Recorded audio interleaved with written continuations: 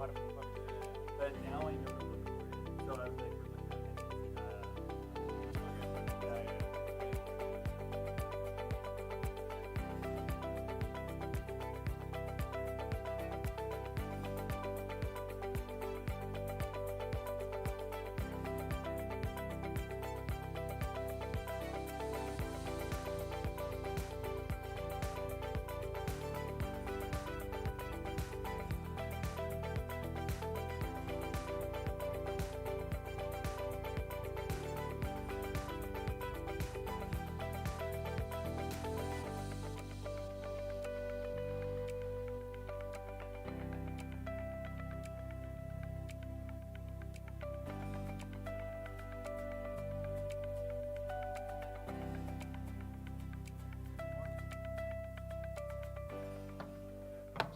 It should fit in there, and if not, I'm pretty well charged, so be good. The what's name? Does it not? Does yours go in? I already looked and mine does. Yeah. Yeah, you're good.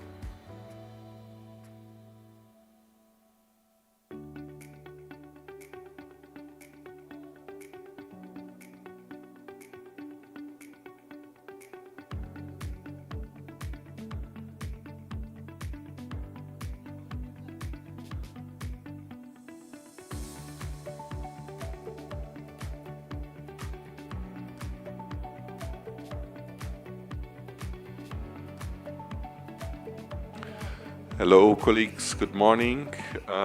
We are just waiting for to have quorum so that we can start. So give us some minutes, and we will soon start the session today.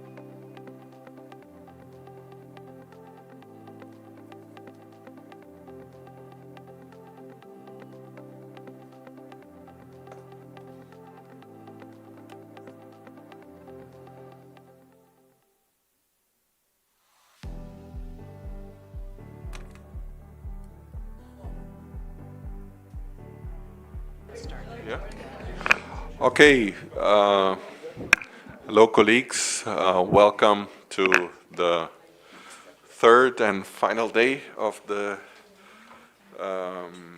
32nd meeting of the TEC. Also, warm welcome to the participants online. We have one TEC member online, Edalmi Pinello, which I think gives us the quorum for the meeting. We have, the Secretariat has posted already online the updated organization of work. The items today will be taken in the following order. First, item 4A5, digital technologies, artificial intelligence. Then item 6, initiation of the development of the rolling work plan for 2028-2032. Then item 4D2, collaboration and engagement with the UNEP Copenhagen Climate Center. Followed by item 5, monitoring and evaluation of the implementation of the rolling work plan for 2023-27. Item 4C3, transformative industry, followed by item 4E, update on the other activities of the rolling work plan for 23-27. 4C2, buildings and infrastructure. Then item 8, evaluation of the Poznan strategic program on technology transfer, followed by item 7, options for engaging NDEs in the implementation of the rolling work plan 23-27. Then finally, item 10, other matters. Before we start, I would like to mention that due to unforeseen circumstances, the quorum was not met at the TEC meeting yesterday. The Secretariat will continue to monitor the virtual participation of TEC members, especially when the TEC has to take a decision. As I said, currently we have a quorum. And regarding yesterday's decision, the Secretariat has compiled the decisions. We will go through what was agreed for each agenda item and seek your approval later today. This will be taken up after we have completed our deliberations on agenda item 6. Colleagues, as you have probably noticed, we have a very packed agenda. Besides treating these items, we need to have lunch and also our group photo. And hopefully we can also have the breaks, which I think is very necessary. So let's be focused and be effective so that at the end we can celebrate the successful closure of this meeting and with our group dinner. So I'll have the pleasure to now hand over the floor to Vice Chair Céline for item 4A5. Céline, the floor is yours. Thank you, Chair. So good morning, colleagues. So happy to see you this morning, looking wide awake and ready to be focused and efficient on the following agenda items. So we're going to start together on 4A5, digital technologies and artificial intelligence, as Pedro has just announced. As we did not finish the agenda item yesterday, I would like us to return to the final presentation on this item. And so now I hand the floor over to Dietram, the co-lead of the activity group, to present a proposal for the organization of work under this activity 4.1 on digital technologies for 2026 and 2027. Dietram, you have the floor. Many thanks, Céline. It's a great pleasure for me, on behalf of the Open-Ended Activity Group, to present the work under the digital technologies for the period 2026-2027. I will briefly recap our journey so far, outline current deliverables, and present then two proposals on the way forward. So I'm still waiting for the slides to come online.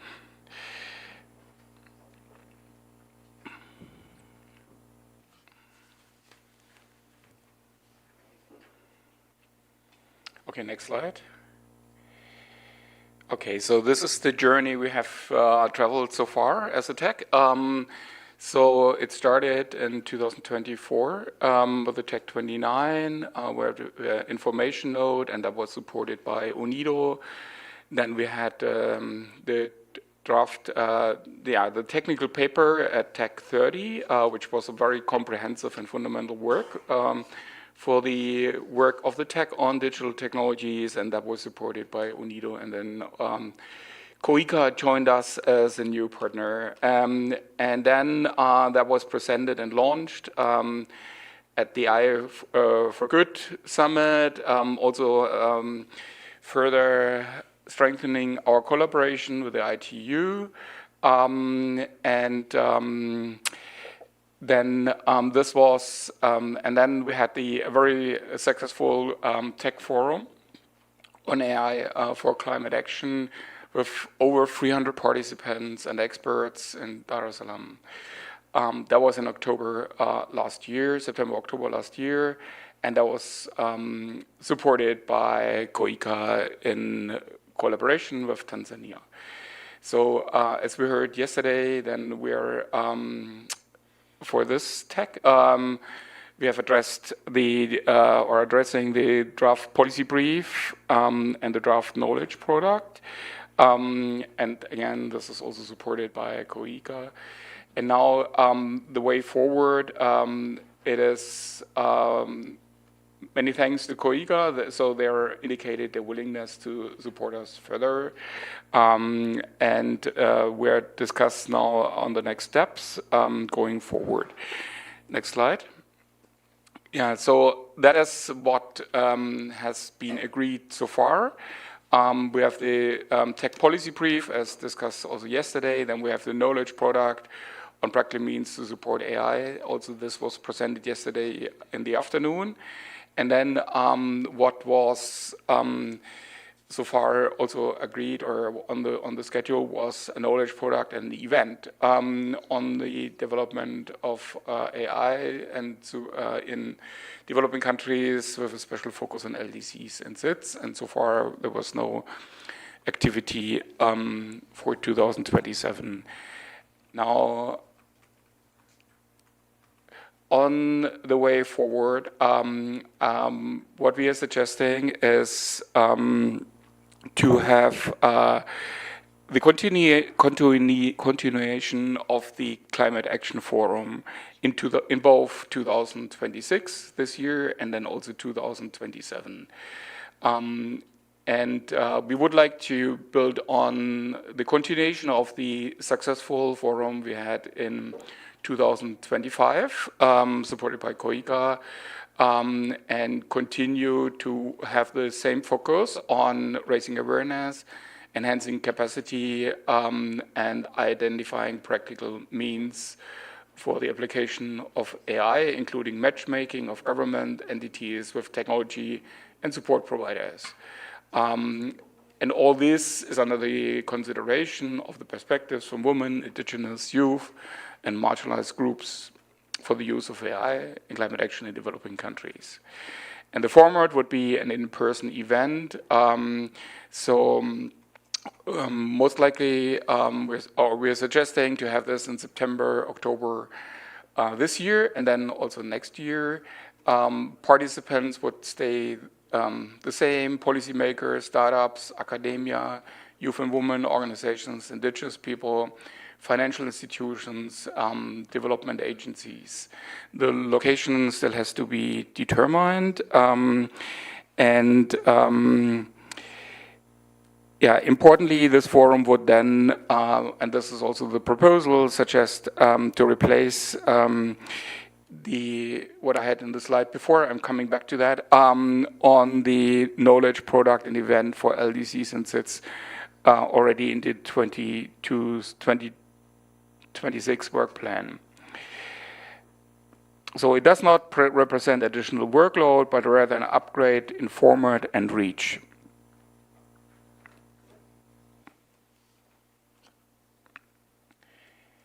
The other item which we also like to continue or propose to continue is the organization of the Technology Mechanism AI for Climate Action Award, both in 2026 and 2027. Also, this has been tremendously successful. So we had the event at the COP30, and what we also suggest is to continue this also in collaboration with COICA. And the award would continue to identify and promote impact solutions for AI, for effective adaptation and mitigation action in LDCs and SIDS in developing countries with a focus on LDCs and SIDS. Make open source solutions available on the Technology Mechanism AI application hub, which is upon for finalization, and inform tech and AI forum and other work of the tech on CDCN on this matter. The format would be the same as the event last year at the COP in Belém. So there would be a call for submissions. There would be an expert panel of judges to review.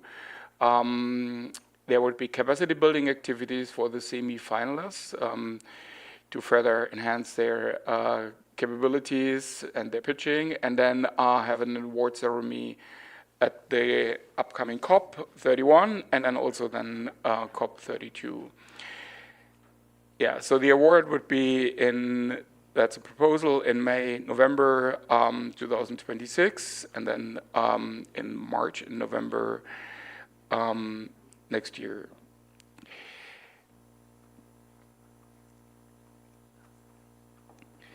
Yeah, so here is the same.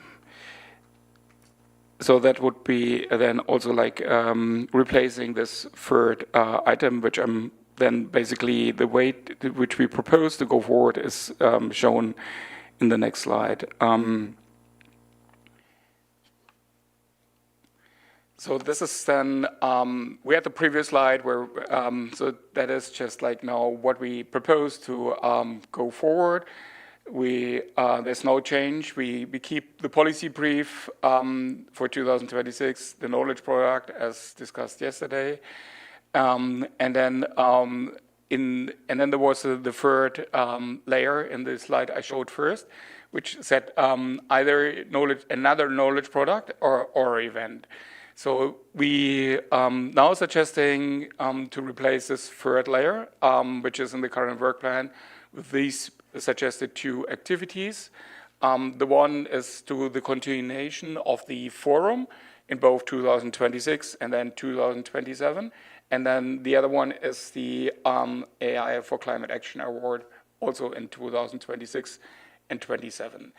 In addition, we have also the ITU tech publication on digital technologies and disease, as was also presented and discussed yesterday. With this, I'm coming to the end on this proposal and giving back the floor to the chairs. Yeah.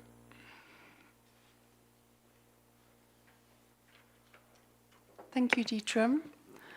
I now open the floor for discussions.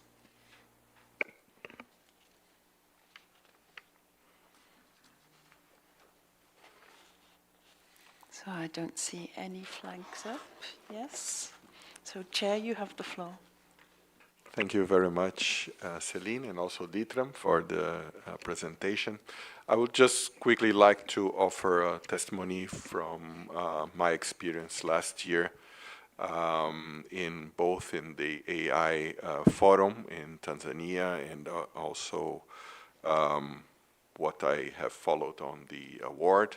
I think both initiatives have in addition to deepening the work of the tech on AI-related matters, I think they have been also instrumental in kind of positioning the tech as an important player in this field of AI and climate change. In the AI forum, I was really impressed about the mobilization of actors that this event has promoted. We've managed to have participants from various sectors from Tanzania and also the African continent, also from abroad. There was also a participation of negotiators and people involved in the climate change regime in other tracks. So I think it was a very good exposure of the tech work on AI, and I definitely think this is a very good way forward to further, let's say, increase our presence in this area and field. And I think with regards to the award, I think although there is, other awards related to AI and climate, I think the awards that the tech promotes here has the unique characteristic of supporting developing countries. So I think that is, let's say, unique characters that complements very well other initiatives in the field. So I think that is also very important, and I'm also supportive of continuation of this work. Thank you. Thank you, Pedro. Fred, you have the floor. Just a small contribution on the award, because I happen to have been in Dar es Salaam where the award was discussed, and I was impressed with the shortlisted out of the over 200 participants they shortlisted for, and they expressed they were given the opportunity to showcase their proposals, and they were quite wonderful. Then the question was the way forward on this, especially the shortlisted ones, the 4 of them. Then we were told that at least the winner would go to Belém. But I think these are very wonderful proposals. Is there a way of putting some funds to sort of to implement to support those the shortlisted ones to implement, so that we can go back and evaluate and say, yeah, this is what the award has produced, and this is the effort related to AI. This is the achievement that we have had. Otherwise, to take them to COP and they interact. Of course, there is a possibility of network and maybe also mobilizing some resources. But I would propose some token of support to enable them put something on the ground for a start, a sort of a startup, to give them a startup. So it would really make the award more sort of impactful, other than just say, because what happened to the remaining 3, only the first one was supported to go to Belém, about the remaining 3 were shortlisted.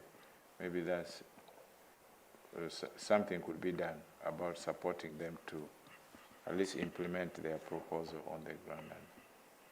Yeah. Thank you, Fred. Dietram, you have the floor. Yeah, I also think it's a really great activity of the tech, because I think that we're often asked to be really practical and have a real impact on the ground. So both the forum and the award, I think, are fantastic examples to make our work practical, and I think it's fantastic to continue this. And especially, I think also, like I was also part of participating in the award ceremony. I think we had fantastic winners, both in the year 2024 and then 2025, with I think Trinidad Tobago, and then also Cambodia, on really topics which are super relevant for the tech. So I think that is really good.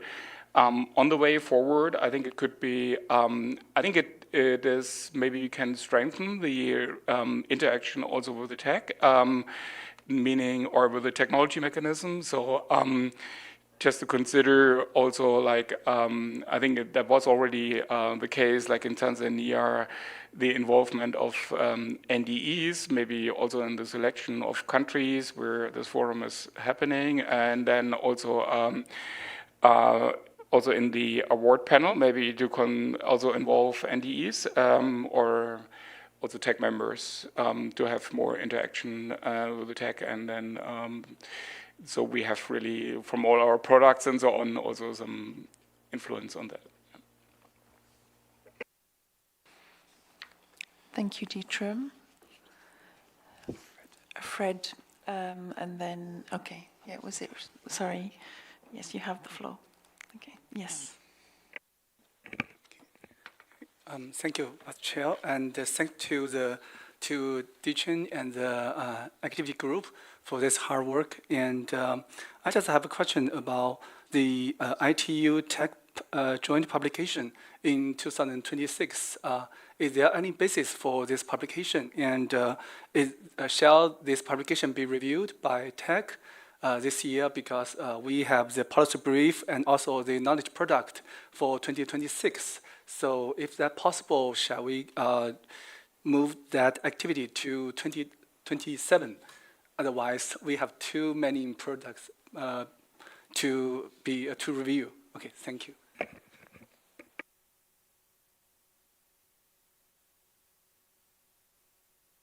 Thank you, Jingyan, for that question. Fred, you have the floor. I think my question, to put it more straight, maybe to the Secretariat, is it possible to partner with some other institution to raise some fair resources to help the implementation of the shortlisted award winners, the first 4? Is there a possibility of partnering with the other UN institutions so that these award winners put their projects on the ground, implement them, and it will be a positive on the tech? Because we are talking about transformation, we are talking about impacts. So can we find a way of raising resources to support these award winners to implement their proposals? That is a question that maybe we can discuss, and see if it is not possible, the Secretariat can give an answer, or maybe Dietram can also give an answer. Otherwise, just to compete, and they say you are the best 4, and then they say thank you very much, you have done very well, and then the first one is taken for COP. The rest just said thank you and well done. You go home. I don't know how you take it, but practically, this would be an avenue for the tech to raise its visibility and great credit. How can we upscale that? That is my question. Not just to say we shall see, but it's something that we have started, and I know next time we call for competitors, there will be more, but it would even be better if we can say the first 4 people, the first one will get this, second, third will be supported to this magnitude with a startup something. Thank you. Yes, thank you, Fred, for these proposals. We have taken note of them, and the Secretariat was planning to come back as well on this issue. And now I'll hand over the floor to Dietram. So 2 things. I think one is in response to Jingnan on postponing the ITU to next year. Of course, this is an option. I would just like to recall the presentation we heard yesterday from ITU. I think we have created some momentum in the collaboration with ITU, and I think yesterday we heard from them there's a clear expectation that they want to have some joint launch at the next COP. So I think in my position would be to keep it, if possible, this year, because then just to keep the momentum of our outreach on AI and then also all the collaboration with ITU.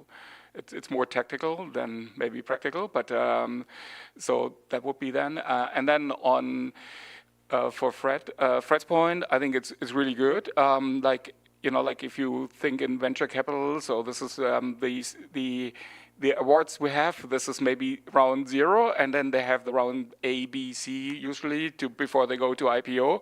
So they are the very initial stage. So I think it would be great. Maybe I don't have the answer to Fred's question, but maybe to reach out to impact investors or also venture capitalists who might be interesting to grab up and also be involved in the panel. So I think that would be already some consideration also in the panel to have like follow-up investors included or potential follow-up investors included. Thank you. Stephen, you have the floor. Thank you very much, Vice Chair. I was maybe thinking we were going to hear an announcement from Dietram there in response to Fred, but a very wise remark in any case. I support Dietram's point about keeping the current schedule with the joint work with ITU. I think where the tech is working on something itself, on its own, of course, we have a lot of flexibility there, but where we have an engaged partner, very significant, very expert international organization which is already committed to work with us on a particular schedule, I think we would need very serious reasons to disrupt that, and I don't think that those reasons exist in this case. So I would urge that we continue with the current schedule on that product. Thank you.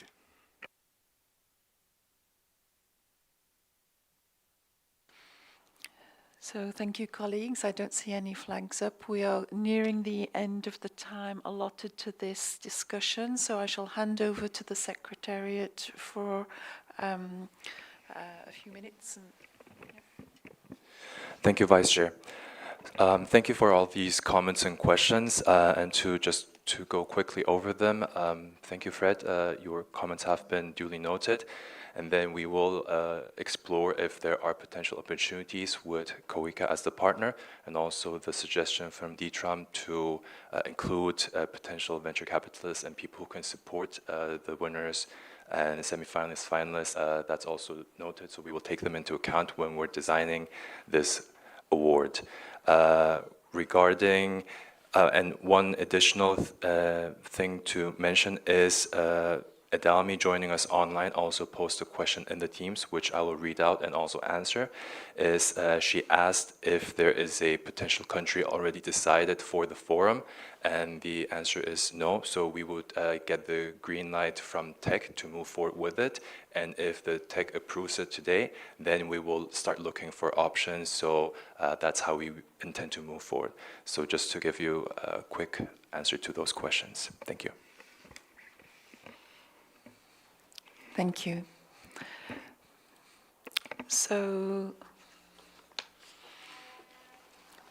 thank you for this discussion. We've taken note of the different proposals, and so we would like to suggest to proceed with the organization of work as proposed under the activity for 2026 and 27. As per our arrangement last year, the AI for Climate Action Award would be proposed to the CTCN Advisory Board at our joint session tomorrow as a joint TEC CTCN activity under the Technology Mechanism Initiative on AI for Climate Action. And the AI for Climate Action Forum will be added to the TEC rolling work plan. So thank you, colleagues. And now I'm going to hand the floor back over to our chair, Pedro. Thank you very much, Celine.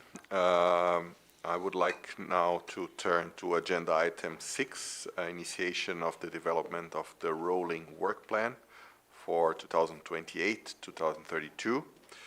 At TEC 31, the chair and vice chair, with the support of the secretariat, were requested to prepare a scoping note for the TEC rolling work plan 28-32, including challenges and lessons learned during the implementation of the current work plan, which is contained in document TEC 2026-3218. As this document was prepared under the guidance of our previous chairs, I'd like to invite Dietram to introduce the note. Dietram, you have the floor again. Thank you.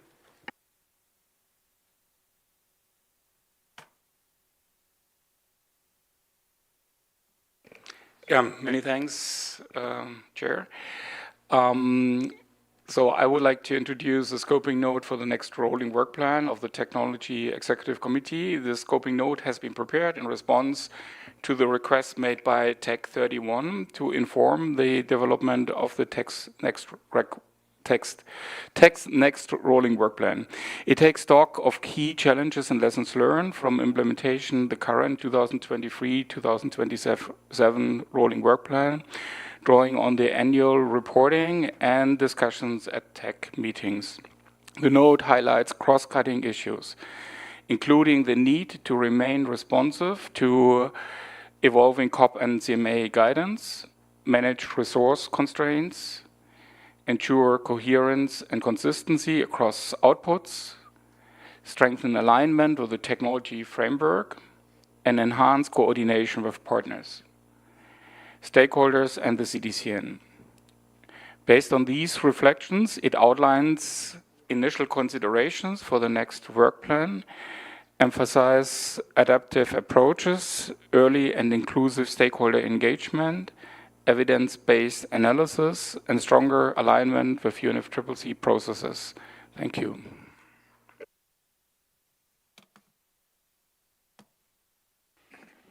Thank you very much, Dietram. My vice chair and I would like to propose the following to facilitate a constructive exchange of views under this item. We have less than 1 hour for this discussion today. We would like to invite members to have an initial exchange of views, reflecting both on the implementation of the current work plan as well as on the development of the next work plan. We propose to structure our discussion based on the guiding questions proposed in the scoping note that Dietram just presented, which are now also, well, should be displayed on the screen.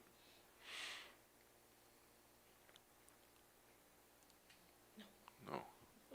Maya's. Yeah, exactly. Thank you. These guiding questions are, or guiding, let's say, thoughts. Is first lessons learned from the development and implementation of the TEC 2023-27 rolling work plan that could be replicated in the preparation of the next work plan. 2, how collaborative partnerships and stakeholder engagement have enabled the TEC to implement its rolling work plan. Then possible guiding principles for the development of the next rolling work plan, including guidance on the number of activities, scope, nature of outputs, and expected levels of engagement by TEC members. And then finally, guidance on the process for the preparation of the next TEC rolling work plan, including the establishment of ad hoc working group. I would now like to open the floor for your views on this matter and possible reflections on these guiding questions. The floor is open to members. Thank you.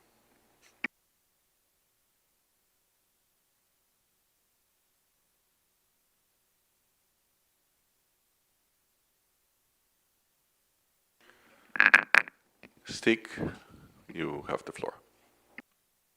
Thank you, and thank you to Dietram for this summary document of experience and lessons learned. So at the outset for the question, it's a lot of questions here, so I may have to come in multiple times, but I will start with what could be replicated. And in my view, the rounds of invitation from stakeholders to submit their views on the new work program was a big success, and we should do that same thing again. So there should be an open call for anyone who wants to make submissions on the new work program. This is also a way to create visibility for the tech and the tech's work. I do think that maybe we should consider, I have not said we should do it exactly like this, but if we do 2023, 2027, it will not be aligned fully with the Belém tip. So we should also consider if we should align the timing with the tip and then have the same, it will be a very long rolling work program, but it will be the same time period as the tip. But then we need to put in some stops along the way so we can amend and further elaborate the work program, which might be another way of doing it. So we have a more flexible work program that can take any input coming out of the dialogues and from the experience of the implementation from the CTCN, for instance, and then work on those topics very quickly. So we can move much faster than we are now. That brings me to my third point, which is that the current work program is, and I agree with Ingram's point earlier, but in more aggregate, that we have too many deliverables. Way too many. We should be maybe half of where we are now. Because I just look at this, I just had to print it because there were so many documents. And they almost denied me to get onto the plane because of the extra weight. So I would say we can be more conservative with the number of products, but even try and be more focused on quality. I'm not saying the quality is not good at these ones, but maybe quality over quantity. And that also could be, again, that we think more what do we need to deliver this year, and then agree almost every 2 years, maybe even, then say these 2 years we will do these things. So what we need to then agree for the work program is more the themes that we will be addressing. And the themes, in my view, is partly given by the TIP decision and also by the decision from Katowice. So the framework. So I think these are true guiding stars for the themes for the work program. I think the experience with collaborative partnerships is very good. I think we should continue in that vein. I do think that we have too many working groups. So maybe one working group per theme instead of per activity could be one way of doing it. But I do think it's very good to invite the observers into the work of the working groups. So we should continue that. I think I will stop there and let others come in. Thank you. Thank you very much, Stig, for the valuable comments, including the improbable impact on baggage allowance. I'll give the floor now to Kaya. Good morning. Inspired by Stig, but also in the morning I had a very, very nice discussion over breakfast with Ariesta. That also gave me a couple of ideas. So, but yeah, they're still initiated, but I consider them as my own. So, so in general, yeah, while being now with the tech 2 years, I also totally agree with Stig that the partnerships are very good. So they should be continued, and especially with the ones, with those partners who really like to work with us, and also with whom we have a good experience as well, so that they really provide quality work, which is also relevant. So not only the good relationship, but also the quality work. But there is a but. So if there are too many partners, this in the end might happen. What we have also seen, that the quality of the documents are different. Not meaning that the technical quality is bad, that the research-wise or what comes out has a low quality, but can be also that the format, how they're structured. So I think there we could really provide them a guide, or at least give them one document that is that we think is really good, that follows the structure, all the different parts that have to be there, kind of a logic that we all agree with, and we should just give them at least an example if we're not able to put together this guide. So this, I think, is very relevant while working with different partners, because they might not know. I kind of agree with Stig with the more flexible work plan and trying to align it with a tip. However, I would really like to have a discussion on what are the pros and cons of it. What is it? Why is it good, and why it might be bad? So to discuss it a bit more to get a better understanding. Then related with the deliverables, totally agree. Might be too many. I think then we could also try to think about what are the different deliverables? Where do we really need to have a very long and comprehensive report? Where can we have maybe like a similar, like the NSI tool kind of approach, or where? So there are different deliverables, different knowledge outputs that can be, or knowledge products that can be created.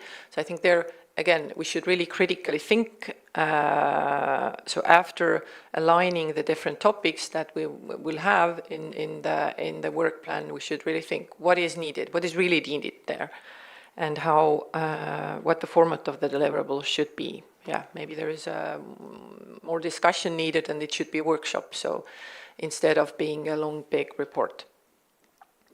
And then the final comment is related with the dissemination and exploitation, which I think could be a lot more. So just for example, that I think I'm not sure where I raised it, but to start with the low-hanging fruits, to utilize maybe the LinkedIn page a bit more, because those people who, most of us, I do understand that this is maybe the platform that is used more by the developed countries, but I also see a lot of people from developing countries there. So it's always possible to make a post, just very easy to make a post of different deliverables or different events that we have had, and then all of us, we share it among our networks. So I think this would be a very, very easy start to broaden the dissemination exploitation and related to that, I think we should really think about the key messages and the recommendations to whom we really address them. So not only to have them always, but think about, and in the design phase, think about to whom we really address them. Thank you. Thank you very much, Kaya, for the very useful suggestions. Just as an information, since you referred to, I think, out of the, just out of curiosity, consulted, and from the 6 top countries who use LinkedIn, 3 are developed and 3 are developing countries. So there seems to be some balance there. So I'll give the floor to Fred, then to Stephen. Thank you, Chair. On lessons learned, I think first of all there are general issues when your development of and implementation of the tech work plan. First, there's the issue of capacity building among its, especially the TAC members, because they are learning from one another. So those are lessons learned, and also the awareness on some of the issues, because not everyone is on the same page on some of the issues. For example, if you bring incubators, accelerators, we learn from each other, and we get aware of some of those things and so on. And then you're also building the technical capacity of members. We learn from each other in the process. So that is the lessons learned. And all in all, it brings in sort of unity among the members here. That's the lessons learned. And the teamwork is built. So now when you look at the preparation, I think one of the lessons learned in the preparation is that involvement, when in the implementation, involvement of other stakeholders is quite important, like working together with the CTCN, working with the NDEs, I think has proved to be very valuable and helpful. Then also in preparation, involvement of tech members, as I said, in the working group and so on, I think has made things move faster and brings in the issue of quality assurance. Then regarding partnership and collaboration, I think in partnership we also discover innovative ways of doing things when we partner. You learn from each other the different ways, the different approaches, the different methodology that we can use. And then also mobilization of support, both the technical and logistical support. There are cases like where the tech may not be able to meet some of these, may not be able to individually mobilize these resources for technical promotion and then logistical. But this one, when you bring in partnership and collaboration, work is made easier along that line. Then the principles. I think one of the principles, first of all, is that we should look at the outstanding issues from the previous program when we are developing the current program. What is outstanding? Did we complete the implementation of the other program? What are the outstanding issues? Are there those that are continuing that should be incorporated in the new? So that should be given a priority. Priority should be given to the outstanding activities from the previous program. Then also the emerging issues, emerging technologies, for example, should also, those that are useful should also be taken on board. We should be on the watch out to see what are the emerging technologies that we need to bring on board if they have some useful. Then we should prioritize and align with the priorities of developing countries, the elements of our work program, because I believe the tech is supposed to serve the interests of both developing and developed countries. But the key beneficiaries of the tech's work with support from developed countries is the developing countries. So what are their priorities? And where do we get those priorities? We look at the NDCs, we look at the NAPs, so we should align with the provisions of the NDCs, the NAPs, and then the TNA process. So we should not get activities from nowhere. We should align our activities from with the priorities identified in those in the NDCs, in the NAPs, and in the TNAs. That should be our first place to look for the priorities to be included in the work plan.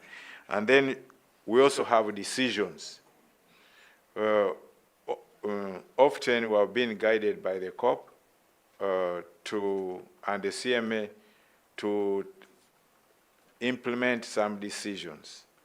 And it is important that when we are developing our work program, work plan, we also consider those decisions. So we don't leave them behind, because there's the issue of accountability, that what have you done to implement the decisions and so on. So it's important to look back and say, in Belém, what are the issues for the tech that should be included in the work in the new work program that we are developing. And then also the Paris Agreement. We should look at the provisions of, are we in line with the WICHI, let's say, Article 9, Article 10 of the Paris Agreement? What does it say? Can it help us implement our work program? Can it guide us, and so on? So we should also consider the provisions of the convention, the provisions of the Paris Agreement when we are developing our work plan. Then on the guidance on the process and for the preparation, I think we continue as we have been doing. We remain with the status quo, but if there's a need for improvement, we improve along the way. Otherwise, the issue of ad hoc working group has been doing, maybe you want now to have established working group, but ad hoc working group has been doing quite well, and I think we would go that way. That's all I have for now. Thank you. Thank you so much, Fred, for these valuable comments and suggestions, tackling very different areas. I think very important here for our discussion. Now, Stephen, please. Thank you very much, Chair, and thank you to you as Chair and Vice Chair and the outgoing co-chairs and the Secretariat for having the foresight to begin this discussion now, which is very timely and valuable. I agree with many of the comments that have already been made, but I'll briefly go through my thoughts. First of all, on lessons learnt, I think, as Stig said, the submissions process from potential partners went very well, and some of the most substantive things that we've done came out of that, so I would suggest that we not necessarily replicate that 100%, but do something along those lines. I agree also that as a practical matter, there are too many activity groups, so members and the Secretariat are spread thinly, as indeed are the non-member participants in those groups. So perhaps we think of another way of organising ourselves between sessions. Previously, I believe the TEC had working groups based on the different key themes of the technology framework. That's not necessarily the best way to do it, but it is perhaps a less ad hoc, less subjective way to do it, and based on guidance that we have from the COP or the CMA. In terms of collaborative partnerships, one thing that I would add, and this is really coming from the feedback from the NDE Fora, is it would be useful to think in a structured way about the TEC's partnerships with NDEs and whether part of the work could involve co-production of a document with NDEs or on modalities of cooperation, opportunities of TEC NDE working together. This might be very helpful to NDEs and also useful for TEC members who are not engaged day-to-day with NDEs in the way that the CTCN is. Guiding principles. I think we need to be responsive to the changing policy regulatory framework governing the TEC. So it would be useful as part of this process to take stock of the mandates that have been given to the TEC from the COP and the CMA since the previous work plan was agreed. So of course we still have the technology framework, but we also now have many further COP and CMA decisions. We have very significant global stocktake 1 outputs. These include, of course, Decision 1 CMA 5, including the goals in paragraph 28. They also include the Belém tip, which is obviously very important here.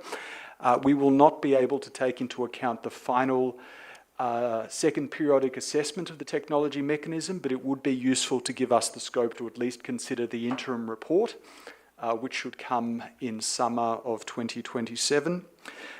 Another guiding principle, I think, progressive development, building on the previous recent work and achievements of the TEC. So where outputs have suggested further work is necessary, building upon those.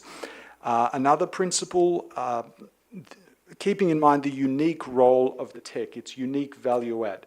So not duplicating other institutions, not doing work that other institutions have more resources or more expertise, but grounded in the fact that we're directly under the COP and the CMA, that we have this partnership with the CTCN, and also establish partnerships with other UNFCCC bodies such as the operating entities, etc. So how do we leverage that to make a unique contribution?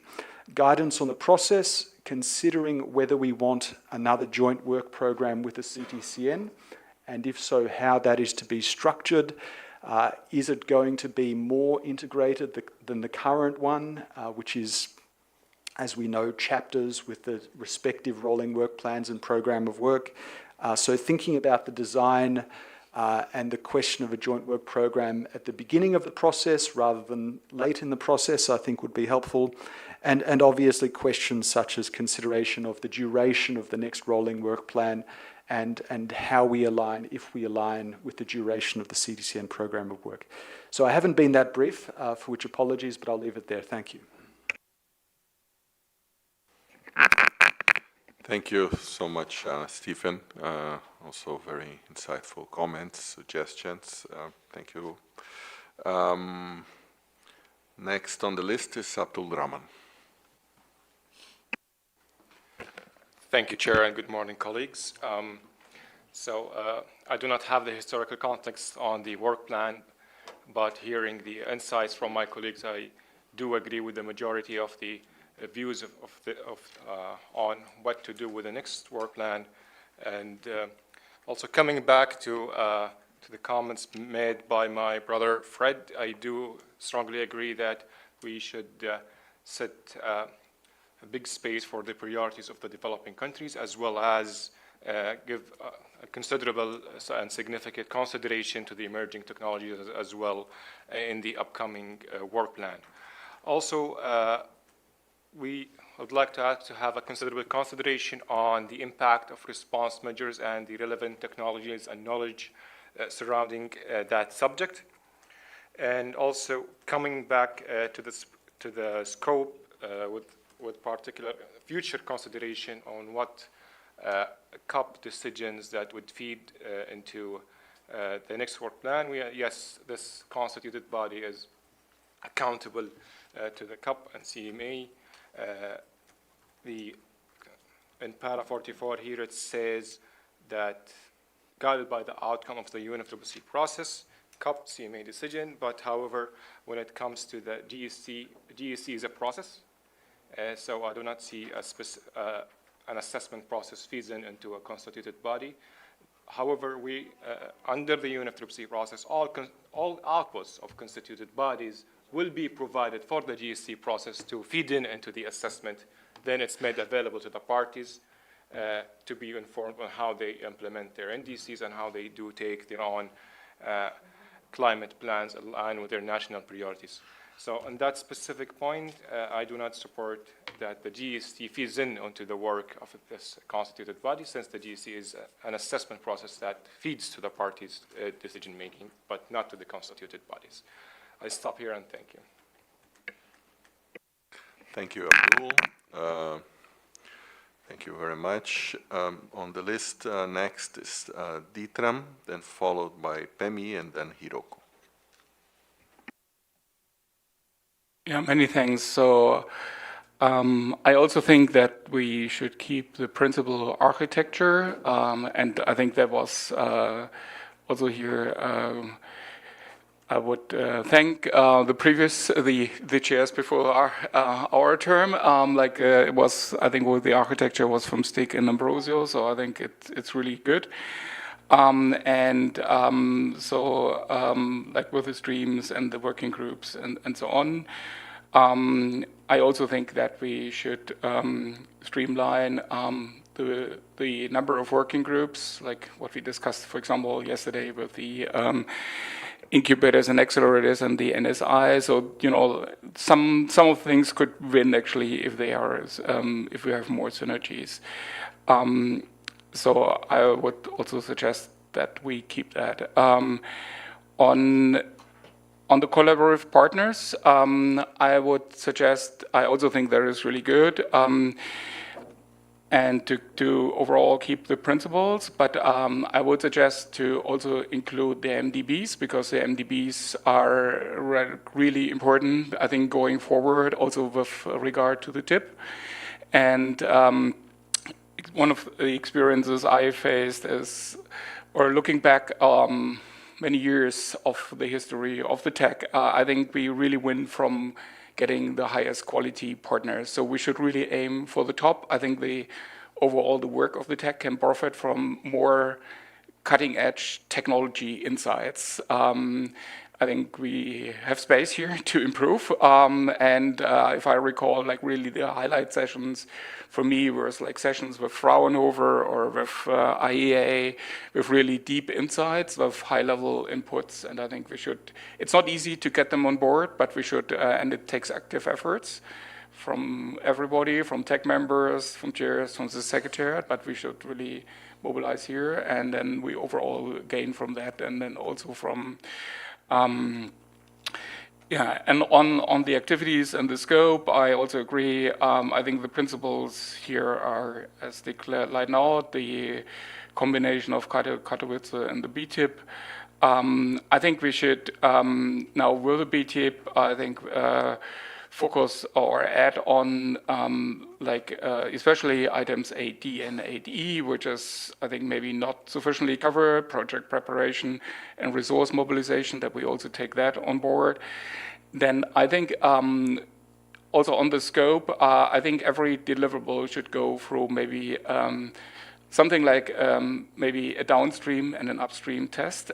So I think the downstream test is something like, so like Fred lined out, everything needs to be relevant for developing countries, needs to be related to TNAs, as if possible, and if relevant for TNAs, TAPs, and so on. And NDCs, I would also add the LTLETs. So like really that we have the test that every deliverable is like considering that.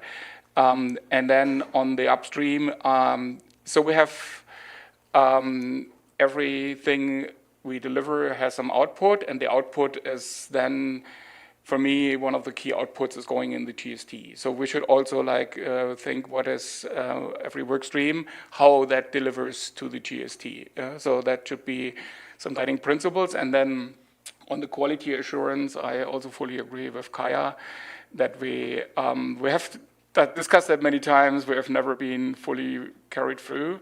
But it would be fantastic and really helpful if we have like super clear guidance and templates on the products.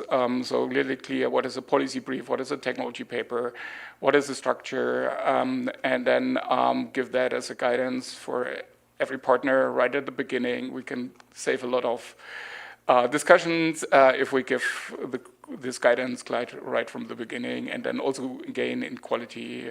Fully agree on this. Yeah, so I think they were the main points. Thanks. Thank you, Ditram, also for the comprehensive comments. I think now is Pemi on the list. Yeah. Thank you, and good morning, colleagues. Chair, I think for me, I will just focus on what has worked in terms of, the rolling work program that we've had, and to say we can leverage on what has worked and try to, to improve or continue on what has worked with the rolling work plan. But also to make sure that there's alignment with the TIP, especially if we speak about the operationalization and so on, that whatever activities or the work that we're going to be doing should speak to the implementation of the TIP. So is another thing. Thirdly, I also like the point that was raised by Stephen on the inclusion of the NDE.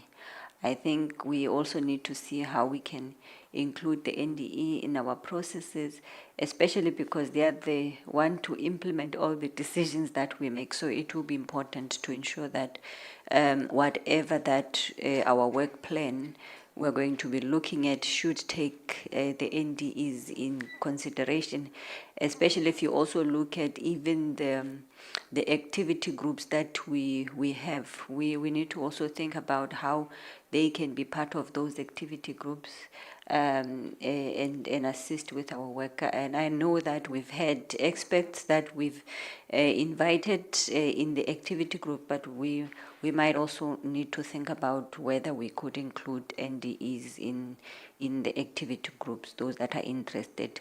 It will enrich even the work that we do. And on the other point is on the streamlining.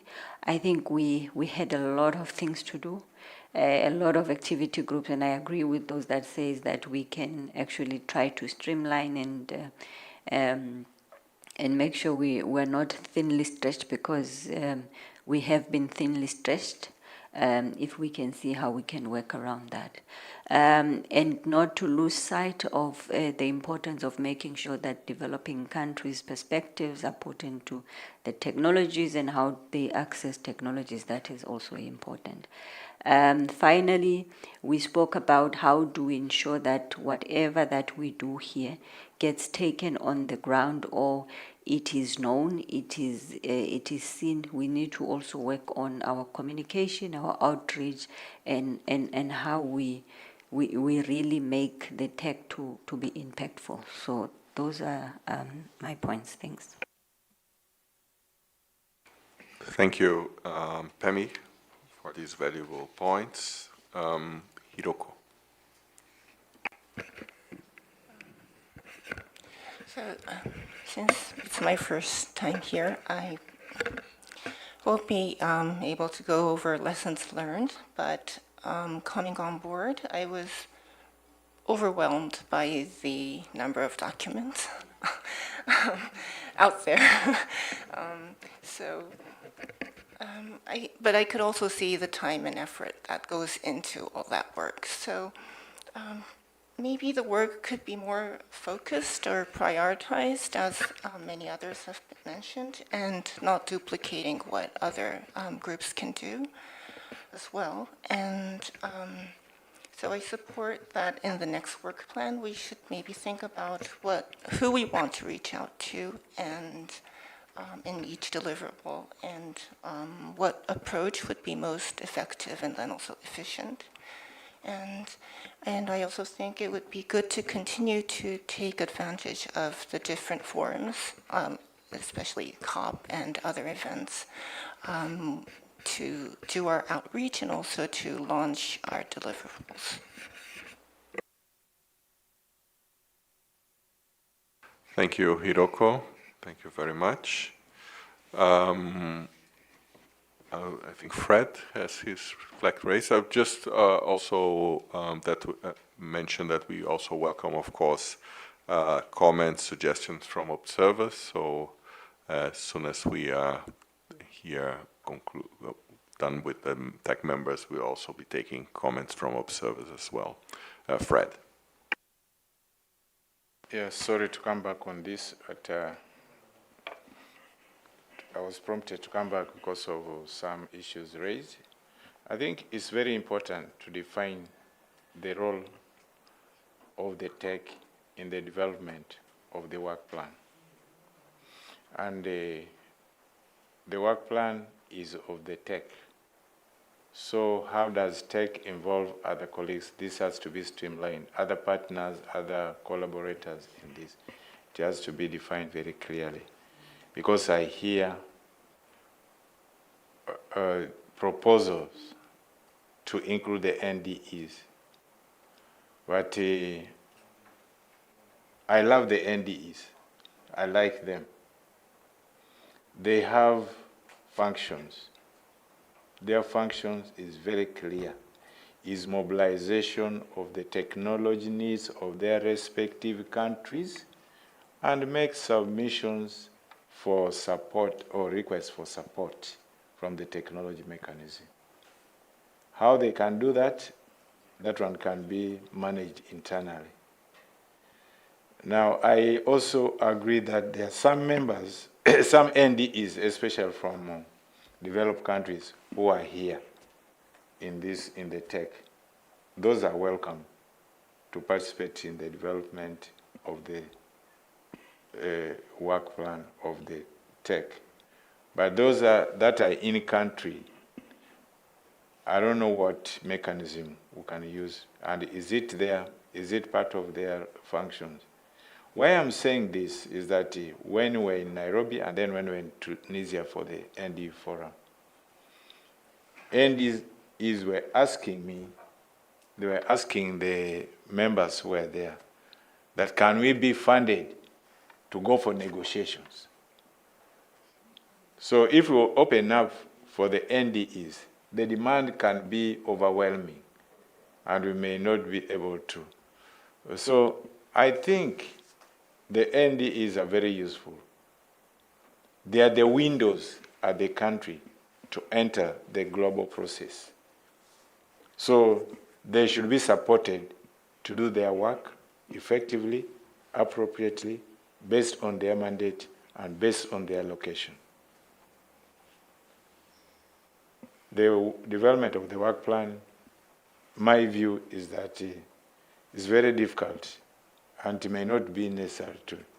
But their input during the discussion or during the forum, we can capture their inputs and use that input to inform the development of the work plan. Because I think the tech must have generated some report from the forum, and that report generated can inform the development of the work program. That's how we can capture the interest, the issues raised by the NDEs. But it will be a daunting task if we say we start involving them in the various working groups, task groups, and so on. Maybe we have to discuss the methodology, how this can be achieved, how can be, but it's a bit complicated. Thank you very much. Thank you, Fred. Stig, and then Kaya.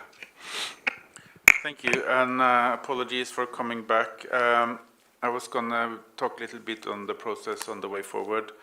But I do agree with Fred in what he just said in his last intervention, but I think we have even an agenda item on how to involve NDEs, but I do agree, and I said that at the last meeting as well, when it comes to participation of NDEs, of course it's very important, but we also need to be very mindful that it has to be fair and equal opportunity for everyone, and if the case is that, for instance, NDEs cannot participate because there's no funding, there's no equal opportunity. So we need to discuss this when we talk about the NDE later, but I think it's a good idea what Fred just said about using the NDE forums and also inviting.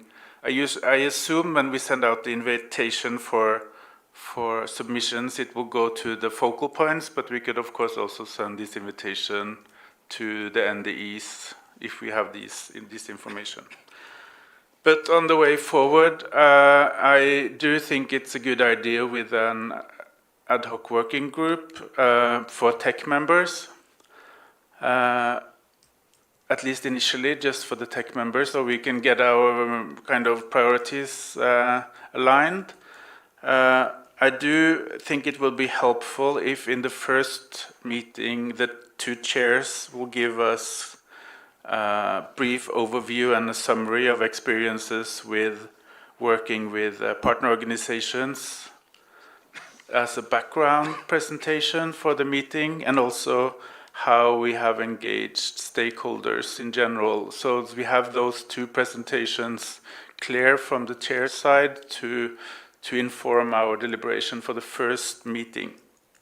It doesn't have to be very, very big task, I hope.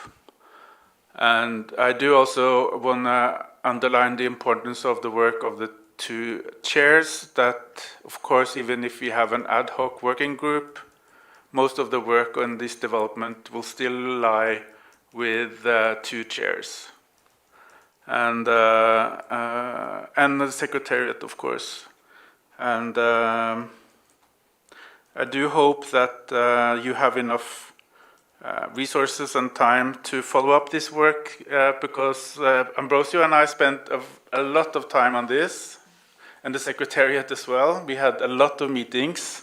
I think we had meetings every day during the COPs and the SPs with stakeholders and tech members.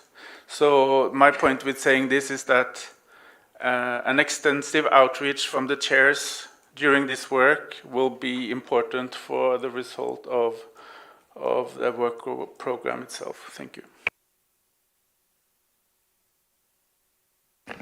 Thank you very much, Stig, and also for flagging the need for time. That's well taken. Kaya.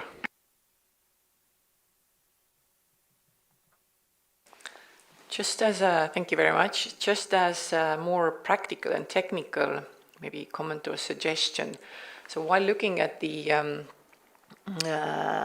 topics that are at the moment in the working plan, there is a lot of like, what is under what. So there is, probably there are like there is a reason why it is like this. But I would like suggest to have a more like systematic approach. And this actually aligns with many of the speakers mentioning before the issues of what topics to unite. So what I would, and while looking at these topics, so I see that there is we could have one, for sure, one topic that is related with innovation and technology governance. Right now it's like the NSI. And then we have the TNAs, then we have the long-term transition strategies, the incubators, innovators, but this actually all is related with the governance part. So don't mix it up with government, it's governance. So it's how you govern innovation and technology. So I think all the NSI, the incubators, accelerators, the transition strategies, the TNAs, technology needs assessments, even the NDEs, because they're also part of the NSI. So these actually all could fit under this innovation systems, governance, innovation technology governance broad topic. So to have one bigger topic under which we have all the governance stuff. And then while looking at the topics what we have right now, then we have a bunch of different tech-related things. So I think these tech-related topics should be the topics that are at the moment in the agenda, whether it's AI, whether it's some I don't know, more globally or in some bigger region, a very acute or needed topic. So, and maybe there we could make a difference between the different technologies, like we have it right now. We have the emerging and of course this is also emerging and transformational adaptation technologies. These also span between the ocean, between water, between energy. So we should really think about what are then the tech topics that are really relevant, necessary. But I think this will come out actually from the discussions with all the stakeholders, the parties. But I would, just to come back, I would very much recommend to have a one broad innovation technology governance topic that would put together all the governance. And then I think we could also approach better what Fred and Benjamin and what yesterday we heard a lot that they're in terms of this, if we talk about the accelerators, innovators, but what is the bigger picture? So the bigger picture is how we govern innovation and technology. And there are certain better working, or there are certain approaches how you can study different countries in these approaches and how you can help different countries through these approaches. So yeah, would recommend that. Thank you. Thank you, Kaya. Thank you so much. I think it's Jingnan.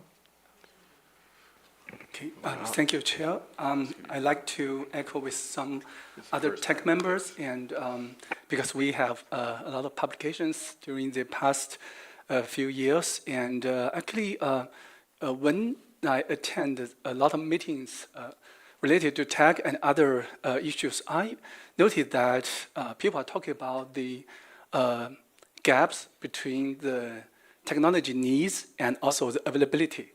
So I think maybe in the future we might need a flag report for tech, and it can be the topic about like a technology gap report, something like that. and it can cover different regions, different sectors, including like the energy, the transportation, buildings, and agriculture. And it can be a flag report to lead different areas or different activity group to do, other activities.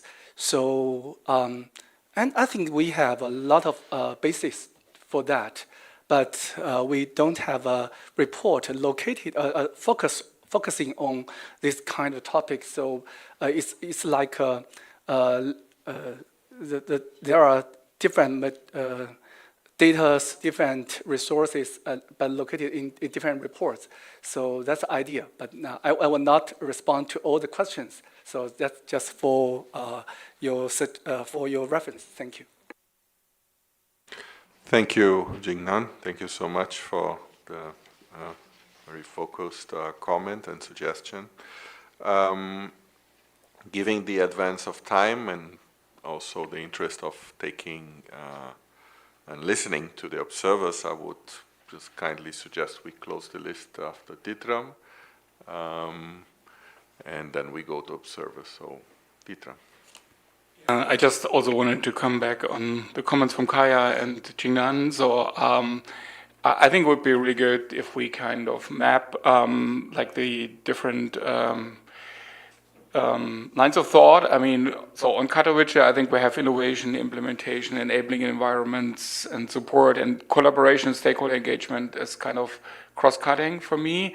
And then, so if we map then the BTIP elements to that, so I think that would be the suggestion. And I very much like also like when I said the output orientation to GST, because when I work with developing countries on NDCs and LDLETs, they always think in IPCC categories. Like they have a different thinking, you know, like they think in energy sector, in waste, in IPPU. And so I think we should, on the output, we should consider that also as an output category. And then I would also agree that we have then the output also made in a way that it is feeding into the in the GST, but also into how developing countries or how countries are used to work. Yeah. Thank you, Ditram. Thank you very much. I think we now can go to the observers, and first here on the list is Emily from Ringo.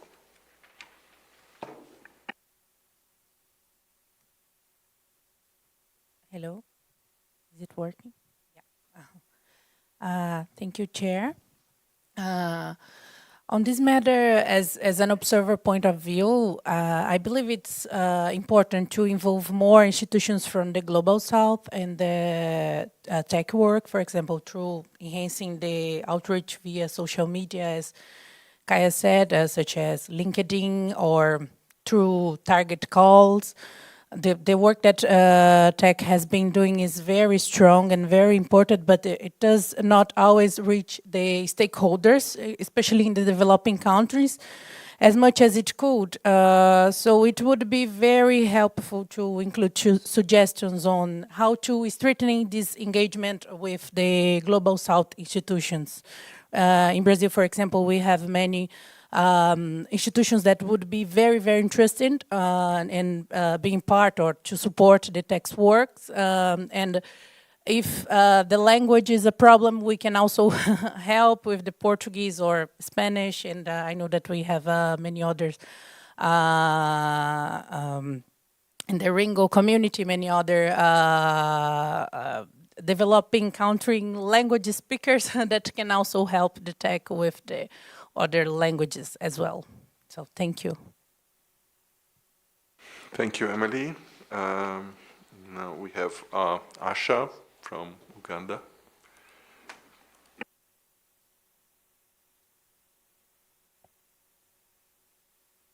Okay, thank you, Chair. And congratulations together with my friend Celine. My issue is just small. When I look at the rolling work plan 2023-2027, I get so many questions, and when I sit here, the few times I've been around, I listen to very good analytical reports, very good with analytical outputs. But I always ask Fred, when do we get to put these ones to the ground? Who applies them? And then I'm like, I find the reports very good, but limited on application.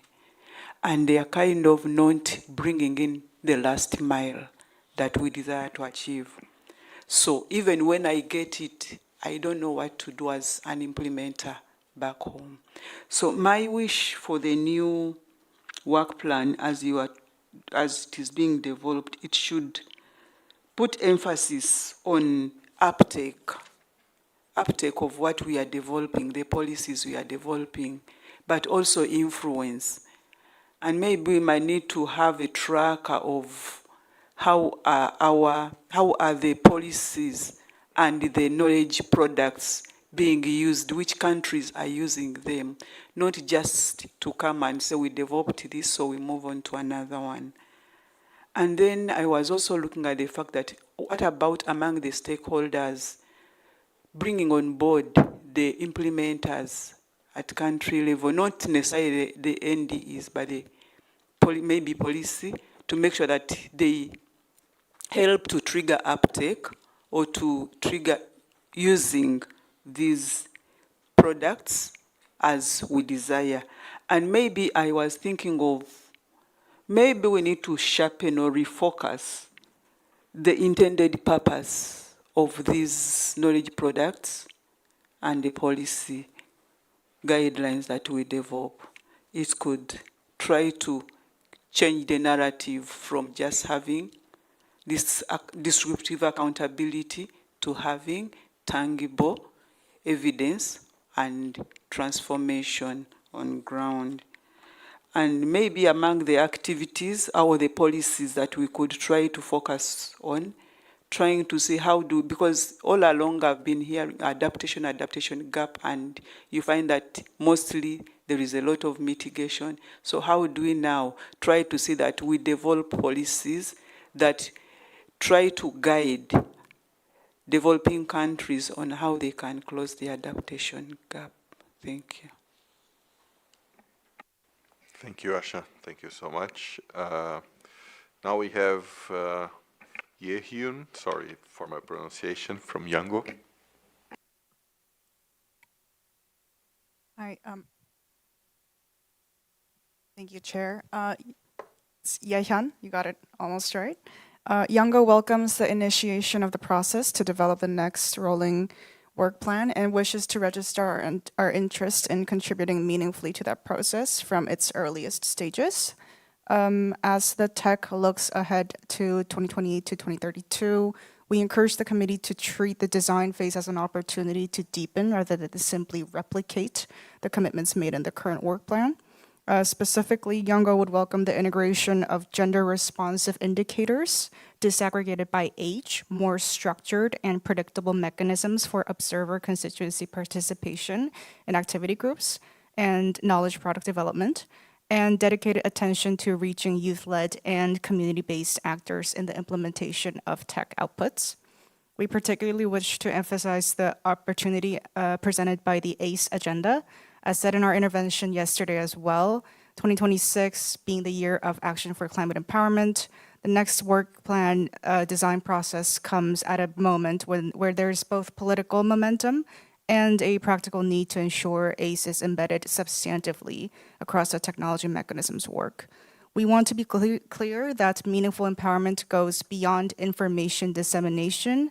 It means providing structured guidance and pathways through which young people and communities can actively engage with and contribute to climate technology processes. We encourage the tech to consider what that looks like concretely in the next work plan, including through activities that create participatory entry points rather than one-directional outputs. We would also like to reiterate our support for more systematic and geographically equitable NDE engagement. We are encouraged by the CTCN's openness to exploring how Yango, as the official children and youth constituency of the UNFCCC, could be integrated into NDE forum activities. and we look forward to discussing this further during the joint session. Youth networks and observer constituencies can play a meaningful connective role in NDE outreach, especially in regions where capacity is limited. And we would like to welcome a conversation about how this role could be made more consistent and formalized in the next work plan. Concluding our intervention, Youngo formally requests to be included as part of the consultative process for the 2028 to 2032 work plan design and remains committed to engaging constructively with the tech. Thank you so much. Thank you. Thank you so much for the comments. Now we have Sara from UNEP. Thank you very much, Chair. And at UNEP and UNEP Copenhagen Climate Center, we've been collaborating with the tech and with the technology team at the Secretariat for more than 10 years, and it's been a very good experience, and I hope it's been beneficial on both sides. We've collaborated on a variety of different products, ranging from policy papers to guidance and guidebooks under the Global DNA project. We've participated in events on both sides, etc. And from my experience, I think the guidebooks are very tangible products of the tech that we have collaborated on, and they are very well taken and received and used by the developing countries taking part in the TNA project. My impression is that other products have other audiences and are not reaching our counterparts in developing countries to the same extent, and that is of course completely fine if the target audience is different. So sometimes there might be a gap between the more high-level nature of some of the products of the tech compared to the more practical guidance that are the result of other products. And I think this is completely fine, but that it should be very clear from the outset of the activities what the target audience is and how the products or deliverables outputs are framed. I also think it's very important for the scoping of outputs of the next work plan to also have a good understanding of what is already out there, what exists in the different areas that are of priority of the tech to engage in, to make sure that the deliverables or outputs are adding value and not duplicating existing efforts. And we would be happy to continue being engaged with the tech on this matter, of course, not least in our role as the executing agency of the Global TNA project. Just before I end my intervention, I wanted to just touch on the intervention from Jingnan on the potential of having a global or a technology gap report. UNEP is, as you may know, the convener or the host of the Global Emissions Gap Report and the Adaptation Gap Report. And as a continuation of this effort, some years back, we discussed with the tech that it would be a good option to initiate an activity as a little brother to those, or sister to those gap reports, and hence we initiated work on what we call the Climate Technology Progress Report. I have a presentation later today on this report, but the intention of this report has been and is to create a family member of the GAP reports, and we would very much welcome further engagement from the tech in this report, and we already have tech members being in the steering committee of the report. But I'll present that later today and would welcome any discussions as a follow-up to that. And noting that budget implications of a gap report is significant and requires quite a lot of effort. So that's, of course, also important to consider when planning activities. Thank you. Thank you, Sarah. Thank you so much. I think we have Zaid, then I think we can come to an end. Yeah. Thank you, Chair. First, we'd like to make 3 points on the upcoming rolling working plan for the TIC. The first point is just to second and support the suggestion of inclusion of Global South, maybe as participants, as a lead partner. I think this is need to be captured.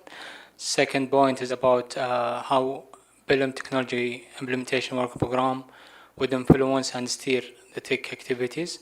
So maybe we need to keep this in mind, how we can accommodate the TIP mandates when it comes to our rolling working plan. And this also third point is related. I think we should focus more about quality over quantity, take into account the PILM Technology Implementation Program mandates for the TIC. Thank you. Thank you, Said. Thank you so much.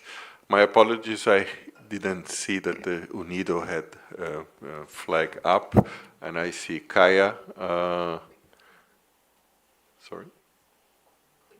Okay, yeah, no problem. We give precedence to tech members, so, yeah? Okay, so let's then, thank you for being kind. UNIDO and then Kaya. Good morning.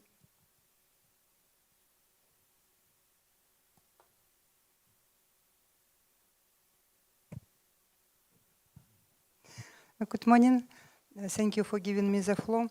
Just a very brief message to confirm that UNIDO continues to be very committed to continue working with TEC and CTC, and in the next period we have been supporting the work of TEC for several years, and it was really very enriching and mutually beneficial experience, and we would be interested to expand work on the new areas, particularly such very important areas of work as matchmaking of technology providers and recipients, mobilizing financial resources and engagement of the private sector.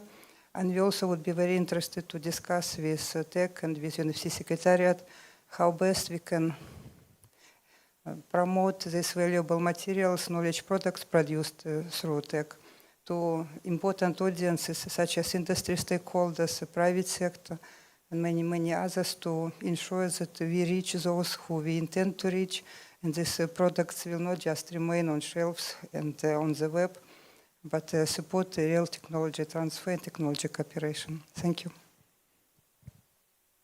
Thank you, UNIDO. Kaya, please. Thank you, Chair. So while hearing today and also yesterday and at many of the previous TEC meetings, the issues with the impact and implementation, and being a solution person, I tried to think about the solutions, so how we could do it better. I think one is the well already discussed dissemination and exploitation and what we could do there better. But I just got an idea while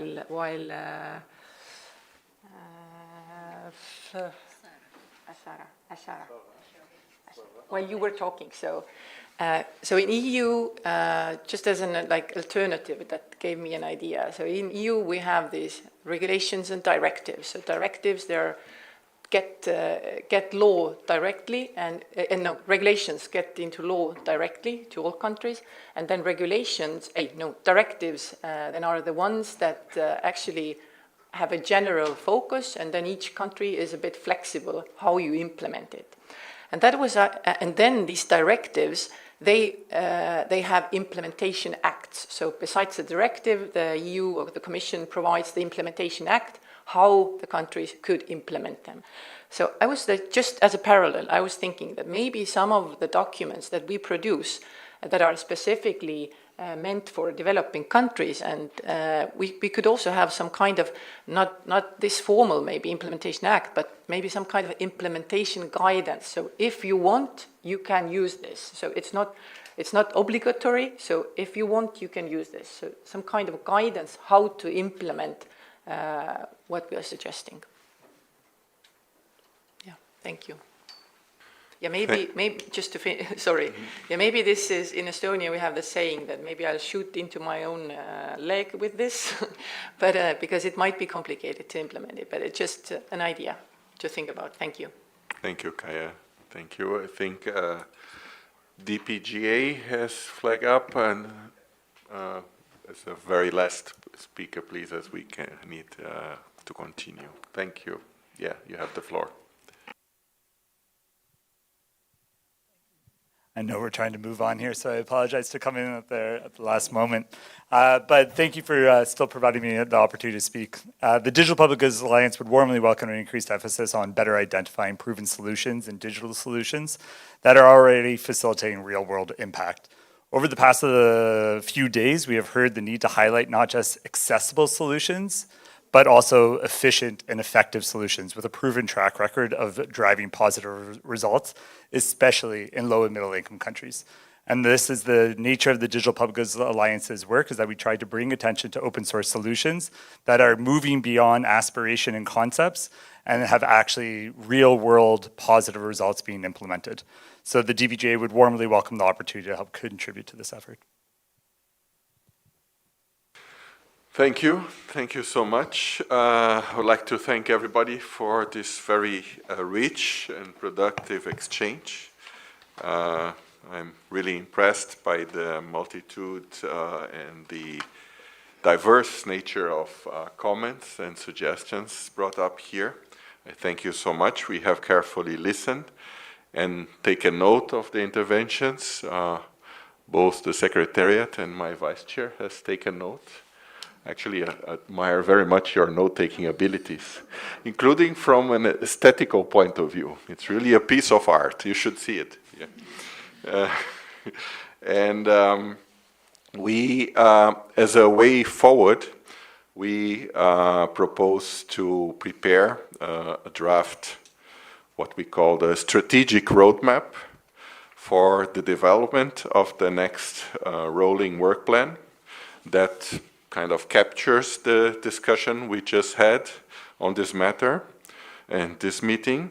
So this draft document would also propose a process and a timeline for the finalization of the rolling work plan by TEC 35, so in September 2027. We would share the draft with the TEC for review and inputs prior to our next meeting at TEC 33. So we will continue our discussions on this matter based on this draft strategy document when we see each other then again at TEC 33. So that's our proposed way forward. I think if any comments on this, please, Fred. Seeking clarity on, because when we meet in the next in September, shall we have finished the document, or we are going to discuss the document there? Because it's important to know when this new work plan will become operational. So I guess after the September meeting, then it becomes operational. But now I think the procedure would be to start working on it online so that the members give their comments as we improve on the document. By the time we come to September, we just agree whether the document was meets our interests and so on. Otherwise, I don't think in September we are going again to start still discussing formulating that work plan. I think the formulation, by that time we reach September, I think the document should be almost ready and we just endorse it with. I don't know, I need further guidance on this. Thank you. So what we are suggesting here is to ourselves as chairs to develop a draft plan to develop the work plan. So it's a draft plan that we would intersessionally here work together to develop and to send to TEC members prior to our meeting in September. So that you would have enough time to look, reflect upon, and then we would have discussions in September during the TEC 33 meeting, whether we agree on the plan to develop the work plan, which the work plan as such would need to be developed throughout, let's say, the period going forward to be approved at TEC 35 in September 2027. Okay. Stig. Thank you. I agree with the proposed way forward, but I just want to ask, when will you be making the call for submissions? Because it takes a lot of time for people to prepare it, and it takes a lot of time to digest all the content. And if there is a wish to have follow-up meetings with all the parties that have submitted views, that will take a little bit of time. So will that be after the roadmap, or is this something going in parallel with the roadmap? Thank you.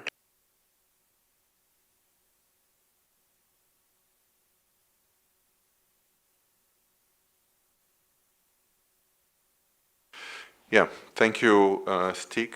Well, I think the process, we would propose a process going forward as part of this strategic roadmap. And we've heard and taken note of suggestion for having a submission process. I think this is good practice. And I think that submission step or process would be built into this proposed plan or proposed roadmap. So this is something that would happen after the September meeting, the TEC 33 meeting, if it's, let's say, agreeable within the TEC.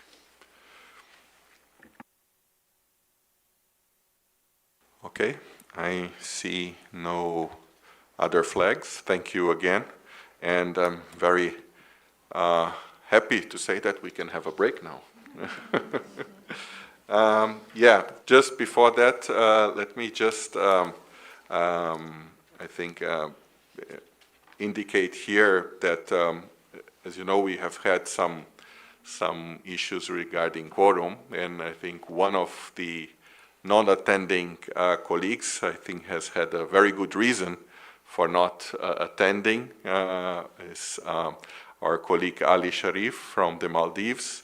The reason he's not attending is because he was appointed as a Minister of Climate Change, Environment and Energy of the Maldives just before he was embarking to come here. So I think that's a good reason.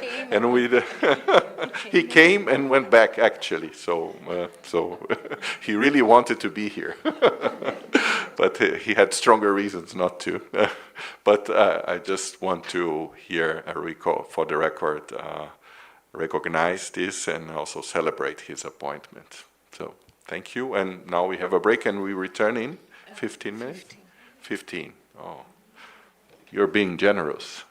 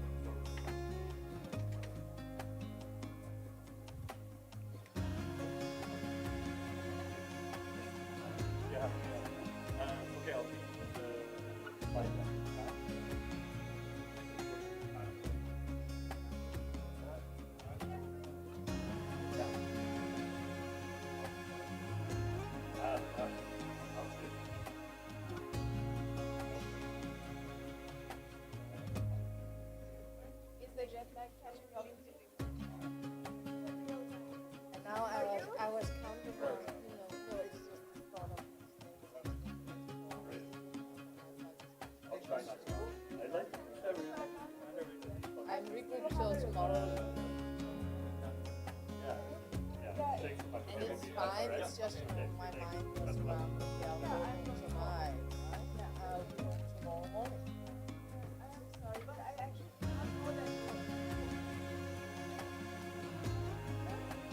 It's the KLM plan. But it says like national authorities in Korea. It was like, it's like, no, it's like a different. I just woke up to this.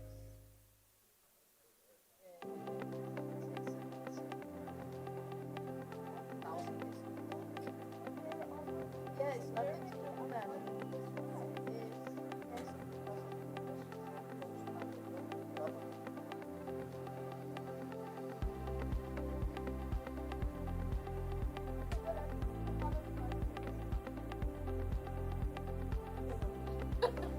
I don't want to wake up tomorrow and look at my phone.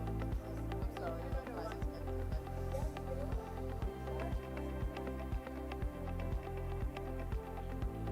local air.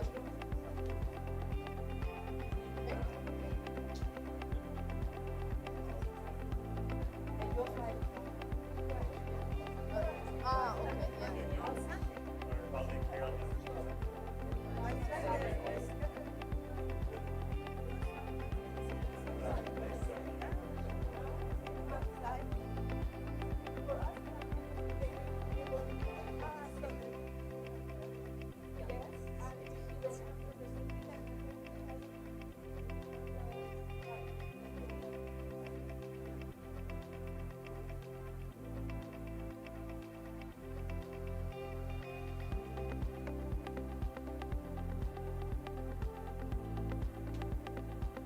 okay,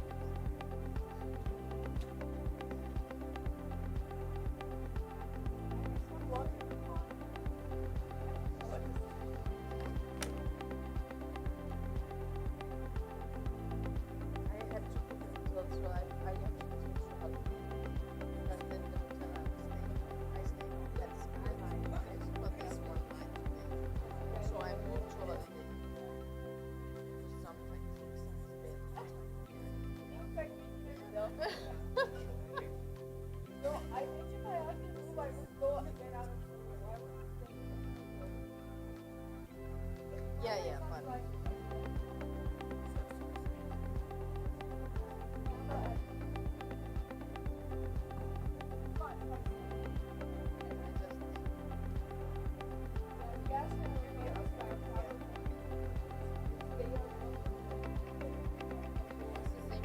It's like just go. We have like a Swiss prep.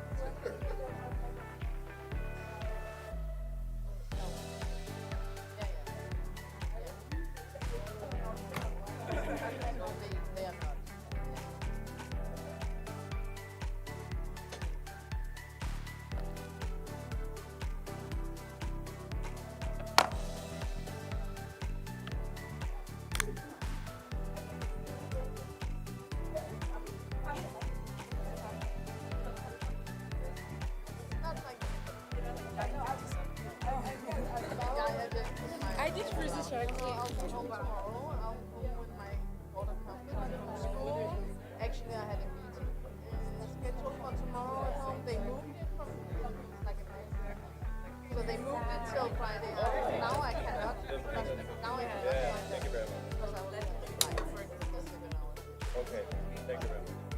By the way, what's okay.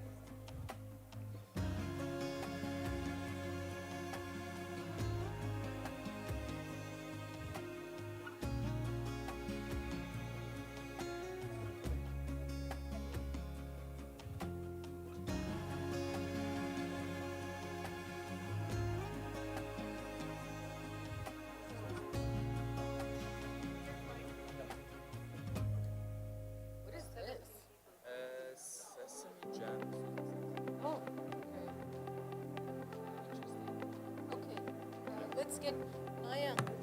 Let's get people in. Yeah, people.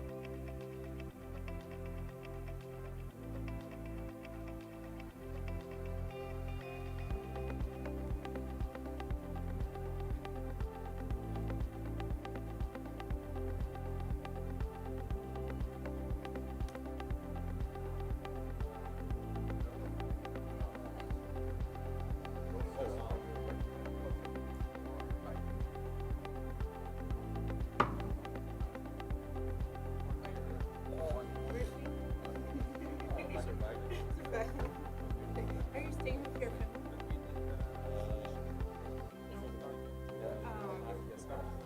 Okay. And where do you not here? Didn't you live before?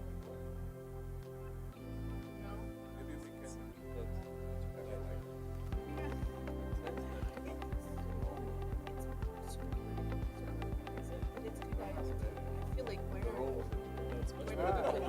where It's fine. It's like.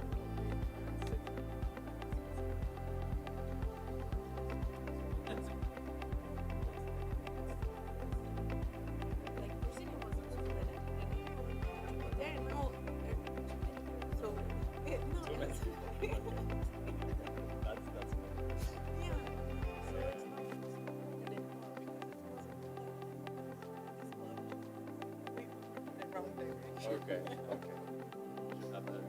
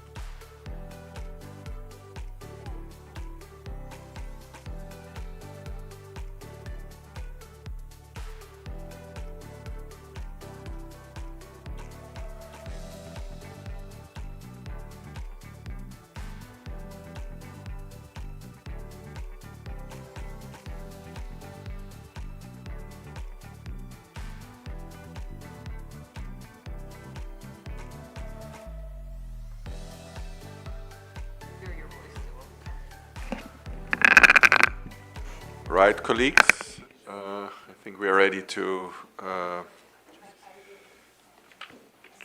start again. So, as I mentioned earlier today, due to unforeseen circumstances, the quorum was not met at the TEC meeting yesterday.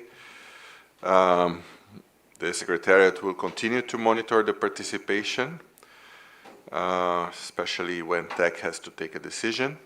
I think we can confirm that we have the quorum. We have Arif and Edalmi online.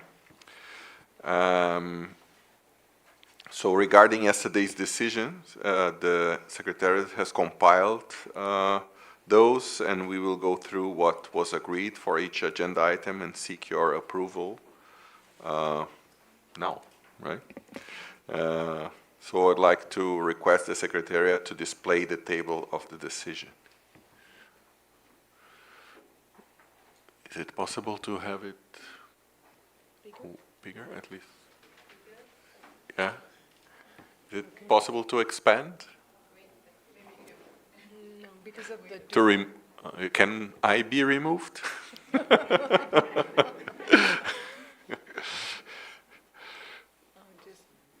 No, no, now I am expanded. You can make the font bigger. Oh, wonderful.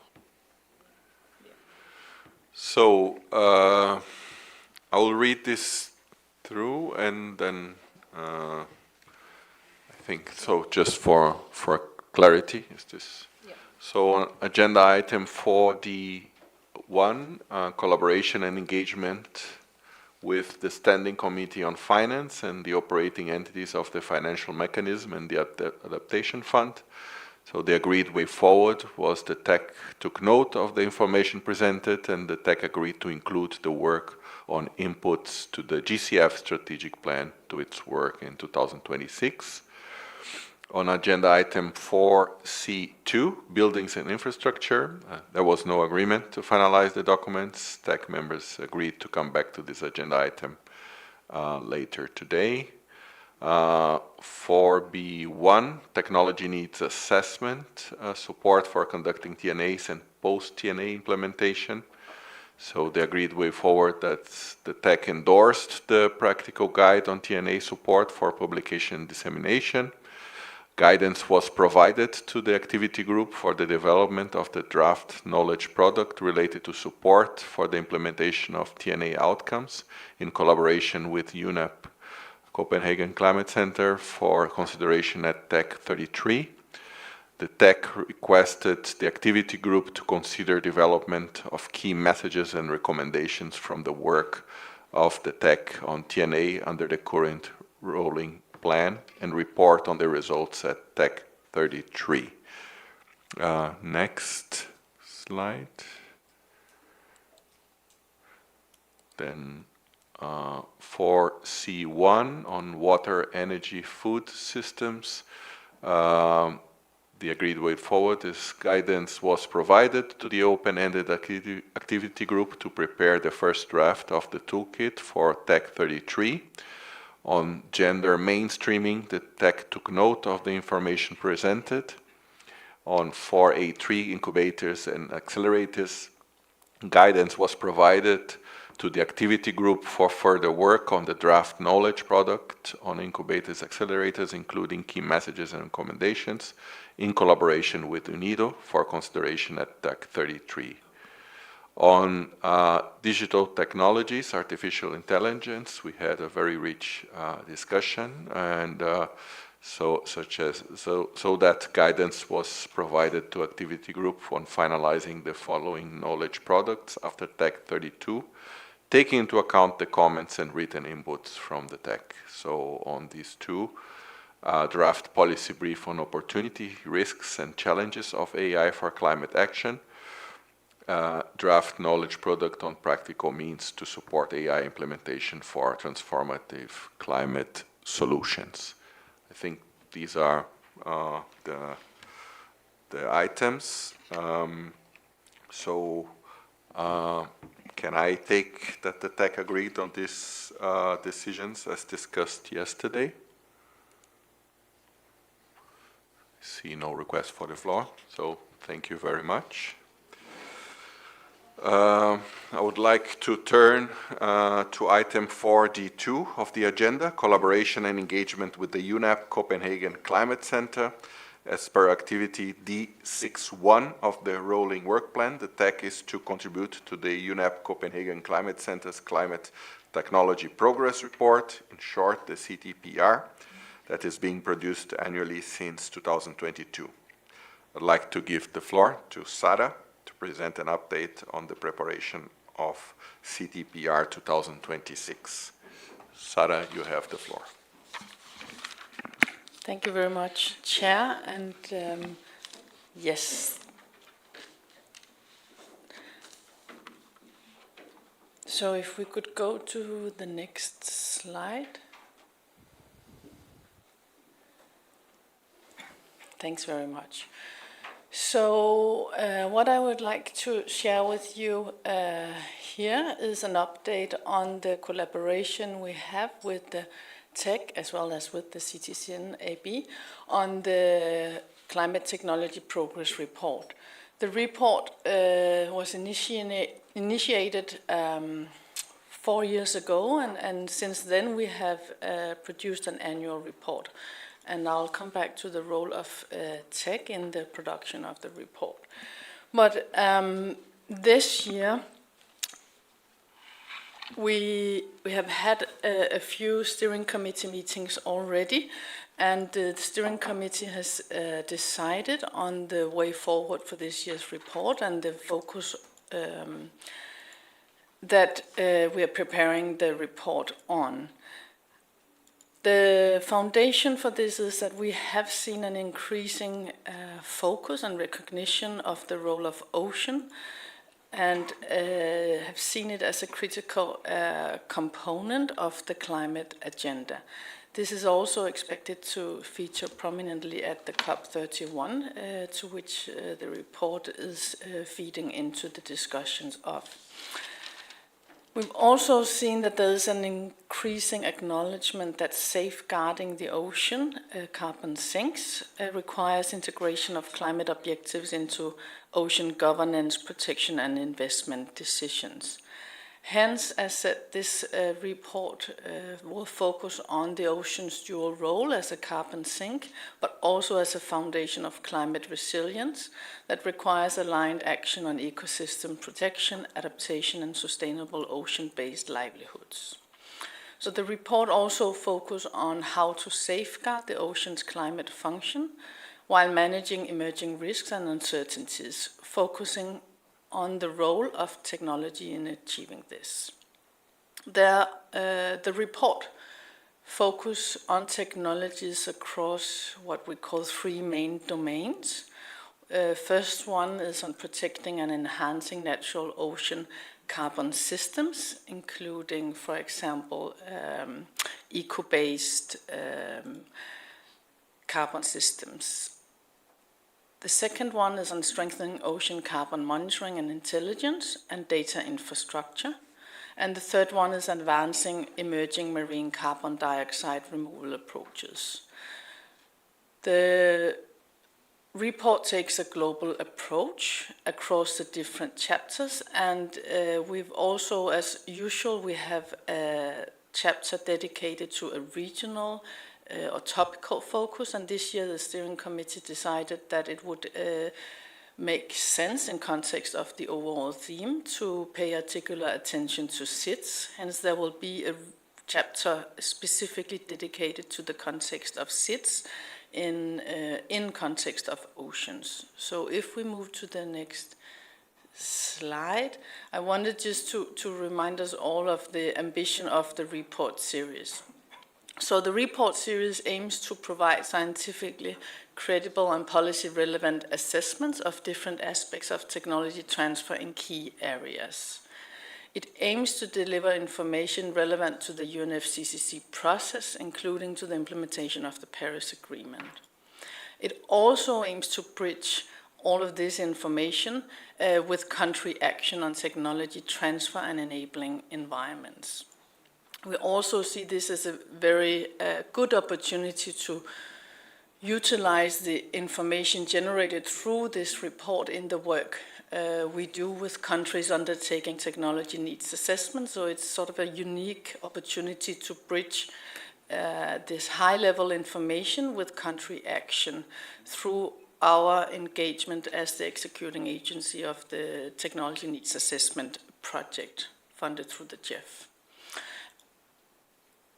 And lastly, also on this slide, this is the specific framing of this year's report, where the overarching questions are how climate technologies are advancing across key ocean-related domains, including blue carbon ecosystems, ocean carbon intelligence, and marine CDR. We focus on what progress has been achieved, which factors are enabling or constraining development, and which pathways can accelerate the deployment, accessibility, and implementation of these technologies across different national and regional contexts. I should also say that the whole framing of this report builds on the experience we have on building up the emissions gap report and the adaptation gap report that were initiated at our center many years ago. And from our experience, it takes years to build up these flagship reports and position these reports as a key source of information for the various processes. If we go to the next slide, I wanted just to give some insights on the structure of this year's report, and also noting that there is a concept note available for the report that can be shared upon request, and the steering committee members already has the concept note.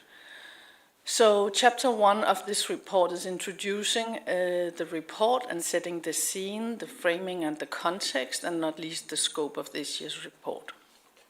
Chapter 2 of the report is taking stock of the state of ocean carbon sink, and it will look into scientific trends and risk for mitigation and for resilience. The author team for this report is currently being formed, and hence no lead authors are mentioned on this slide. Then chapter 3 will look into what we call priority response areas, which are the 3 domains listed on the previous slide. We have a lead author for this chapter, which is Christopher Pierce from the National Oceanography Center, NOC. Then we have a 4th chapter, which looks into policy implications. We will look into what are the consequences for carbon budgets, overshoots, and impacts, and what is governance related to that, and how can we put forward recommendations for sustainable governance. And this is led by the Stockholm Environment Institute, and specifically Francis X. Johnson. Then, as mentioned, we have a part 2 of the report, which zooms into small island development states, and this chapter is led by Michelle de Vries from the South Pacific Community, and by Laura Ramajo from the Center for Climate and Resilience Research. Then if we go to the next slide. Yes, so I wanted also just to share a few notes on the role of the TEC and the CTCN Advisory Board. The 2 committees and the board, the committee and the board, are represented in the steering committee, which guides the report production by selecting themes and coordinating and providing feedback with lead authors as per an agreed process. The steering committee members reviews and signs off on the report chapters and the executive summary. I should also say that in the past we have shared the chapters for review with any members of the TEC and the advisory board who might be interested in providing their reviews of specific chapters as well. I'll come back to the dates for the review process. Then the steering committee provides overall strategic advice and meets regularly online, approximately every 8 weeks. We co-brand the report, and we also have a joint launch of the report and a co-signing of forward. We have in the past also had joint events, such as at the COP, to promote and disseminate the findings of the report. So what you see here are the 4 previous reports. In 2022, the report was launched for the first time, and it was sort of in a testing mode, and we focused specifically on Africa and water and agriculture sectors in Africa for this report. Then in 2023, we took stock of technologies within an urban context and had a chapter dedicated to Asia. Then in 2024, we looked into renewable energy technologies and focused specifically on, we had a global focus in the 2024 report, and then in 2025 we focused on bioeconomy and had a chapter dedicated specifically to Latin America and the context of bioeconomy and technologies in this context. So in 2024, the TEC also prepared key messages from the 2022 and 23 reports to the COP through the joint annual report. Whether the TEC will take on to prepare key messages from the 24 and 25 report is of course up to the TEC to decide. Then if we go to the next slide, I'm not gonna go through all these dates, but importantly to note is that by 8 to 22nd of June, 22nd of June, sorry, we will circulate a first draft for review. It will be for the steering committee and any other members interested, but we also have a full set of external reviewers who will review the chapters. So it goes through this whole peer review process that is also implemented for other similar reports at this scale. Then there will be reiteration of the second draft that will be again circulated for review by end of July. Then we have a whole editorial layout process, and we aim to launch the report by end of October. If we go to the next slide, I think this is my last slide. I just also wanted to share with you some updates from the uptake and the dissemination of the report focused on bioeconomy in 2025. If you look at the right corner, you can see the report, the clip is from the UNEP website during COP30, where the report was featured alongside UNEP's emission gap report and the adaptation gap report, the global methane report, and also on finance and global cooling. So it features amongst the UNEP flagship reports during COP30 and was available to anyone for downloading. Of course, it's still available on UNEP's website, on the UNEP CCC website, also on TT-CLIA and CTCN websites. I have the numbers just from the UNEP CCC website only for download, and we have reached around 1,500 downloads. It may not seem like a lot, but it's actually only within a few months that these downloads happened, and we are quite happy with these numbers. I also have this number of media mentions and outreach. So actually the CTPR has reached almost, so it reached 98 million through media outreach. So this means that it's been part of newsletters and other communications that have reached quite a wide audience. You can also see the distribution here in this circle of who the report has reached. We can go to the next slide, but this was my final slide. Here you can see the steering committee members. I believe it's a very valuable collaboration, and we greatly appreciate it from our side, and hopefully looking forward to continue this and even strengthen the profile of the report going forward. Thank you. I hand it back to you, Chair. Thank you very much, Sarah. Thank you.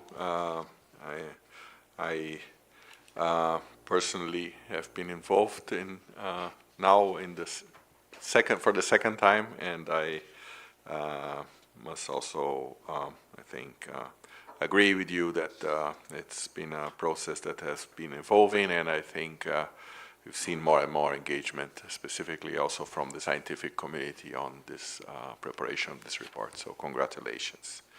So I would like to open the floor for comments, reactions to Sarah's presentations. So first to tech members and then to observers. Stephen. Thank you, Chair. Thank you very much, Sarah, for this report. It is excellent to hear that the next Climate Technology Progress Report is focusing on the ocean. I think this is very valuable and, in a sense, builds on last year's focus in a different geography or a different environment. I think it's, in general, great that we, through UNEP-CCC, the TEC and the CTCN, are contributing to the heightened visibility of the ocean climate nexus in a different way, but also the Standing Committee on Finance, the Ocean Climate Dialogue are also bringing this important focus. So a couple of points. I think it might be useful to see whether the Ocean and Climate Dialogue is an opportunity to popularize this work.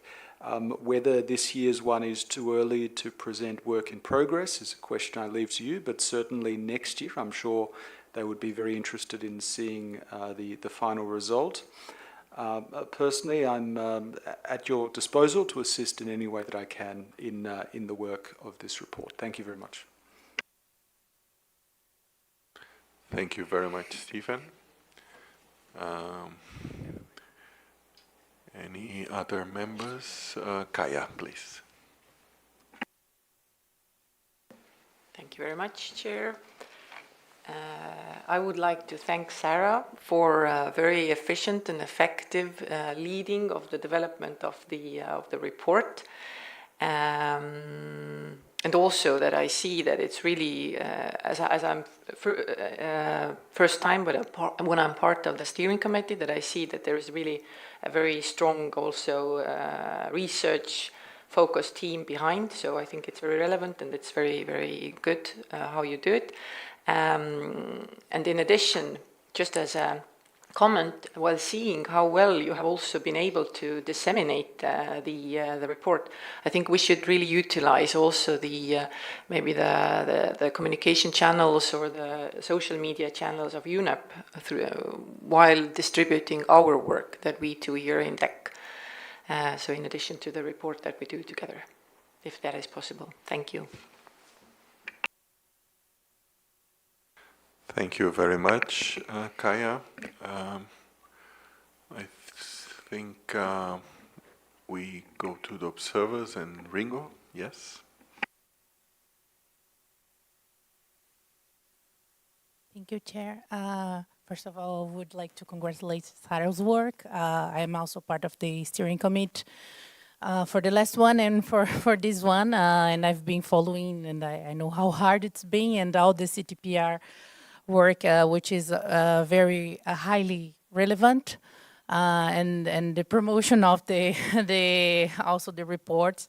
And I also, as I talked with Sarah, and as I talked with Sarah, next year we will have the Ocean Conference in Brazil, in Rio, and CGE, the organization that I am part in Brazil, will be involved in organizing the Ocean Conference, and I think it can be a good opportunity to disseminate this knowledge that is being produced in this year as well. So thank you.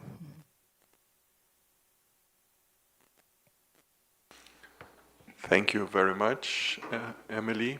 Do we have further requests? Okay, so we have a request from an online participant, an observer who is online. I think a representative from Chile. So I give the floor to to the observer, Ambrosio. Thank you very much for the floor, Mr. Chair. Good day, colleagues. It is late night at this time in Chile. I'd be happy to join you on the floor at that time, but sadly, it was not possible this time. Of course, Chile welcomes and appreciates the work on oceans, but the technology mechanism in partnership with UNEP-CCC. This is a very pertinent work related not just to the ocean dialogue, but also to the IPCC methodological report that will be released next year that has a focus on CDR. That's also one of the topics of this report on oceans. Also, Chile appreciates deeply the efforts of and the work of the members of the TEC and the CTCN and the CTCN Advisory Board. Perhaps a suggestion regarding how to further diffuse work at TEC. Notice that the reports of the TEC don't have clear authorships of the members that participate in producing such works. It would be welcome that it not only most transparent, but also that is acknowledged on the documents on the TEC in future work. Also regarding we find helpful to disseminate the work of the TEC is to make it more easy to search on web engines and also to include something that is standard for publications, such as the ISBN code, the digital object identifier, a suggested citation block, and many other features that some papers seem to have that help to disseminate the work of the TEC. So this is a suggestion, of course, to the members, but we find that would be a very helpful suggestion to further disseminate the work that the TEC produce, and as Chile, we deeply value. So thank you very much. Congratulations on your efforts, and we wish you a very successful meeting for this week, and of course to the CTCN the next week. Thanks. Thank you very much, Ambrosio. You are always welcome here at the TEC. Thank you for your comments as well. I don't see any other requests for the floor, so I would offer Sara a possibility to react. Sara. Thank you very much for the comments and suggestions. They're all well noted, and we are happy to follow up on the various options for further disseminating the report once ready for sharing. Thank you. We look forward to continue the collaboration. Thank you, Sara. Thank you so much. So based on our discussions here, I invite the TEC to take note of the information and the presentation provided. Thank you very much, colleagues. So let's now go to item 5, monitoring and evaluation of the implementation of the rolling work plan for 2023-2027. I'd like to refer the TEC to document TEC 2026-3217, monitoring and evaluation report on the work of the TEC in 2025. As agreed at TEC 30, an annual monitoring and evaluation progress report will be presented at the first TEC meeting of the year to capture the full range of outputs, activities, and engagements undertaken during the preceding year. I would like to give the floor to Maya to present the monitoring evaluation report for 2025. Maya, the floor is yours. Great. Thank you, Chair. Good afternoon, colleagues. My presentation will be relatively brief. Document was published, and I will try to capture with the main issues and the highlights that we had found. Just a brief overview on the methodological update, because there has been some, let's say, refinements or revision in how do we kind of track the information. There was maybe on the impact of the TEC first, you will see that the information is not filled because the impact as per the MNE guidance that we have, impact will be calculated, should be calculated every 5 years. Therefore, it will come at the end, at the last year of the implementation of the rolling work plan of the TEC. and the inputs to the impact and the indicators will be based on the ND surveys, the NDCs that were submitted to the UNFCCC, and the references to the tech publications. So those indicators and sources were agreed at the last meeting where we discussed impact of the technology mechanism as a whole. So that's on this side. On the other side, on the data sources, particularly for the indicators of the intended results, which is more talked about the evidence of the stakeholders of the using tech products across the different work streams. The sources were the NDE survey, the references to the tech publications, and the views of the tech webpage and of the publications. However, also you would see in the document that the NDE survey, the results of the NDE survey was not used because the NDE survey is ongoing currently, and we will be able only to see the results later this year. So at the next year's report, we'll include those results. In terms of the references to the tech publications, there has been it has been quite a slight change in the collection of the data, which in many cases resulted quite a sharp increase in the indicator in the information, particularly when it comes to the references or to see who used the tech like publications. There was the AI tool was used, which was using the specific prompts to have a deep search and to identify sources of the tech publications across the various different sources, including academic literature, online repositories, and that feature the particular tech materials under each work stream. And the views of the tech publications, usually here we use the TTClear webpage was utilized to see. So, and I'll go just through the work stream by work stream, and as I mentioned, mostly showing you some results or some findings of the evidence of the using the tech products. So, in terms of Workstream 1 on national systems of innovation, collaborative RD&D, and general purpose of the technologies. There was quite high increase in uptake, stakeholders uptake for the tech policy recommendations and publications on the NSI, RD&D, and general purpose of the technologies. There were 11 references found across the search, and it was interesting to observe that the most of the references were for the early warnings policy brief. It was like 8 out of 11. But and like this in this area of increased stakeholders uptake, this was the that we used this AI tool for the deep search. For the number of the new views of the publications under the workstream 1 has also increased quite significantly, rised from around 1,000 to 6, which has resulted more than 300% and almost 400% increase in the views.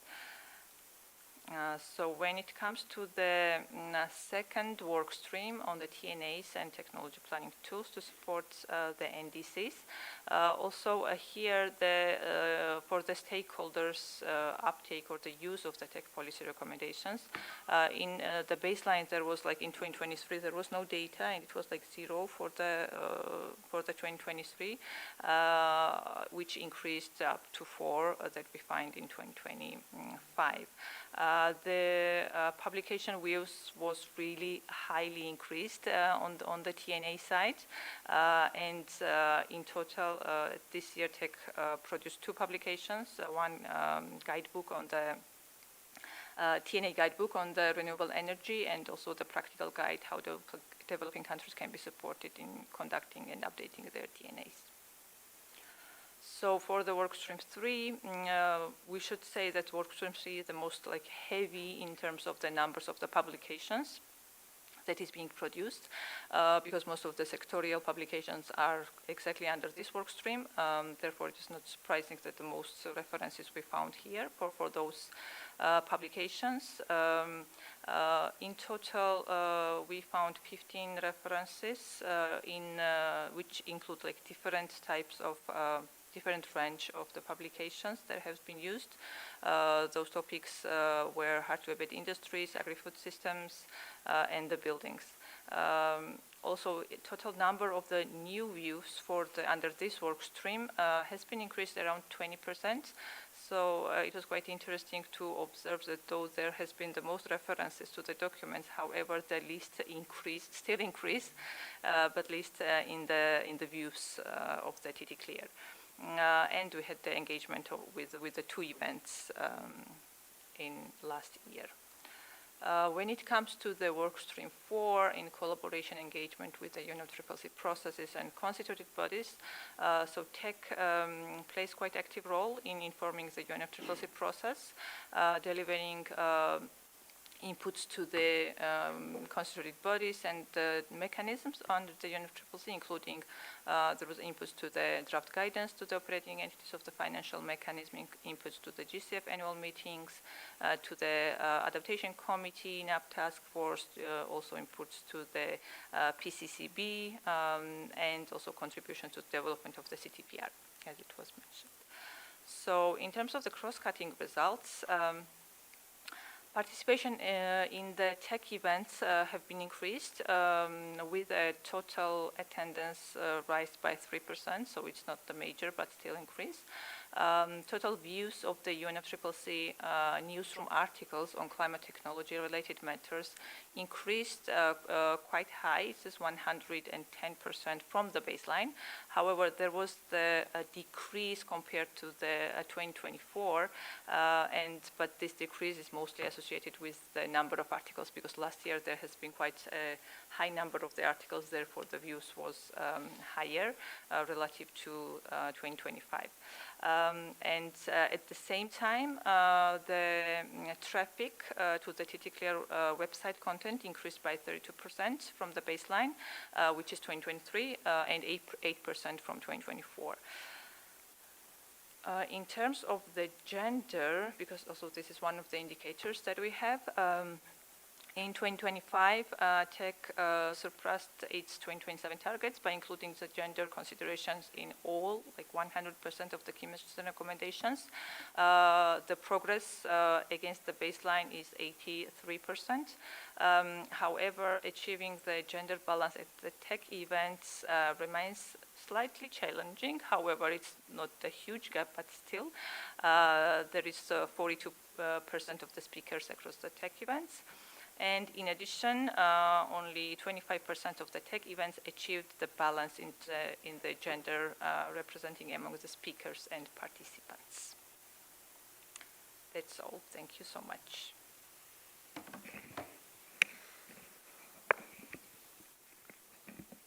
Thank you very much, Maya, for this presentation. I think I saw most of the arrows going up, except for one, so at least this may be a good sign. But certainly there's much room for improvement. Anyway, I'll now open the floor for questions or comments from tech members.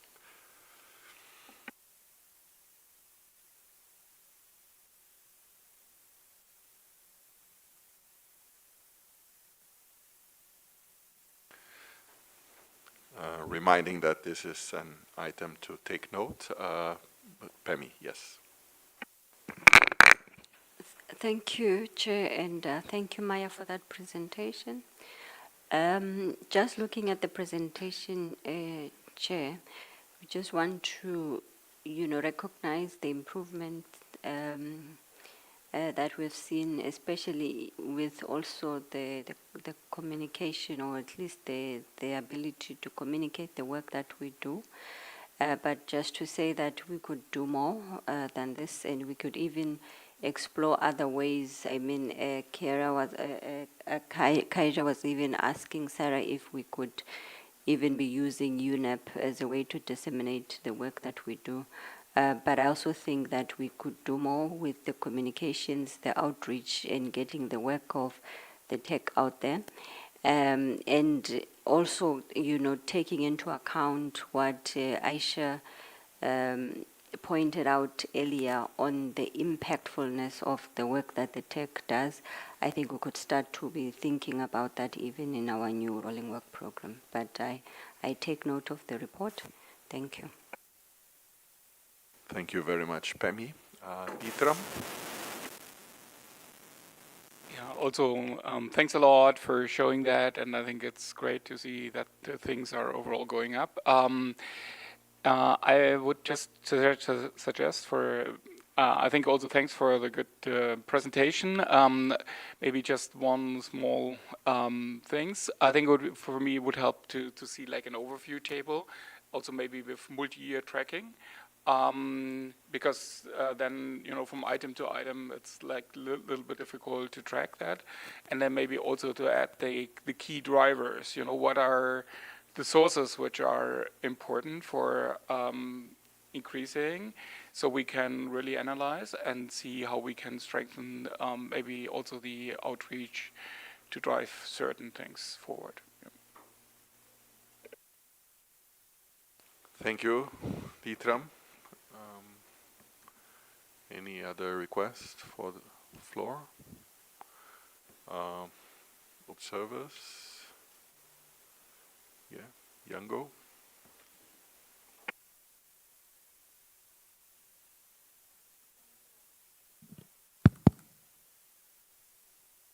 Yango welcomes the tech's commitment to improving its monitoring and evaluation system and wishes to offer a focused observation on this matter.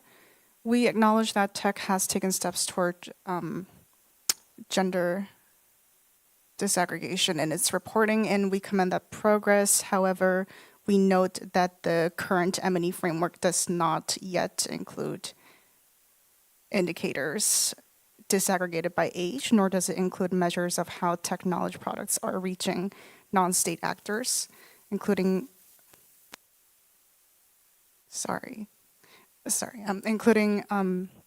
youth-led organizations and community-based groups. And without these dimensions, it remains difficult to assess whether the text outputs are translating into equitable impact on the ground.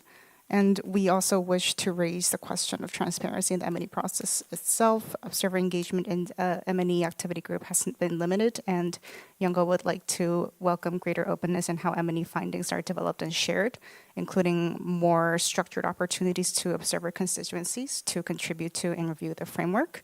And Yango is willing to support this process and look forward to engaging further. Thank you. Thank you, Yango, for your comments.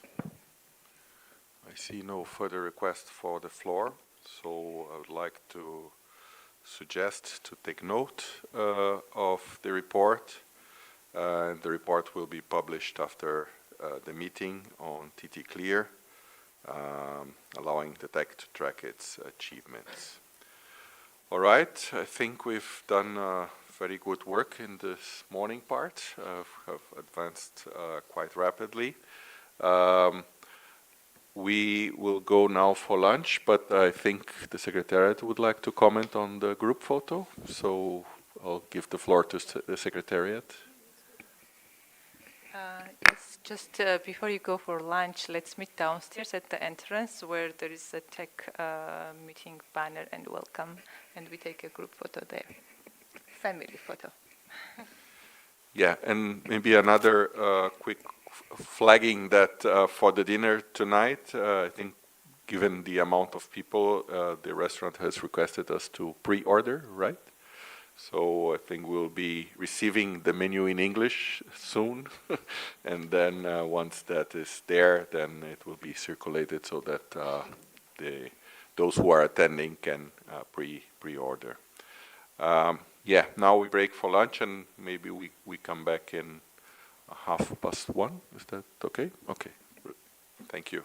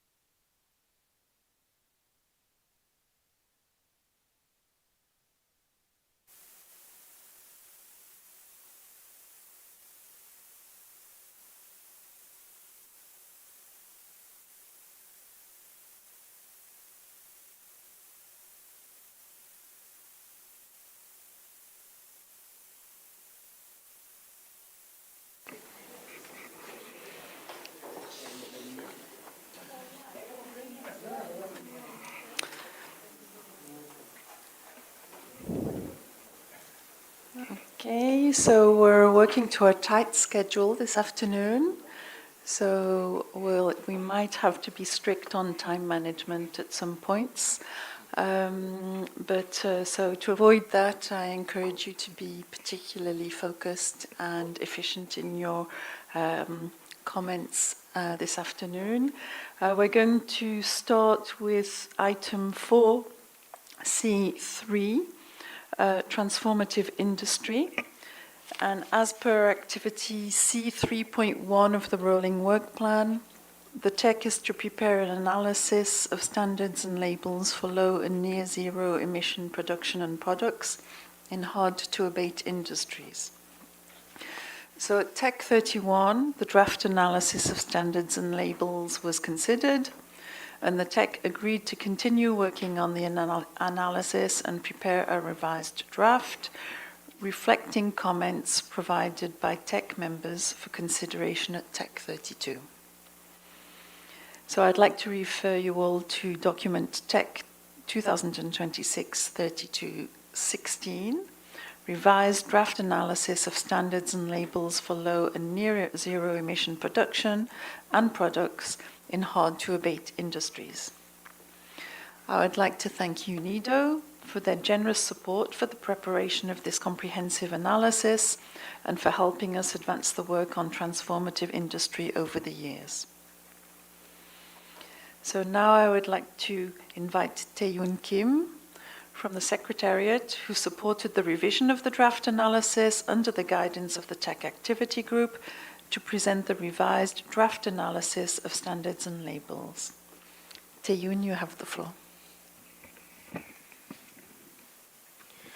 Thank you, Vice Chair. So I will be giving a brief presentation on the revised draft analysis of standards and labels for low and near zero emission production and products, which is TEC document 2026/3216. So to give you a brief background on what has been happening for this knowledge product under this activity stream is at TEC 30, April 2025, a draft concept note for this analysis of standards and labels had been considered. And based on that concept note from April to September 2025, the concept note was revised and finalized based on the comments that we had received at TEC 30, and the preparation of the first draft happened with the support of the UNIDO consultant. Then at TEC 31, last year, September 2025, the draft was considered, and the TEC deemed it to be revised more based on the comments that had been provided back then. So provide guidance to the activity group to revise the draft for further consideration at TEC 32, which is now. So from last September until March 2026, the consultant and the secretariat, under the guidance of the activity group, revised and produced this revised draft analysis of standards and labels. So this was originally a product that was intended to be on the rolling work plan. It was scheduled to be delivered last year, but then due to, as the TEC decided, it needs further revision and further changing, it has been pushed back to this year. So that is why this is being discussed at the TEC 32 at this moment.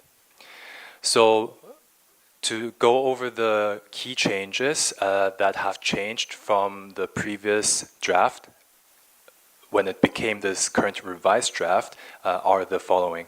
So first of all, there were comments that the information in cases were quite focused on developed country examples and cases.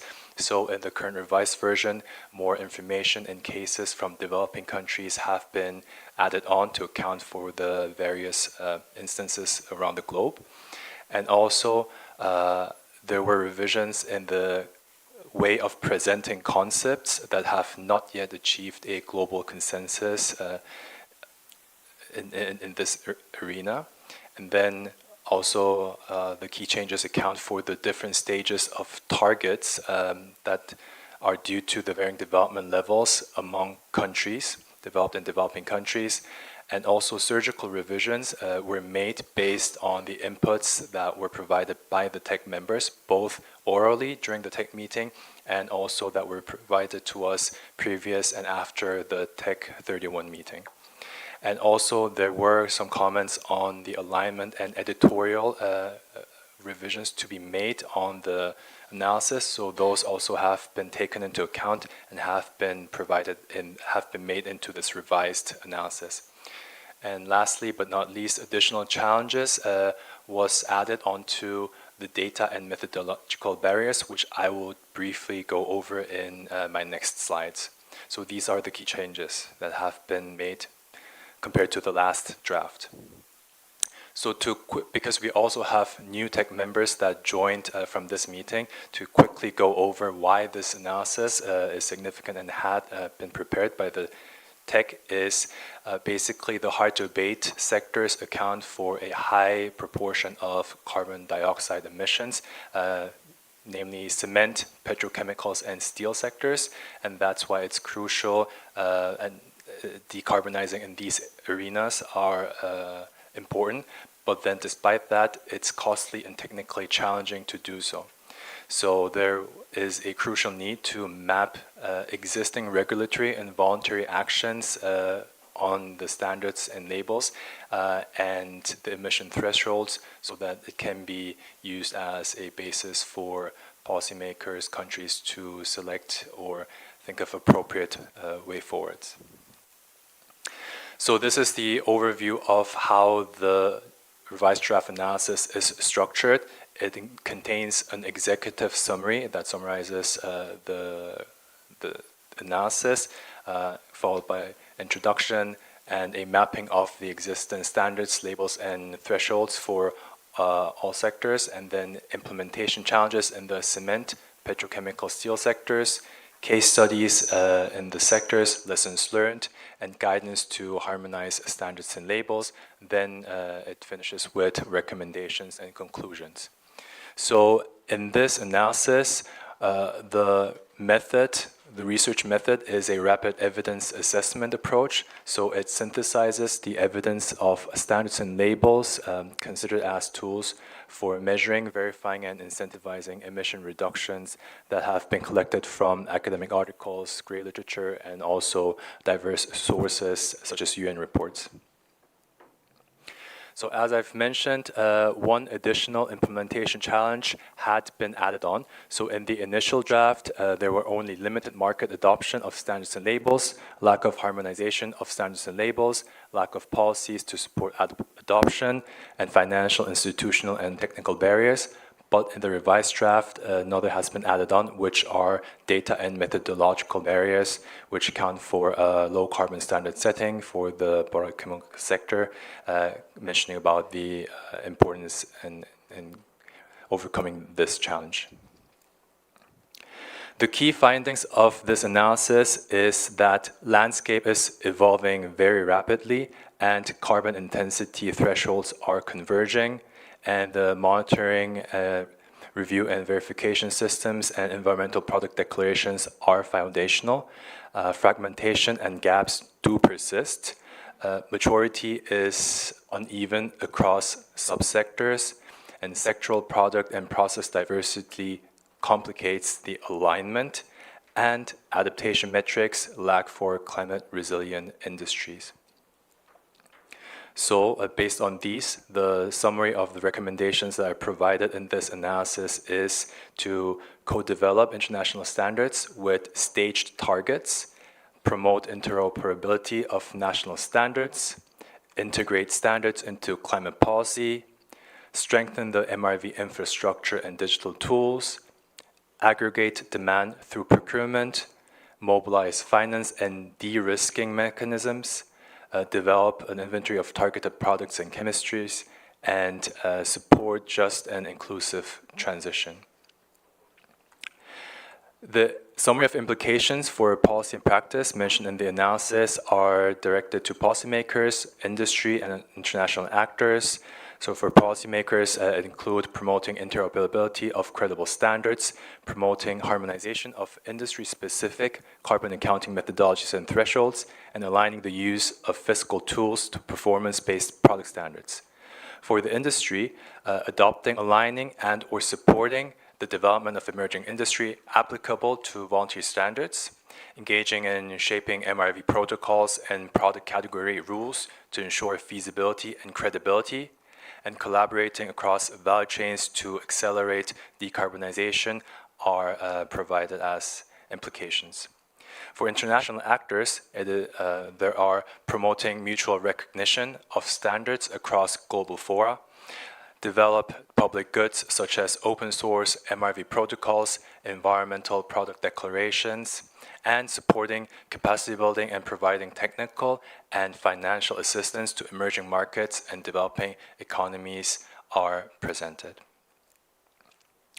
So as a conclusion, this analysis looks at the standards and labels of hard-to-abate sectors, and in order to achieve the goals in this transformative industry, what's needed is to harmonize policy, integrate standards, provide financial support where needed, and also be inclusive of diverse actors, taking into account diverse thoughts and also account for diverse levels of where the actors are at this stage. Urgent actions that have to be made by policymakers is to embed standards in the climate laws, whether in national strategies, plans, public procurement policies, regulations, for industries to adopt voluntary labels to future market access, and for the international community, it could be to scale technical and financial support for developing countries. So this is a short presentation on the revised draft analysis, and thank you, and back to the Vice Chair. Thank you, Tae-yoon. I now open the floor for the discussions.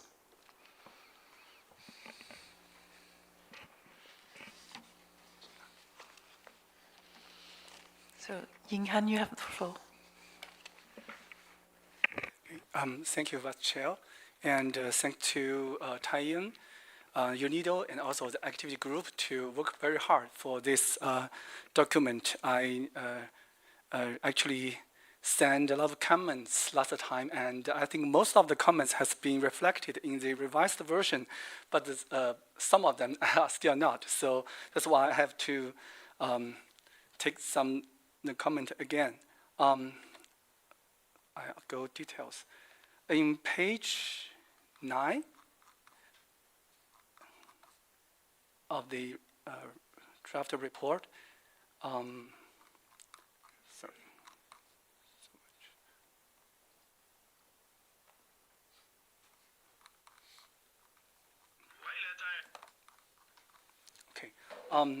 about the co-development, develop the international standards with staged targets. Actually, we appreciate the attention paid in the proposal to differentiate the stage of the development, and we believe that the ultimate value of any international standards and guidelines lies in serving as voluntary reference tools for countries.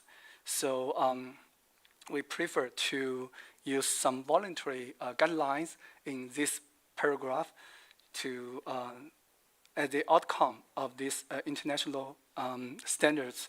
So outcomes at the international level should be positioned as voluntary standards or guidelines to be adopted independently by countries according to their actual needs.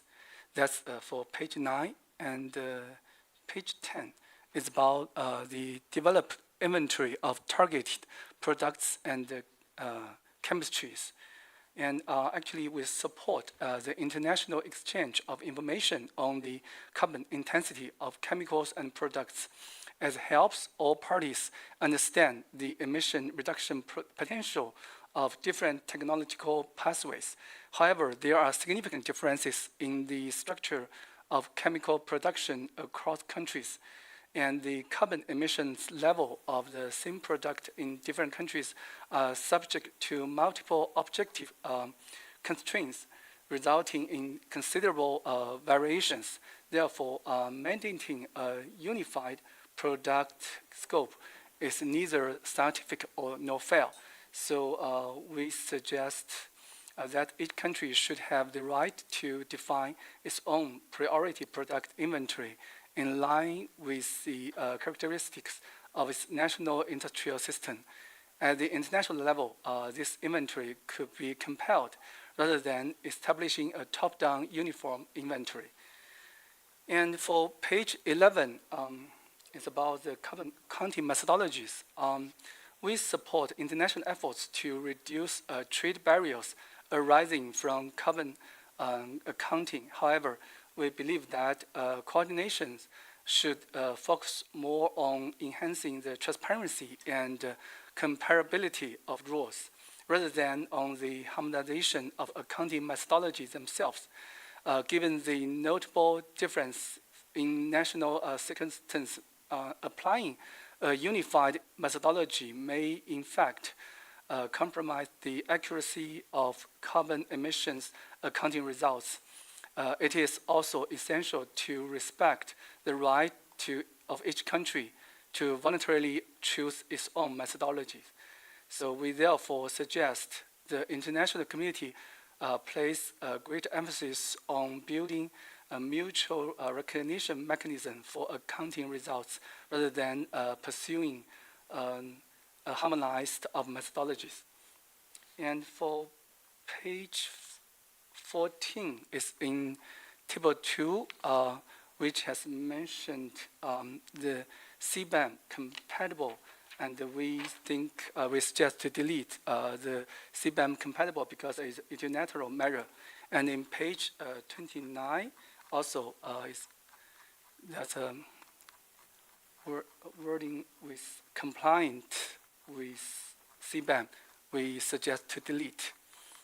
And also in page 82, in table 12, it's about the economic instrument, which also use CBAM as an example, and also in the key message 3, also which mentioned compliant with the CBAM calculations, we suggest to delete. And also finally, in page 87, in table 14, which mentioned to introduce the CBAM link policies, we suggest to delete. Okay, thank you.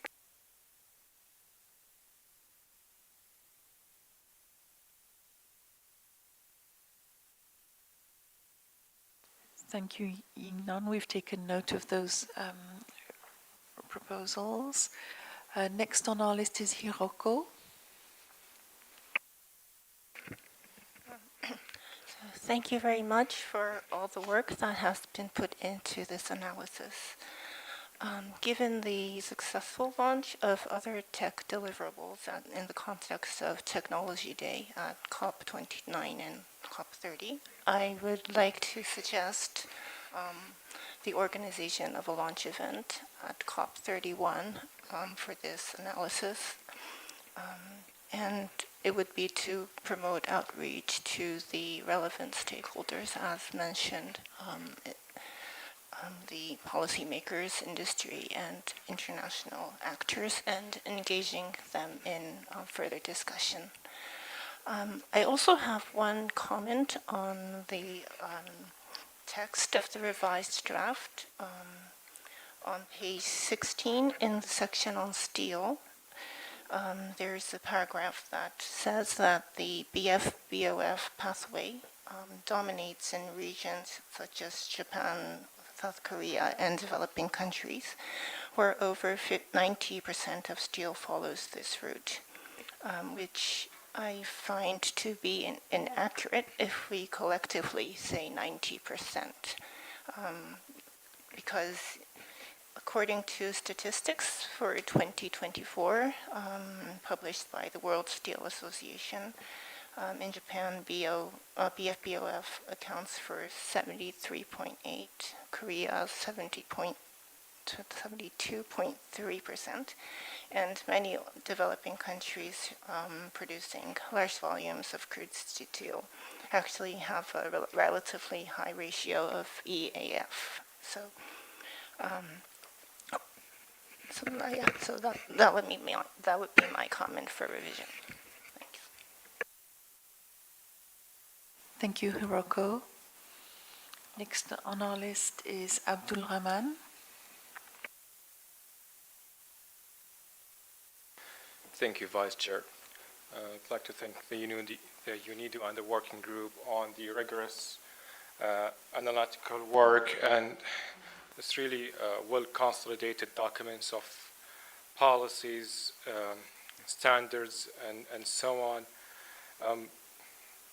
It's a very also insightful document, but scrolling and reading the tables, there is more than 14 tables of key messages and key recommendations, and there's the issue of assuming transferability of these policies. Yes, I understand that this document collects and report on what policies are there, but assuming transferability, it's straight transferability. Like if I read one policy here, for example, a short-term recommendation, expand buy clean mandate with emission benchmark, quotation, the White House 2024. Then there is a comment next to it, how to expand on that. And also, another major issue is a recommendation to others to recalibrate their policy towards other policies in other jurisdictions. For example, introduce CBAM-linked policies. I find this utterly prescriptive, is that you ask others and you ask parties and you ask many of others to change your policies so it can accommodate other policies in other jurisdictions. And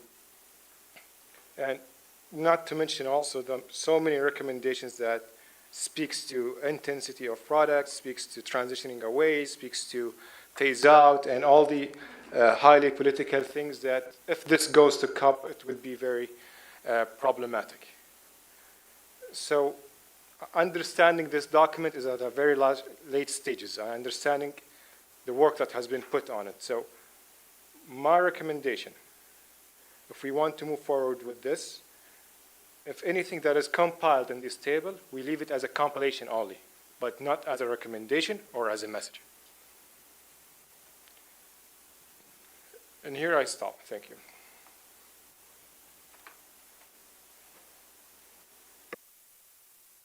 Thank you, Abdul Rahman. Stephen, you have the floor. Well, thank you very much, and thank you to the activity group and the consultant for this very substantive work. So I'll limit myself to the suggestion of colleagues regarding CBAM. First of all, the acronym CBAM occurs 40 times in this document. Most, but not all of those, are a reference to the European Union regulation, but as the document notes, there are also other jurisdictions in the process of establishing their own CBAMs.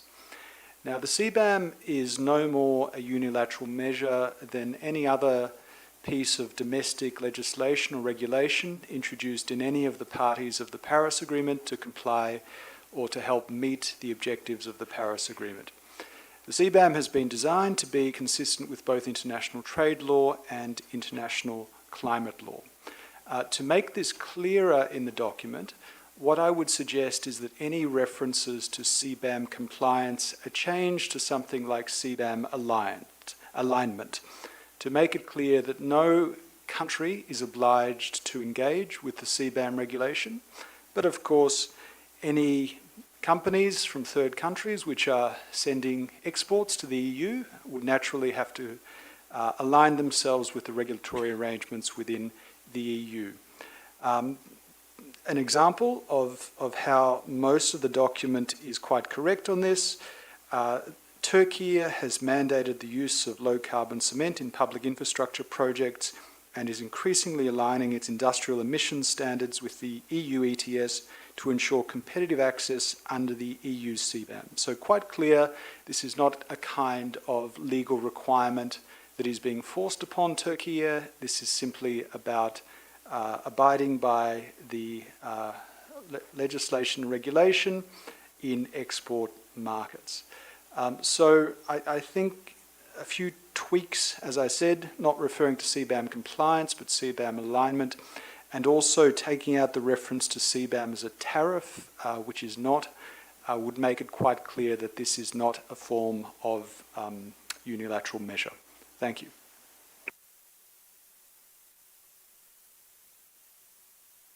Thank you, Stephen. Dietram, you have the floor. Yeah, many thanks, and I also like to thank all the contributors. I think we have come a long way on our work in the tech on industry. It is very significant. It's over 30% of global emissions, so nothing to neglect by the tech. And then I also agree with Stephen's comments on that, but I would like to make another point. I also would like to, so my reading of the whole paper is that by no way we're giving any obligations to countries, so it is just supporting countries on, it's completely up to the countries to take on what they want, but we are just providing the floor and pointing to the standards countries can pick up on. And I would also, as a very prominent example, I would like also to suggest to include that now as we still do amendments in the report.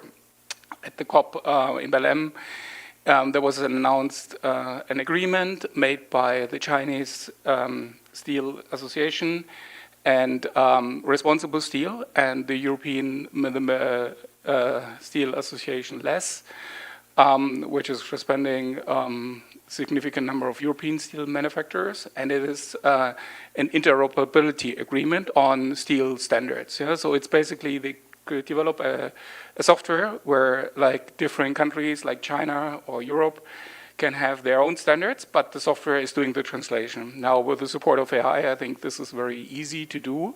So every country can have their own things, but what this paper, and that's my understanding with the interoperability, is want to achieving that we have a translation tool.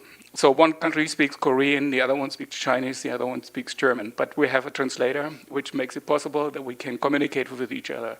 So I think that is the purpose, and I think that is a contribution the tech can do, and I think as a tech, we don't want to be backward. So if that is agreement which is responding or representing 60% of the world's steel production, or 50 or over 50%, then I think we, as a tech, we should not be the dinosaurs. We should be kind of at the forefront because we want to deliver what the Paris Agreement want to achieve, and we should at least acknowledge that and reflect the state of the art.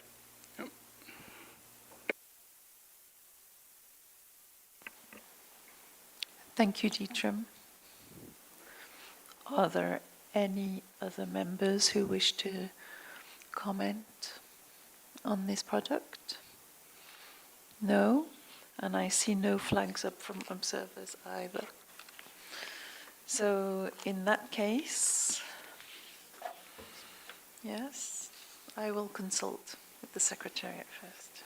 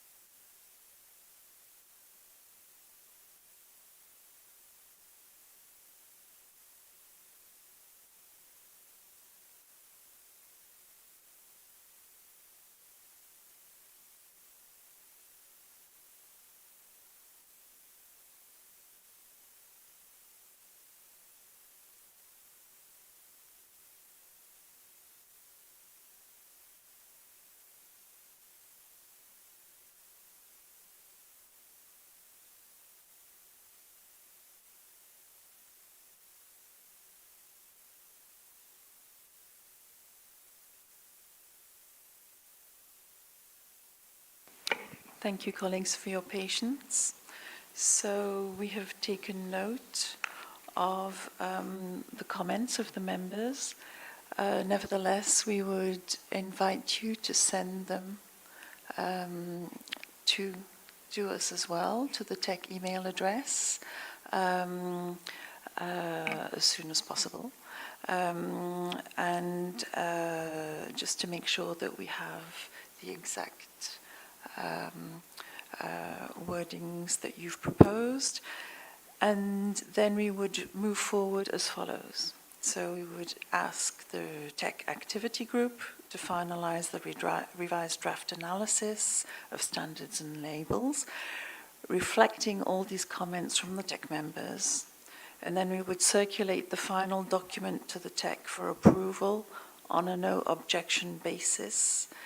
The objective being to publish and launch this report later this year.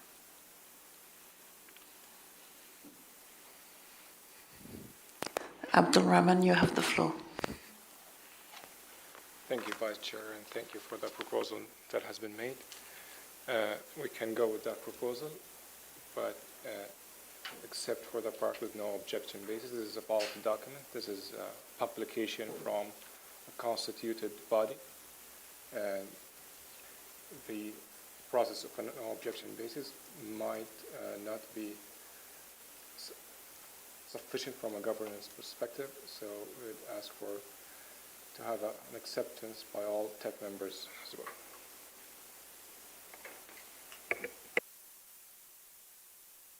Thank you, Abdulrahman. Are there any other reactions from the tech members? No? Well, in that case, I understand that you are all agreeable to having a procedure of approval instead of a no objection basis, as proposed by Abdulrahman. So I shall repeat then what the decision would be. Sorry. No? Okay, thank you. So the agreement would be the following. The tech activity group will finalize the revised draft, taking into account the comments which we will receive in a written form, and the final document will be circulated to the tech for approval for publication and launch this year. Okay, thank you. Now, Stig, you have the floor. Thank you very much for this explanation, but for approval, that means that if one tech member, and I mean one tech member, which now is a minister, does not reply to his email, it's not agreed, right? I'm using him as an example. I'm sure he will say yes, because I worked with him for 10 years, so I know he always replies, but since you can always kick upwards, not downwards, as we say in Norway. So is my understanding correct, that if one person does not pick up the email and reply in yes, then it's not agreed? I will double check with the Secretariat before answering.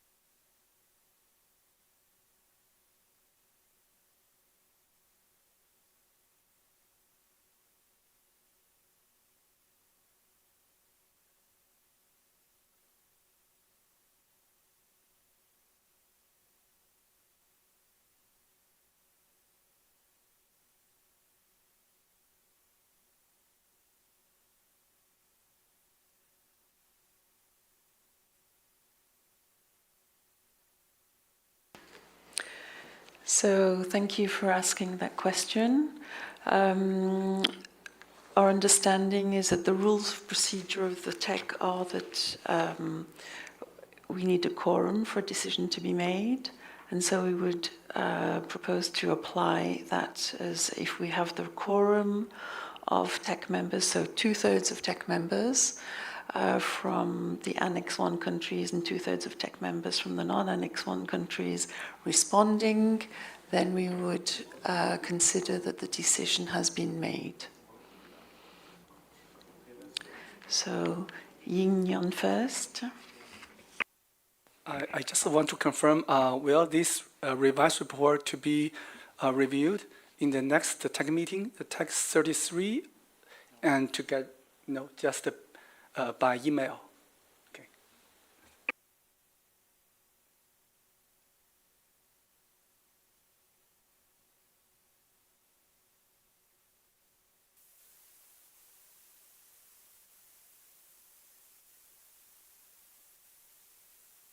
Yeah, just to confirm that the answer then is that if there is a quorum and a decision from the quorum, then the report would not be brought back to Tech 33.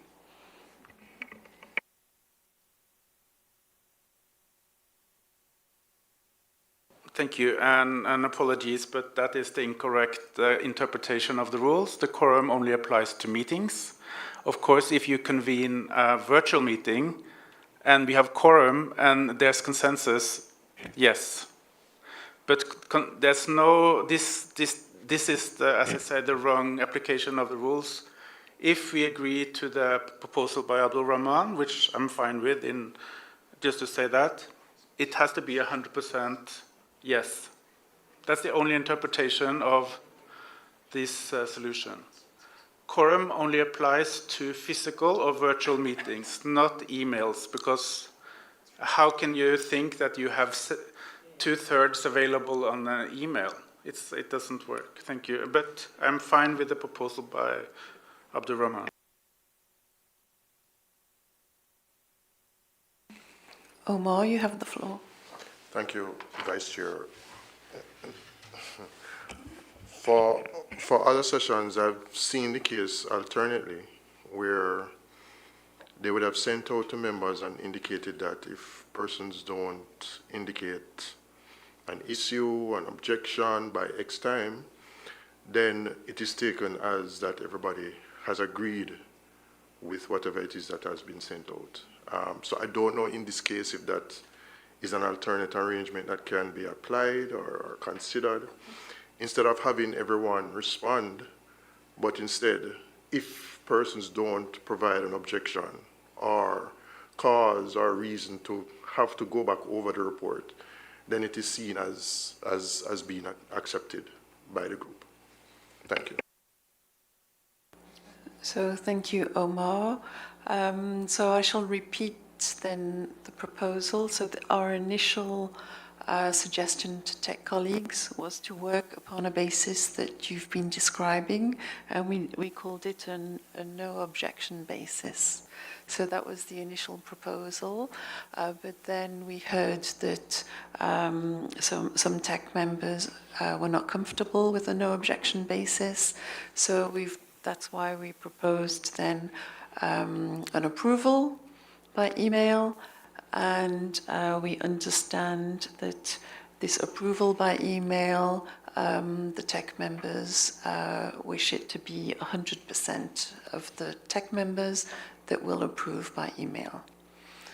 So do I understand that everyone is on the same wavelength now? Yes, Yin-Yan. Sorry for coming back again. I just realized how to use this publication is also very important. Just like Abdul just mentioned, that if the tech will bring these policy, like recommendations or policy brief to the COP, we will have more concerns. So that's why I just mentioned if we can review this report in the text 33, we can discuss how to use these publications. That's all. Thank you.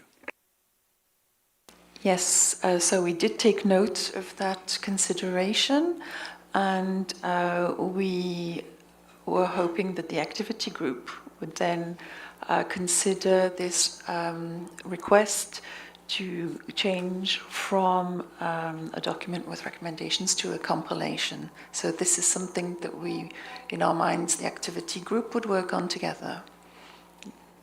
Does that answer your question? Yes? Abdul Rahman, you have the floor. Thank you, Celine. Just complimenting the comment brought by Jinyan. Did I pronounce that correctly? I understand that there is a difference between the recommendations that will be forwarded on CUP and the publication itself, or the policy note. So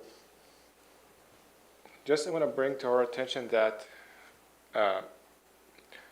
this affects whether we welcome the work of the tech or note it or not with appreciation. So whatever outcome during that year would dictate what the parties would like to do with welcoming the work or noting the work based on the outcome that's coming up from these constituted bodies. If these publications are, if parties will be happy with these publications, they will definitely welcome that with appreciation.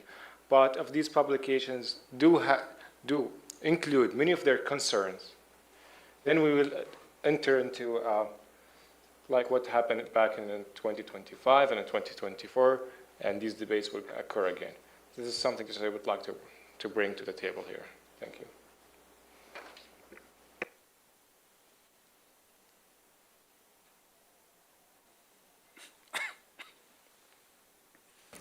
Thank you.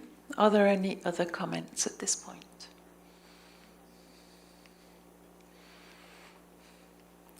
So can I take it then that the tech members all agree to ask the activity group to consider all the comments that will be sent by email and to prepare the final version of the publication for launch this year? And that it will be sent to all the tech members, and that we will hope to have 100% approval by the tech members. Is everyone in agreement with this way forward? I see no objections. So thank you, colleagues. Now we will move on to the next agenda item. So the next agenda item is the update on the other activities of the rolling work plan for 2023-2027. So as we mentioned on the first day of our meeting, the TEC had received an expression of interest from the United Nations Office for Digital and Emerging Technologies to explore collaboration. So I'm pleased to welcome online Isabelle yes?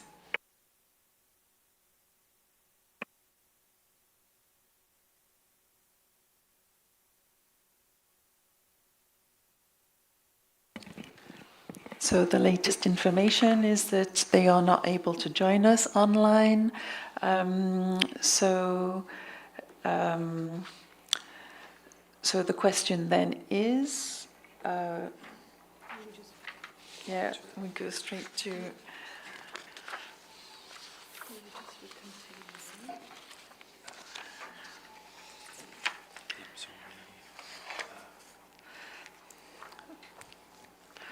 So now we will go straight to the next subject we wanted to present to you under this item, which is the update by the Secretariat of the updated TEC rolling work plan. So this rolling work plan, the objective is to capture how the agreements during this meeting will impact the rolling work plan of the TEC, and Bava will be presenting it for you. So I hand the floor over to Bava.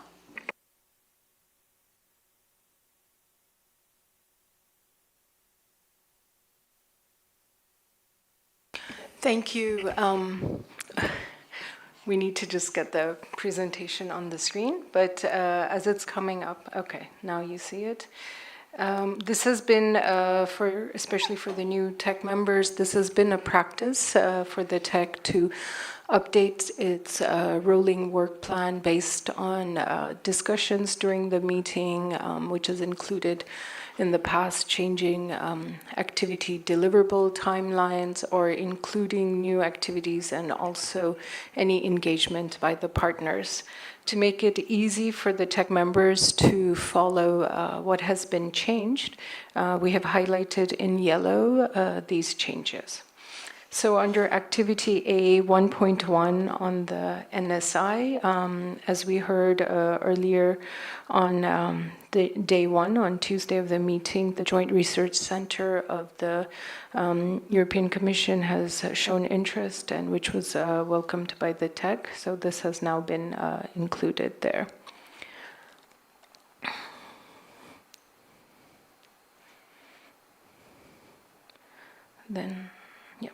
Then moving on to activity A 4.1 on digital technologies, as discussed this morning, this has been changed and we have added the AI for Climate Action Forum for 26 on the work plan, and we are deleting this knowledge product / event to include this specific work plan. Then also added is the ITU Tech joint publication on digital technologies and NDC, both are which are for 2026.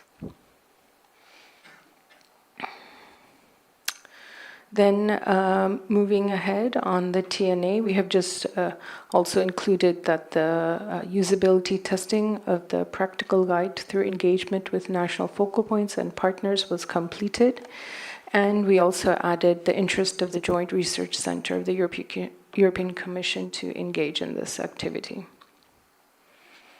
Here on C 1.1 on water, energy, food systems, just the title was updated here.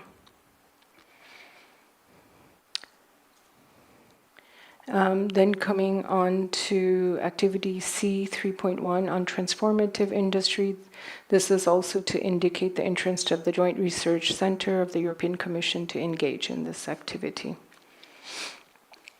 Then coming to activity D 1.1 regarding providing input to GCF strategic plan, it was agreed that the tech would provide inputs to the GCF strategic plan in 2026.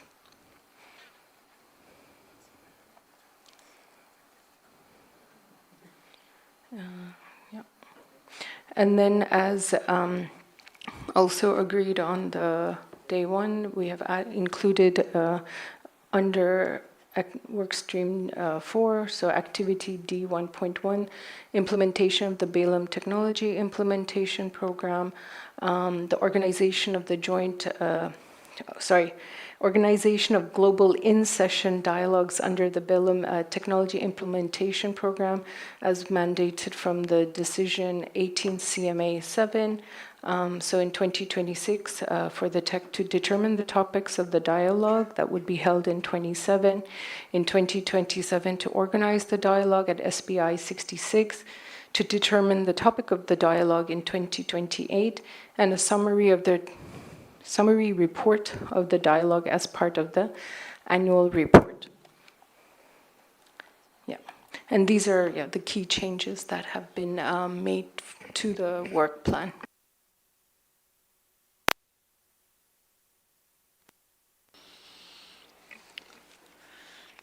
So thank you, Barbara. I open the floor for discussion. Yes? No? No comments. So thank you very much.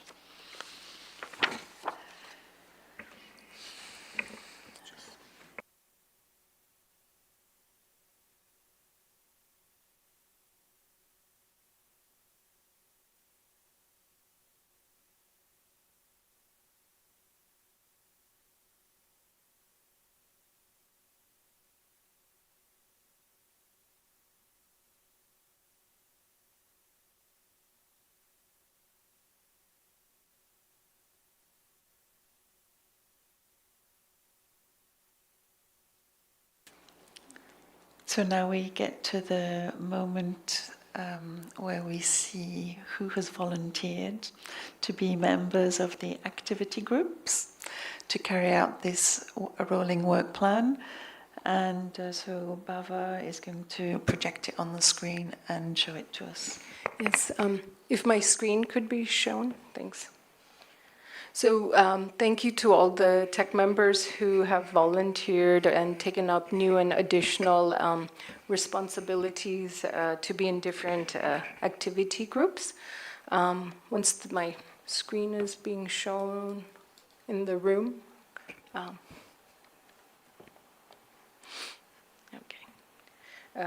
We just want to walk through so that you see who are in the different activity groups. Okay, great. I'll just make it a bit bigger.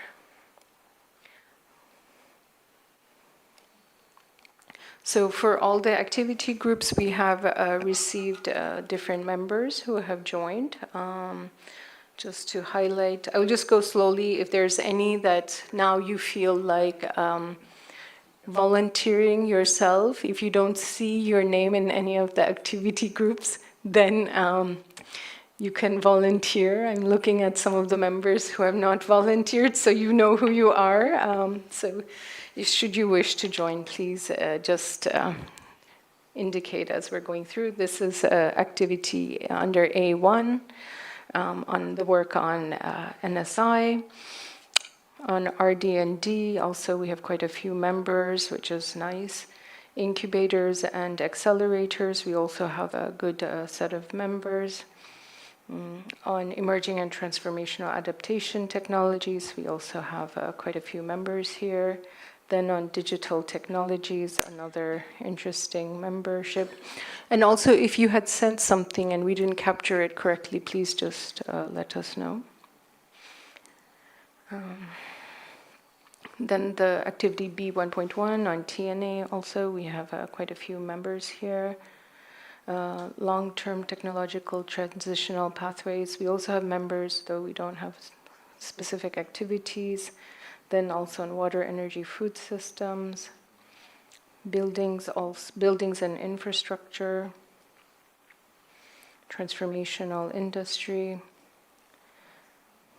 on oceans, innovative ocean climate solutions. Then D1.1, yeah, we have 2 members here. And then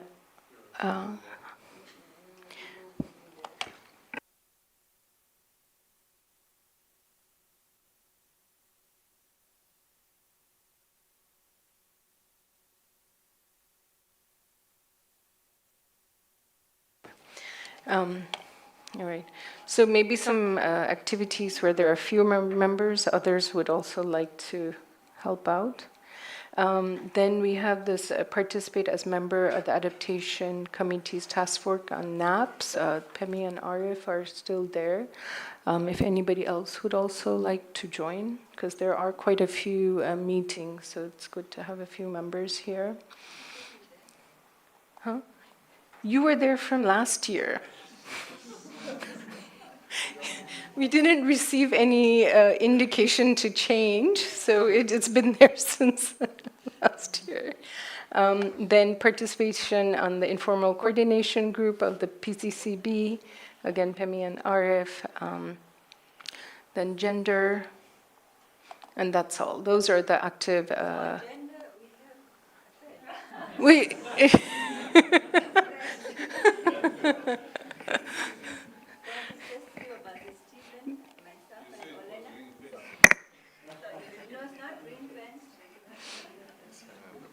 Okay, Fred? No, okay, no, Fred has already volunteered, I think, in quite a few groups. All right. And just one more, you may not have seen the chair and vice chair in some of the groups, but by default, they're in all the activity groups, as this is part of a key task that they will also be taking on board, which they may not have known till prior to. So thank you.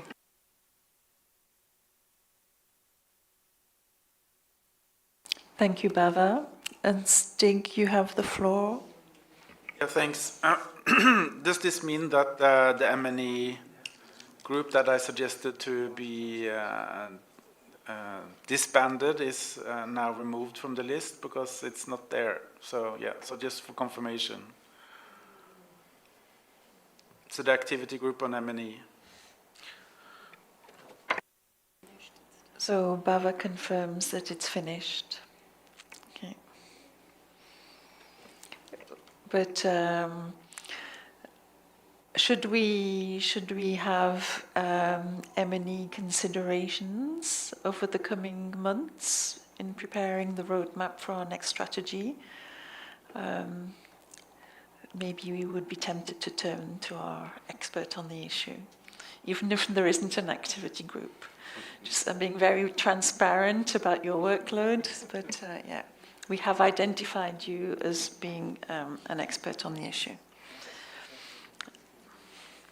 I see no other flags from the tech members, so I'll give the floor to... No, sorry, Pemi. Yes? Thank you, Vice Chair. I wanted to ask if one can revise themselves from the activity groups. I think Baba just put my name in all of them, so maybe you might need to revise that. But on a serious note, I wanted to revisit the issue of the inclusion of experts in the activity groups, whether they can be part of, the activity groups, not even as them coming in as experts, but also participating. That would be one, and to explore other ways as well of whether we could include NDEs in the activity groups. This is for the meeting to discuss, to see the feasibility. Yeah, thanks. So we have later on this afternoon an agenda item on the role of NDEs and whether how to include them, whether to include them in the activity groups. So can we wait for that moment to come to that issue? Yeah, and because there is a note that was circulated to the tech members, so we have set aside time for that issue. And for the general question of inclusion of experts, did you have a more precise question? Was it about procedure, the rules? What exactly was it that you wanted us to discuss? I mean, I can come back with the explanation, Vice Chair, to say, from our the activity group that Stig and I are in, Sarah,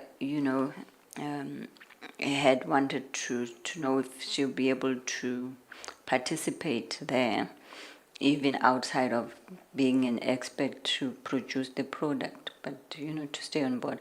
But the understanding, or at least what we suggested, is that this should be across board, that if there's anyone who want to participate in the activity group, from an expert point of view in other activity groups, they don't have to be only for the activity group they are producing the paper on.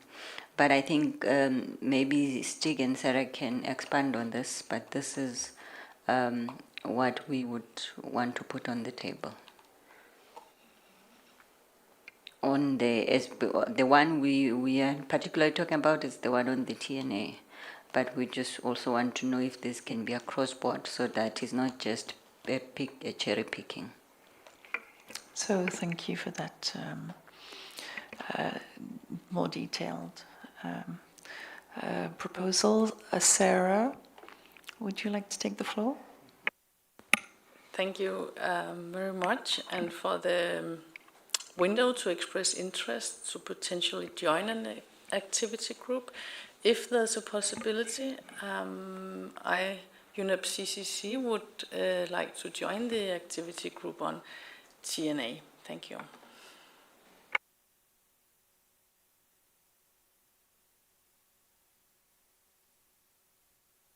So, Fred, you have the floor. Yeah, thank you very much. My observation during the discussion is that we had a question about the participation of the observers in the activity group. And we also noted that the observers made very wonderful contributions, including them in the activity group. Does it do any harm? Or wouldn't we benefit by including the observer? What are the merits and the demerits of including the observers? Because they are with us here, unless they are not sure of their future participation. But I think we have benefited from their contribution during these meetings or during the tech meetings. So maybe we'll include them. I don't know, but unless there's a total harm in including them. Thank you. Stig, you have the floor. Thank you. And Fred, there is already a decision on this topic where all the observer constituencies can nominate one person from their constituency for each of the 19 activity groups. So they are already included, but they have to follow a formal nomination process in their own constituency. So they are included, and the names you have seen on the list is the ones who have been nominated formally by their constituency.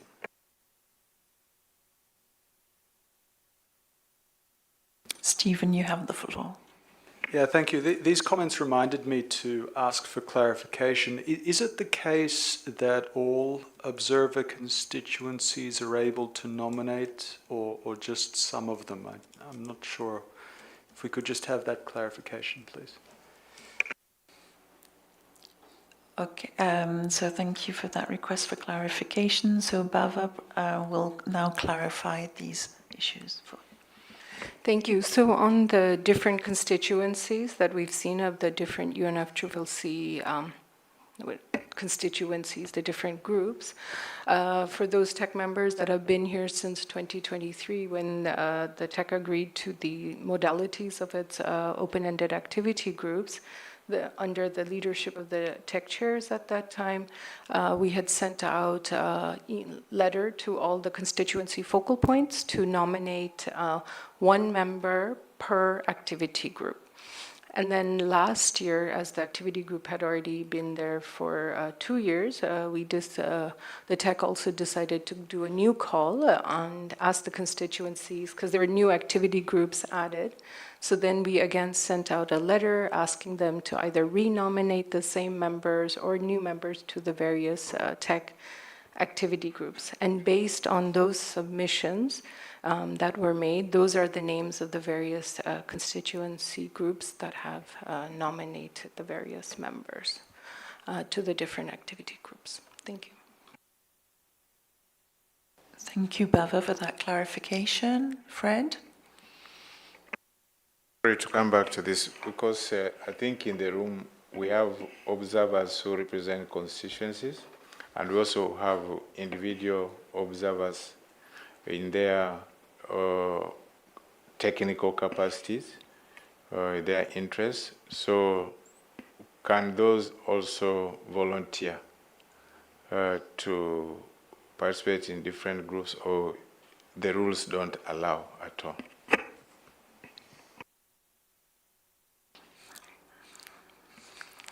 Stig, you have the floor. Thank you. And thank you, Fred. I just want to again say what we agreed and what Pava also said. They have to be formally nominated and elected by their constituency. It's not self-nomination. So Youngos have to be nominated by Youngos and the focal points of Youngo, and then they will become a member of that group, activity group. There have to be like a formal process. It's not like raise your hand and you are a member. So that's the process. And I encourage anyone who's here and wants to be part to contact your constituency and flag that you are interested in being selected by your constituency.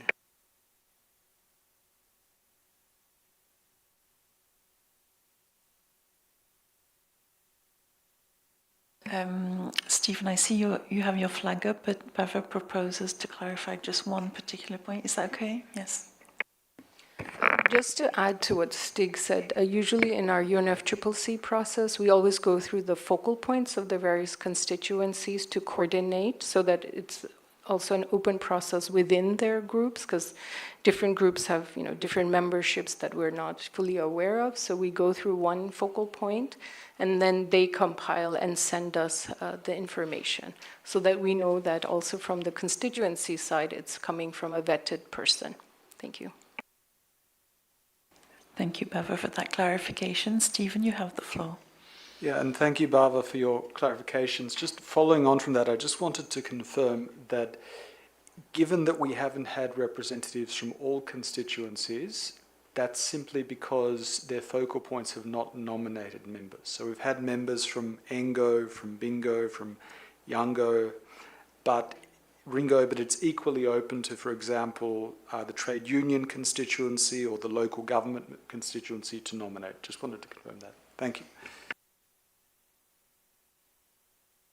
Thank you, Stephen. I'll ask you all to be patient for a couple of minutes while we consult amongst ourselves. Thank you.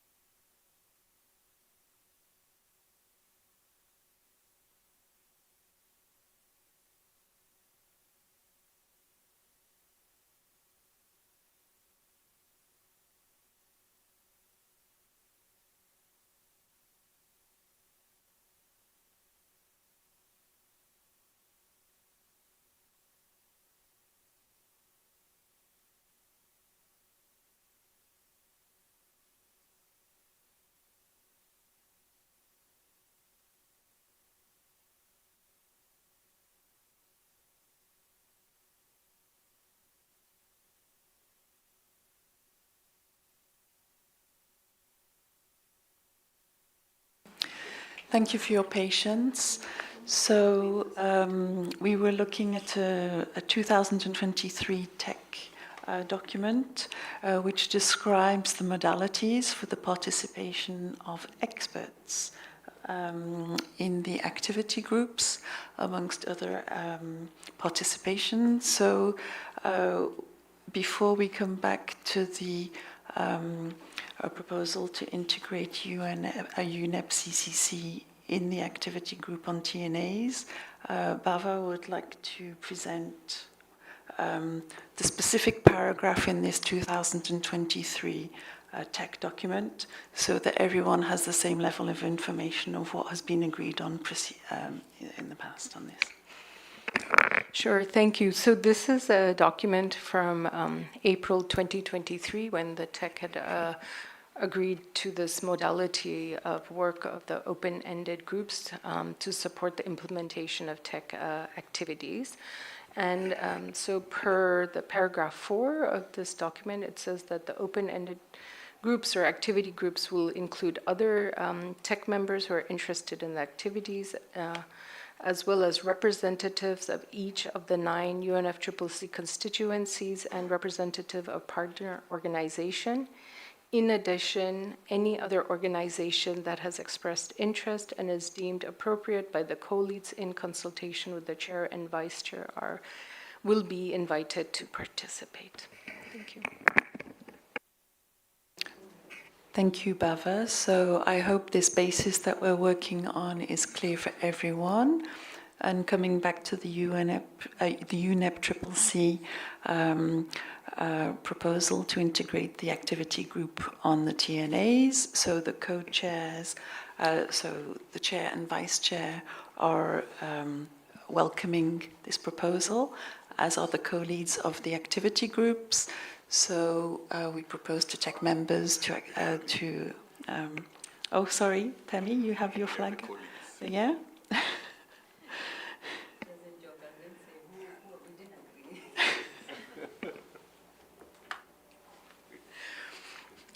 We interpreted it then as that, yes? Because you're very enthusiastic in your intervention. And yes, so we understand that, yes, I see no objections from the floor, that we would be delighted to include Sarah in the activity group.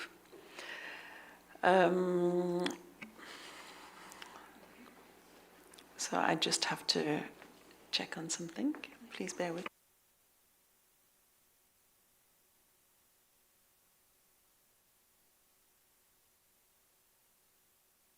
Yes, sorry, we didn't see your flag there, so UNIDO, I give you the floor.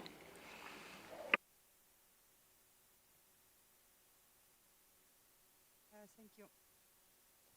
UNIDO would also be interested to be included in some activity groups, but since we did not know about this possibility, I need to discuss with colleagues back home and, if possible, come back to you to indicate which exactly groups to be included. Thank you.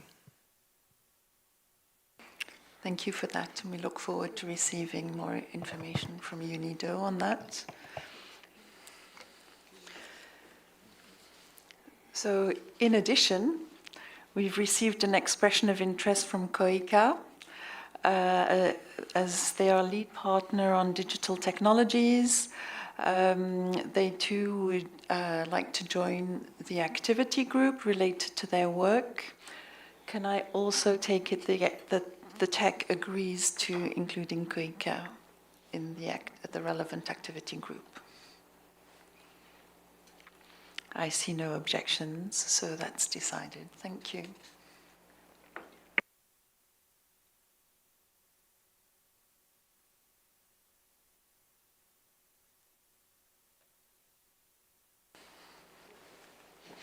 So colleagues, now we'll come back to more technical issues, and so we will now return to agenda item 4C2 on buildings and infrastructure, which we started discussing yesterday, and following the discussions yesterday that were on the following documents: draft policy brief on leveraging data to accelerate financing for climate technologies in buildings and infrastructure, and the document draft key messages and recommendations on leveraging data to accelerate financing for climate technologies in buildings and infrastructure.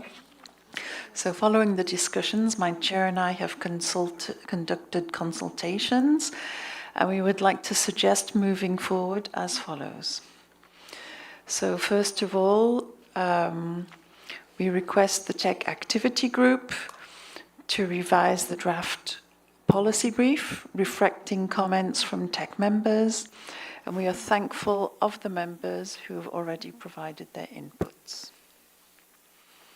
If there are additional comments, please send them via the TEC mailing list, and the TEC open-ended activity group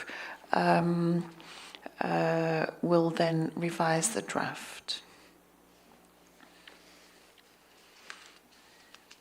Are there any comments from the TEC members?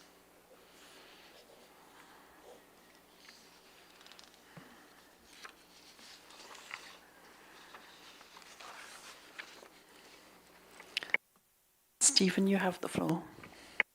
Thank you, Vice Chair. I just wanted to clarify, when you say comments, are you confining that reference to the open discussion yesterday? Because I understand, well, as members, we received written comments from one member, which are very well received, but as that only arrived at 1:45 this afternoon, I imagine most members have not had time to consider those comments. So I just seek your clarification in terms of what the basis, what will be taken into account in the revision of the draft. Thank you.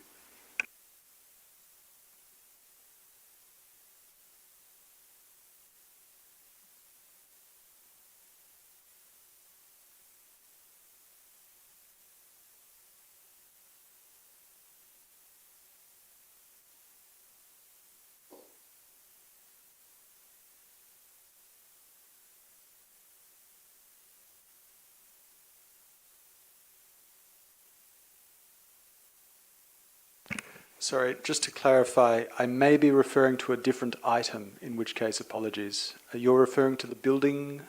Yes. Yes. Okay, no, I was Okay. wrong about that. My apologies. No, it's okay. We have a lot of agenda items to get through today. So just to make sure, now we're talking about buildings and infrastructure. Okay. And but it's still a relevant question. Though we had an understanding yesterday that the written comments, the colleagues who had written comments were able to send them by the end of this week. This is what we'd understood. So knowing that there are other very important meetings also next week, maybe we could say, please send them as soon as possible and at the latest next week, so that the activity group can consider them promptly. So we, I think, all see the interest in publishing the document in a timely manner. So Abdul Rahman, you have your flag up. You have the floor. Thank you, Vice Chair, and also I'd like to thank you for the leading the consultation that has been happening on that document, and also would like to extend my thanks also to Drew on the very intensive work that has been put in this document. On the way forward, I agree with the way forward, but with a minor adjustment, is to follow the same procedure that followed in the other document, in which once the Secretariat and all tech members receive the edits, the working group will adjust and reflect the edits accordingly. Then if all tech members agree on the revised version and they see their edits reflected, then we can all agree whether we publish the document or not. So similar to the process and the decision taken on the labels and standards.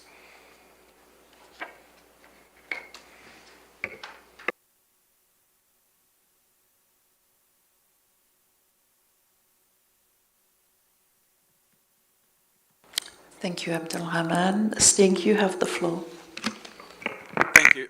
I'm not objecting to the way forward, but I just want to make a comment that I understand what you just said, Abdul Rahman, but it's, of course, you need to see, if you want to see your views reflected, that's the first point of this discussion. Of course, the next one is to agree, so everybody agrees on all the changes made. So it's not like we are doing a compilation of views. We still have to agree on any changes as well. So, but that's fine with the process you are describing. It's not an editorial thing, because I see, and this is another agenda item, but I see that some of the proposed texts that are coming in is, and I don't have many red lines, is a red line. So that means that we do not want to have a, just edit anything and it goes. We need to agree on the final version, all of us. Thank you. Abdul Rahman, you have the floor. Thank you, Celine. Absolutely, Stig. Our seat, we are not dictating anything. Everything has to be agreed by all members or by all tech members. That's exactly the point that I was conveying on this agenda and also on the other agenda as well. Thank you for your cooperation on that, and we are following immediately the process here. And again, I reiterate, every comments will be shared. All tech members, absolutely, in their capacity as members, they can contest, review the document, have their own comments. If we agree or do not agree, we can come back in the next meeting and also then continue deliberation on these documents and publications. Thank you.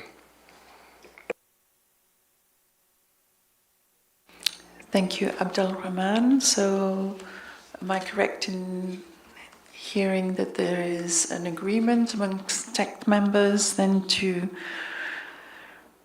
request the tech activity group to revise the draft policy brief, reflecting the comments from the tech members that will be received by email no later than next week?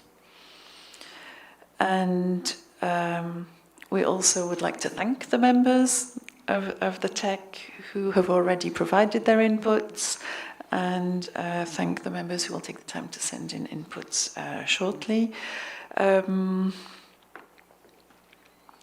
Then the way forward would be that once the activity group has finalized its work, we would request the Secretariat to circulate the final policy brief to the tech members for its approval by email of 100% of the tech members. Stig, you have your flag up. Yeah, I'm sorry, I'm very detailed oriented, but of course I just want to make another point, and I didn't hear you say that any oral intervention made in the room this week has the same status as any written input. So it's not just the written input received during the next week that will be included, but all interventions, of course, also oral interventions in the meeting itself. So just sorry for correcting you.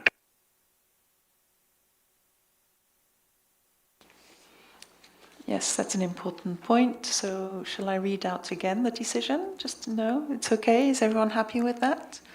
We also include all the oral comments made this week. So yes, Drew, I see your flag is up. Yeah. Thank you, Vice Chair. One question of clarification: is the intention of this body to revise, review, and adopt the document intersessionally, or wait until the next tech meeting for additional debate? I heard both options just now and want to make sure I'm under full understanding. So thank you for that clarification question. There would be two different time horizons. Intersessionally, the objective now is to publish the main core policy brief before September, if possible. If we have the approval of 100% of the tech members, that is what we're aiming for, is for a fast publication of the policy brief. And for the draft key messages and recommendations,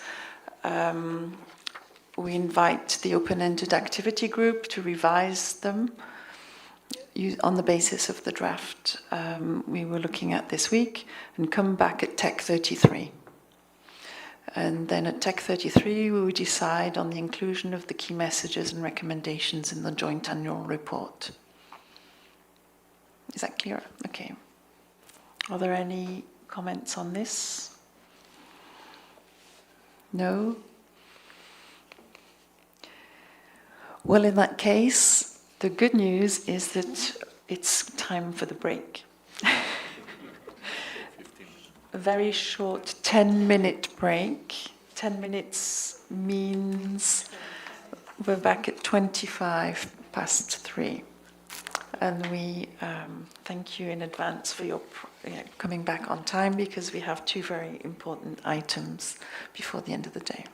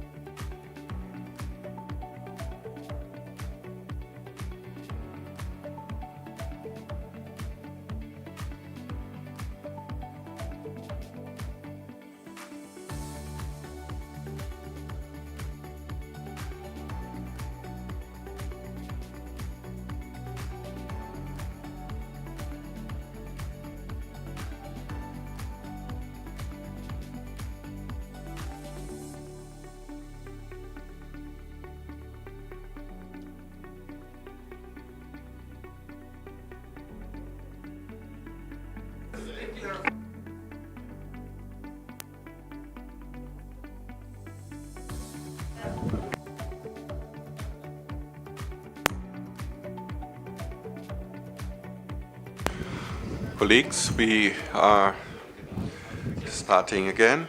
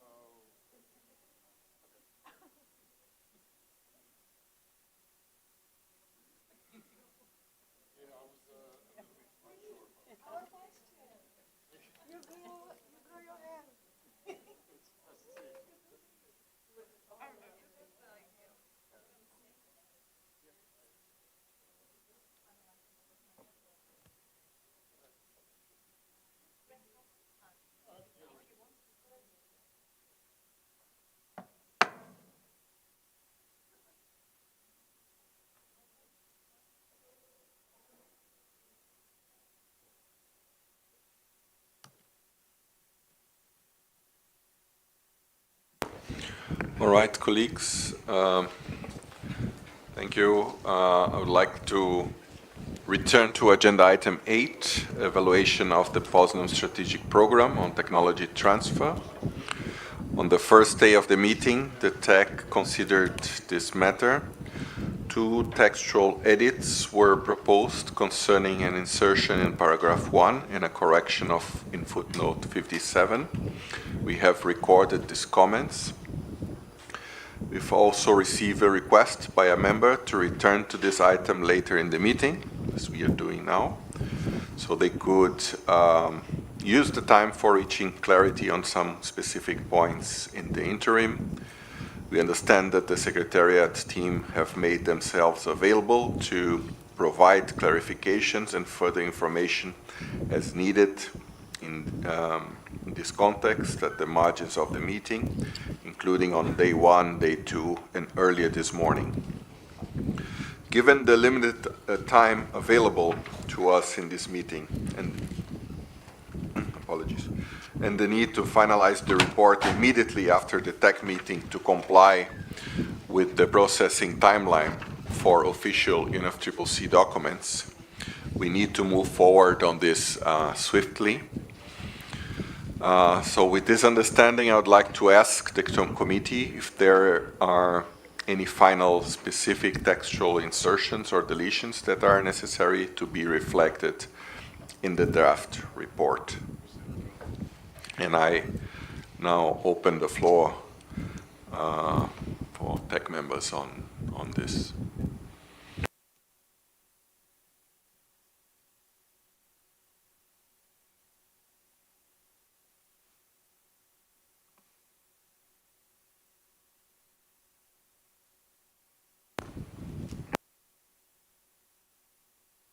I see Fred. You're talking about the agenda item that we refer to today? The Poznan?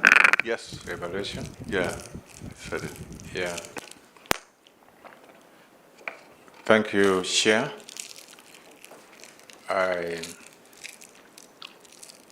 I'll build on the statement by, or the sort of guidance given by Steve today, that even the oral submission can be captured, and I think that has been the practice. So not only the written submission. So when we discuss here, I think the oral submission should also be taken into consideration. And in relation to that, first of all, let me welcome the report and appreciate the people who produced the report. And I'm also listening to you on the time constraints, the challenges, the need to produce the report as soon and complete it as soon as possible. But I would like to mention that sometimes hurrying with the report, we may end up missing something. And I don't know whether it is the time or the contents of the report that matters. But if it is the time, then I'll say that I'll just point out the few issues that I feel should be, that are important to us.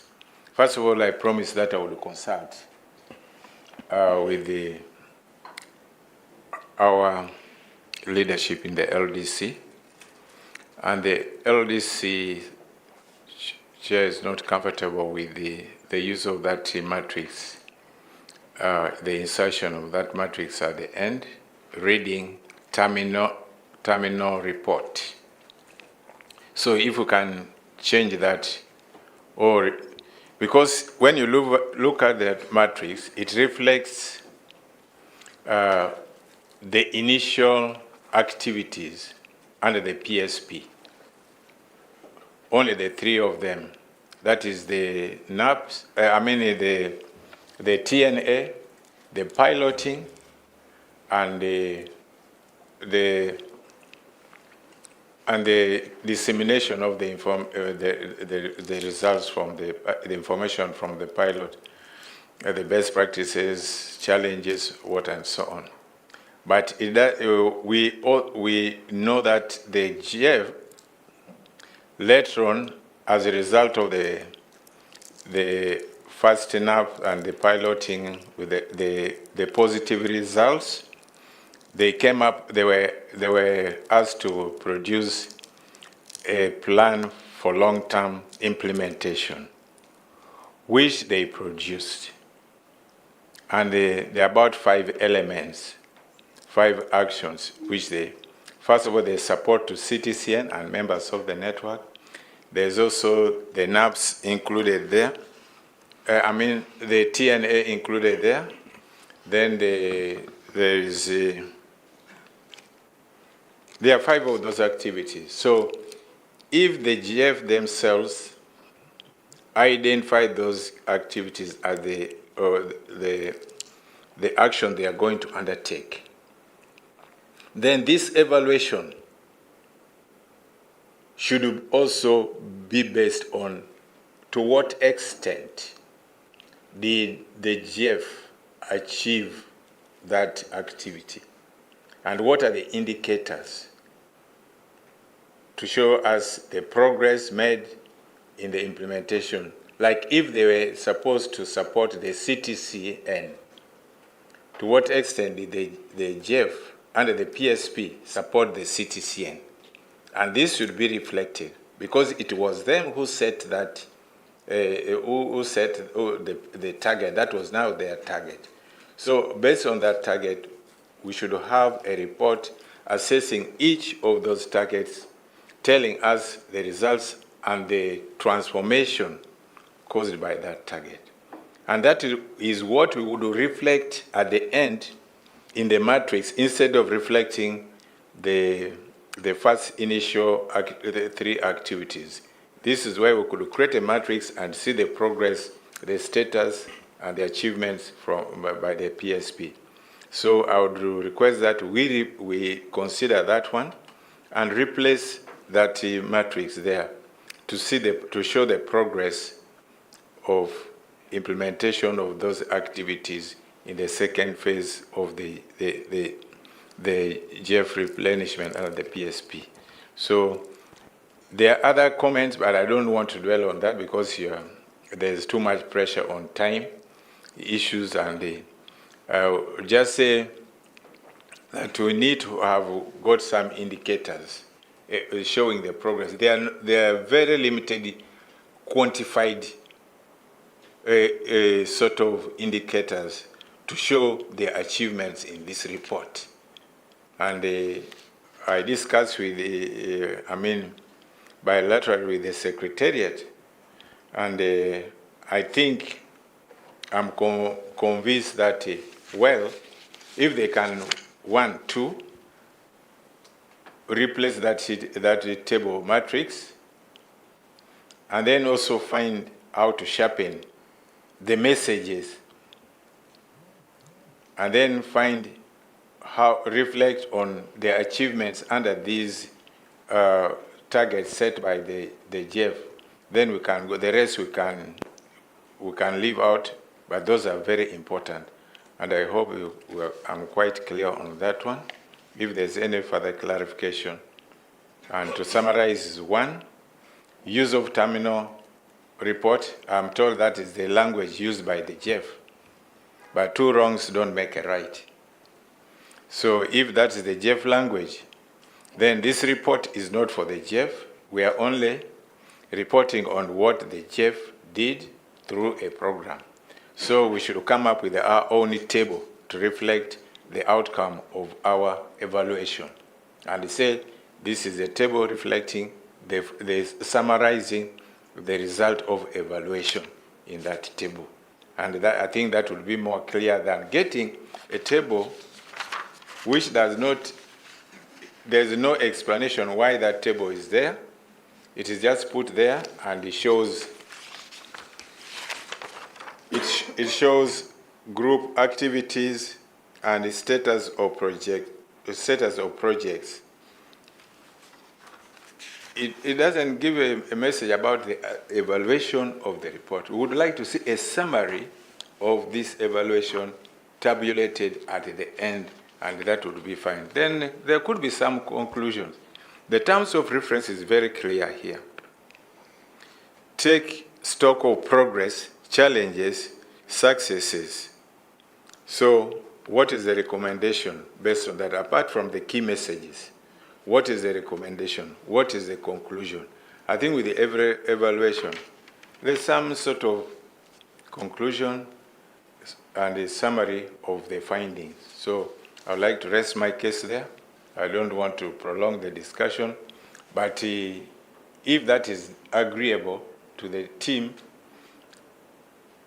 which I'm also supposed to be a member, I apologize that I got involved in other activities also related to our work here as a technology mechanism, and I didn't really participate in the earlier discussion. But I again earlier shared with Susan when we met in Tunisia, we discussed this issue. It's unfortunate that once it is not in writing, sometimes it is not captured. But we discussed, and as I pointed out the position, all this is in the interest of raising the visibility of the tech, and to see that what the tech is doing is having some impact. It is not that we are negotiating. It is not a negotiation. It is raising the visibility, showing the effectiveness of the tech. But I would request all other colleagues to reread this document and confirm whether, if you are asked to evaluate and you produce this report, it would represent, it would match with the interests of the tech. Me as a member of the tech, I would say, yeah. If the group says we go with it, I'll go with the majority. But my view is that some of these things need to be, the outcomes, the results of this report need to be fine-tuned to reflect exactly what would raise our profile as the tech. Thank you.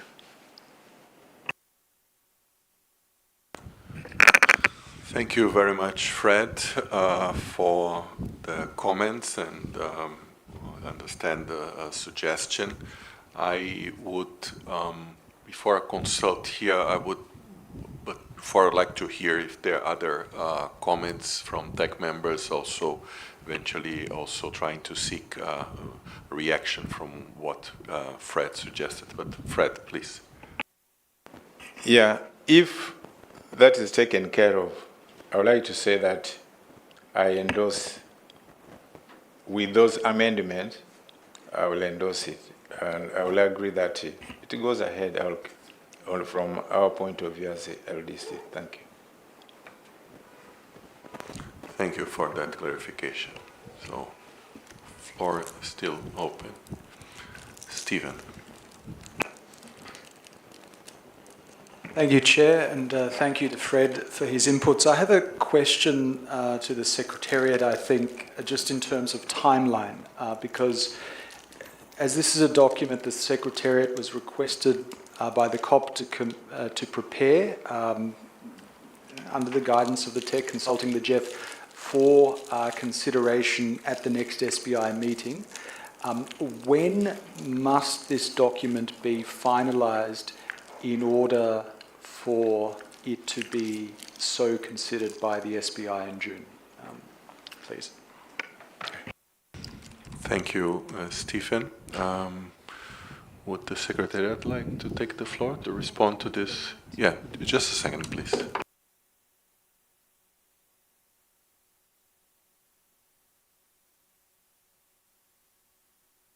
Give the floor to Susan. Thank you, Chair. I'm just coming back to respond to that question, noting that there may be other interventions from members. So we are already past the official timeline to submit this document, but because the step for agreement by the TEC was included as part of the approval process, we have negotiated for late translation slot of this document, and we are really at the limit of that timeline, and we have to finalize the document by the close of the meeting, and basically asking members to kind of observe that timeline. We will be working during the weekend to meet the deadline. That is the plan, so we are at the limit. Thank you. I see Stig has asked for the floor. Thank you very much. And I must admit that I'm not completely clear on what changes that Fred is suggesting. So if you can read out the changes to us in a dictate space, yeah, you know what I mean. And the second point that I would like to ask is that if we don't agree here, does that mean that this agenda item will not be up for the June session then? Because then we have not delivered what we were supposed to deliver, and then there's no reason for an agenda item on a report that we never produced. So is that kind of the consequence that will be taken off the agenda for the negotiations? Because at least that's what I'm going to argue. If we don't have any document, we cannot have negotiations without documents we are supposed to negotiate. Thank you. Thank you very much. Stig, on the second part, I think it's important to restate the nature of this report. I think it's quite clear from the decision taken at COP29 that this is a report to be prepared by the Secretariat with the guidance of the TEC. So that means that this is not a TEC report, but it's a Secretariat report that will be then submitted to be then considered at SB 64. So the actual decision on will then take place as SB 64. But as the TEC is concerned, it's the duty of the TEC to provide guidance to the preparation of a report that is of the Secretariat. So I think this is important to clarify. Any other requests from the floor? I think there was also a suggestion to have perhaps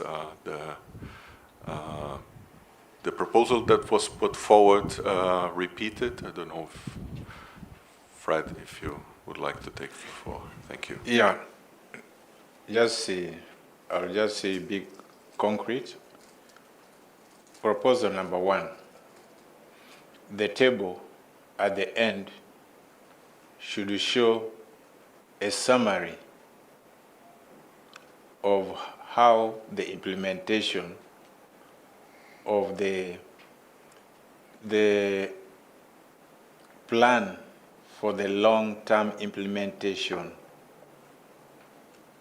was carried on. What was the progress? What were the achievements? If that table can replace, because that will be a summary of the assignment that was given to the JEF, or the JEF itself established itself to accomplish.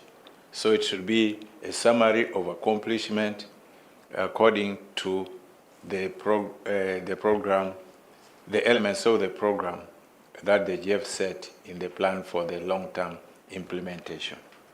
That is one. Then number 2,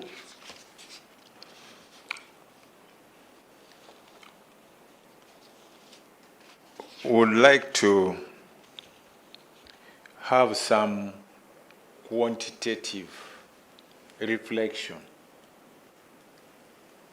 of the achievement of the PSP.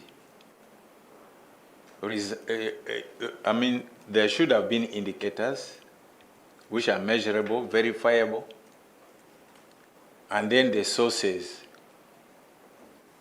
Because when you read this document, it talks about achievements, but without saying which country, like when you look at the piloting, what impact was this in which country? What was because it just gives a general statement, like key messages and so on. So it gives general, but doesn't indicate the figures and where the changes which were made in which countries or which projects, where, and so on. That should come out very clearly. Because we are talking about implementing a program, and that program, where was it implemented? How many activities were carried out? What were the outcomes of these activities in those places? And then, what do the beneficiaries say? And there was very limited consultation with the beneficiaries. Even there's nothing about talking about the beneficiaries. They were not consulted. So how do you evaluate a program when you have not consulted the beneficiaries? And this is where we find there are no figures, no quantified outcomes or results reflected here. But there are statements reflecting the achievements, what and so on. This should be strengthened with the numbers. The numbers should be there. And they are lacking in the document. So I think if we can do that, I think, I don't know whether it is possible, it's doable, or it is a lot of work again, where we don't have time. But we need to hear from, before we go further, maybe we need to hear from the Secretariat and they tell us. But I would like to say categorically that if the group feels we can submit the report as it is, I am one individual representing various constituencies.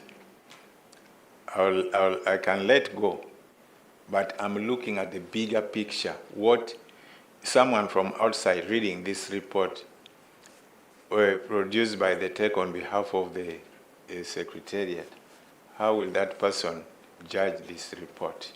Is there a substance in the report? That's the question. Does the substance reflect the terms of reference that was given? That's I rest my case there. Thank you very much, Fred. Please allow me some time here to consult. Just a second.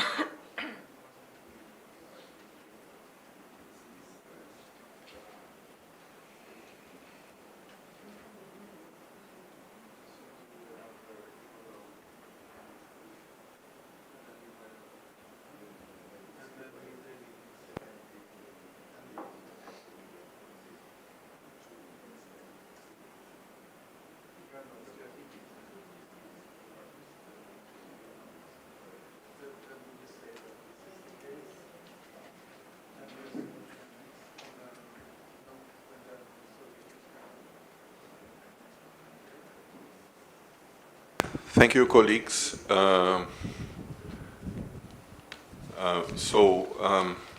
have discussed, and again, referring to the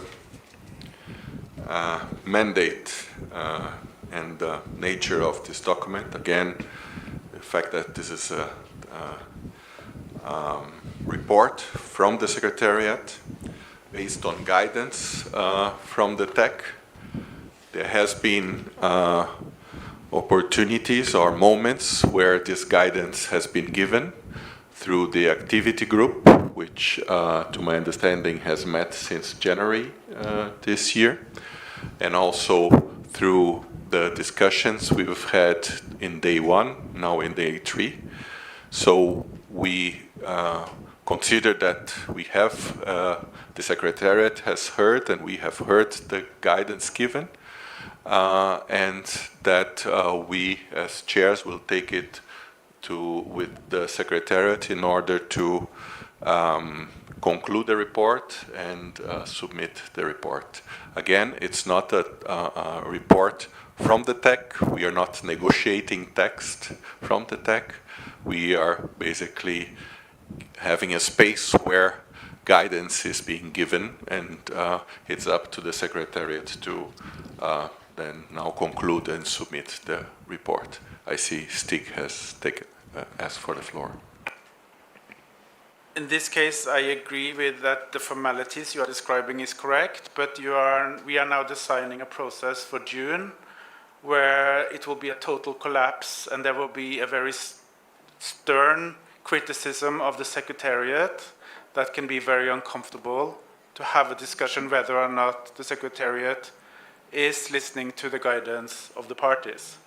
So if I'm not opposing this, I'm just warning that I can just foresee, and Norway is not going to be the one saying it, but I can just foresee that parties will say, this is a direct evidence that the Secretariat is not following guidance and do not care with the guidance provided by the TEC or the TEC members. So if we are willing to take this risk, I'm fine, but I just see this coming, and this will then be a very uncomfortable situation for the SBI chair and for the head of the Secretariat coming for the next session. So I just think that there might be better if we find a solution here and now than putting this situation in front of us in June, because I'm pretty sure this will come back very harshly.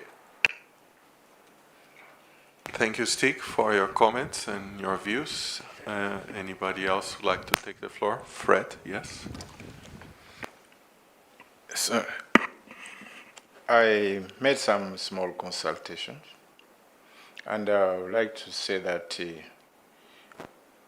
first of all, to echo what Stig has said, what is guidance? What does it mean, the TEC to guide? And I'm here as a member of the TEC. I'm providing the guidance, but also have to consult with the other stakeholders while providing the guidance. And the spirit of compromise is that that last matrix, in the interest of time, even if we cannot replace it, let's delete it, because it has no message related to the evaluation that it is giving. So we remove that matrix, and then we are good to go. So if we can remove that one, I don't mind. If we can delete it, that last one, then we go with that one. Thank you. Thank you, Fred, for this suggestion.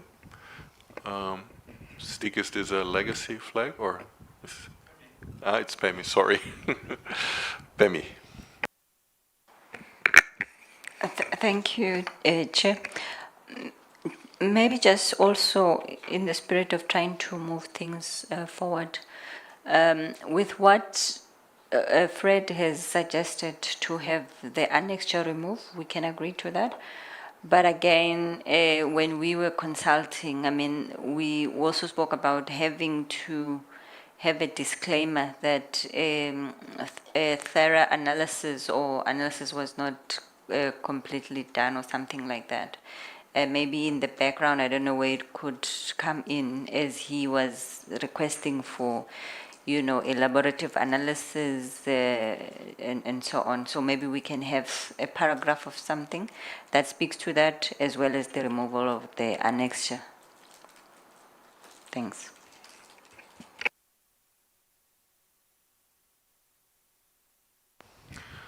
Okay. The Secretariat has suggested to, I don't see any flags raised, so. Yeah.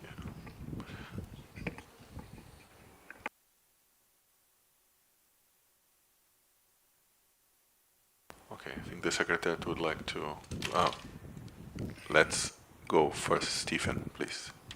Thank you. I just wanted to confirm that what's being discussed now in terms of textual changes or deletions is in addition to the textual feedback we gave on Monday, and that has been captured. Yep. Thank you. Yes, that is how we formulate it, and I think, unless any member would like to comment on this, I think that's our understanding at least. Stig? Thank you. I support the proposal made by PEMI. I think that's an elegant way of solving this issue, and I thank Fred very much for your compromise, willing to compromise on this. I know this is very important to you, and at some point it might be interesting for us to have a very clear view on what under the guidance means, or guided by, since we are guided by the parties of the Paris Committee, the CMA and the COP. Is that a different way of guidance than guidance from the TEC and the Secretariat in this regard? It's because I think the parties thought it was the same kind of guidance sentence, kind of, that we have under the guidance of the CMA and the COP. Not the Secretariat can do whatever they want, as long as they hear the parties. But that's we can have this legal clarification at some other time. Certainly, Stig, very good point raised. I think we would all benefit from a clear understanding what under guidance means. I understand that in addition to the two proposals made, then there is a proposal from Fred to delete the table on the annex, and together with an textual addition suggested by PEMI. PEMI, if you could just repeat at least the idea of that, so that we can have clarity and we can seek the agreement here within the TEC.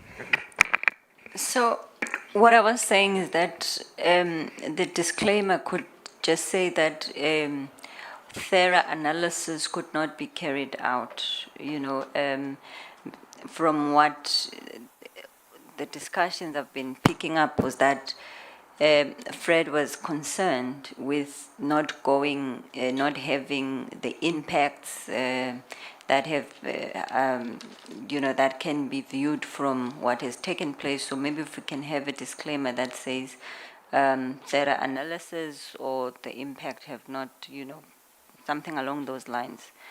But I think in consultation with him also, we can be able to come up with something. Thank you, PEMI. Fred? Yeah, I think in brief, can we include in that disclaimer the time constraint? The limited time given could not allow exhaustive consultation in order to come up with the appropriate or a fair evaluation of the PSP. So there's need for more time. Within the time given, it was not possible to consult with other stakeholders, so we need more time to consult with all stakeholders. I think that is what you're trying to say.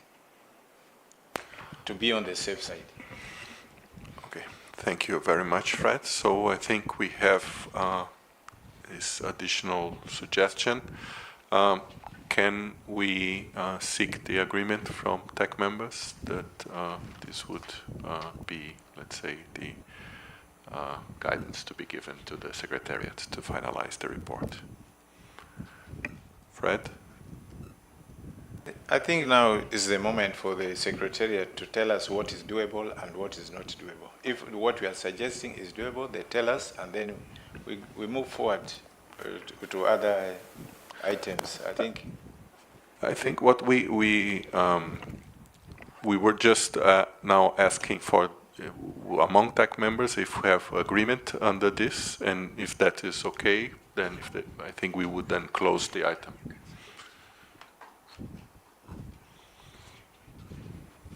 Benjamin?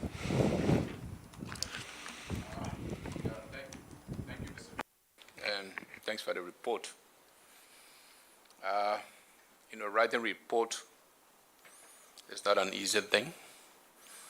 You want to make sure you report what you have been able to do, or what those discussions you participated in. And then coming up to say, because of limited time, I don't feel comfortable with that. It's better if we remain silent on that, because if you submit a report and you say because of limited time, I don't think such a report will be accepted. I know the Secretariat has been writing so many reports, and maybe it's good for us to hear from the Secretariat that this report, compared to previous report, is there any significant difference? I think we are in the hands of the Secretariat, because what we send out, it reflects on all of us. So since we are one family, let us work together. We make sure that whatever report that comes out, we are all on board and we take full responsibility. Thank you.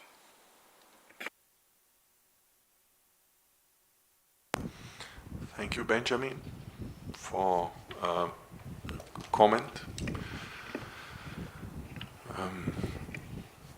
So maybe as a possibility, I mean, instead of mentioning limited time, but I think there was also coming from members an indication of necessary of further analysis, so maybe that reference could be incorporated in the disclaimer, and maybe that could satisfy all TEC members. Could we go along with that? Stephen? I would be happy to consider anything, but given the lack of time, I think it would make more sense for us to mandate the co-chairs together, or the chair and the vice chair, together with the Secretariat, to find the appropriate language rather than us going around the table in these few minutes.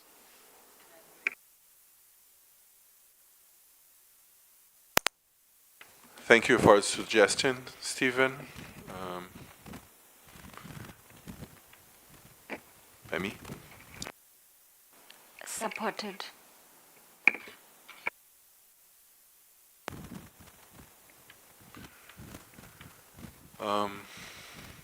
Well, I think then if that is agreeable to everyone, I think we will then move forward in this way. So thank you very much for the debate, and let's move to the next agenda item. It's on me, right? So I would like to turn to agenda item 7, options for engaging national designated entities in the implementation of the rolling work plan for 2023-2027. I would like to refer to TEC, refer the TEC to document TEC 2026-32-19, engagement of national designated entities in TEC open-ended activity groups. At TEC 31, the TEC considered the presentation by the Secretariat on the engagement of non-TEC members, especially NDEs in the TEC open-ended activity groups. The Secretariat was requested to propose options for engaging NDEs in the implementation of its rolling work plan for 23-27 for consideration at TEC 32. The note prepared for this meeting provides a proposal for the engagement of NDEs in TEC activity groups. As mentioned in the note, the proposal would ensure balance of Annex 1 and non-Annex 1 NDE participation in their expert capacity, limiting NDE participation to 2 NDEs per activity group. The process of engagement will be presented on the screen.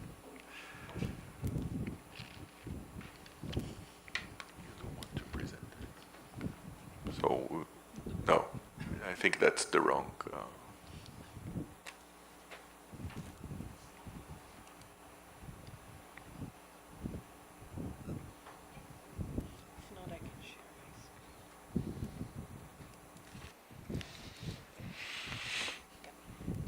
Okay.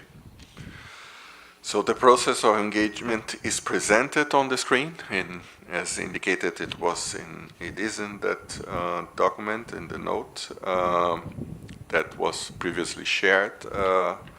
So based on that, I would like to open the floor for a discussion on the proposal presented. The floor is open.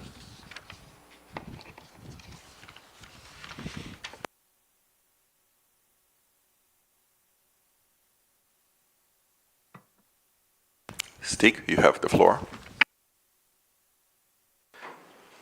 Thank you. I think that, and thank you for this document. I see it is an answer to what we have asked for, but as the TEC, but I am still a little bit hesitant to just saying yes to this because as we all know, everyone around this table has been nominated through a thorough election process and vetted, and we have to submit our CVs and whatnot. And the same thorough process is done by all the observer constituencies when they are nominated to the activity groups. And then we come to the NDEs here. There is no such process. It's like whoever wants to join can nominate himself. Is he or her nominated by just sending an email? Is that any vetted by the host country? Is that person representing in a personal capacity? Is that person representing the government of that country? So it's so many questions that are not thoroughly clear. I realize that it's not an easy answer to give, especially not from the Secretariat, but it is, and Fred also said that this is not necessarily in the description of the role of the NDEs that they have already. So this is an additional task that is given to NDEs if we agree to this. So I'm not saying absolute no to a proposal where NDEs are represented, because I can really see value created through more engagement with the NDEs.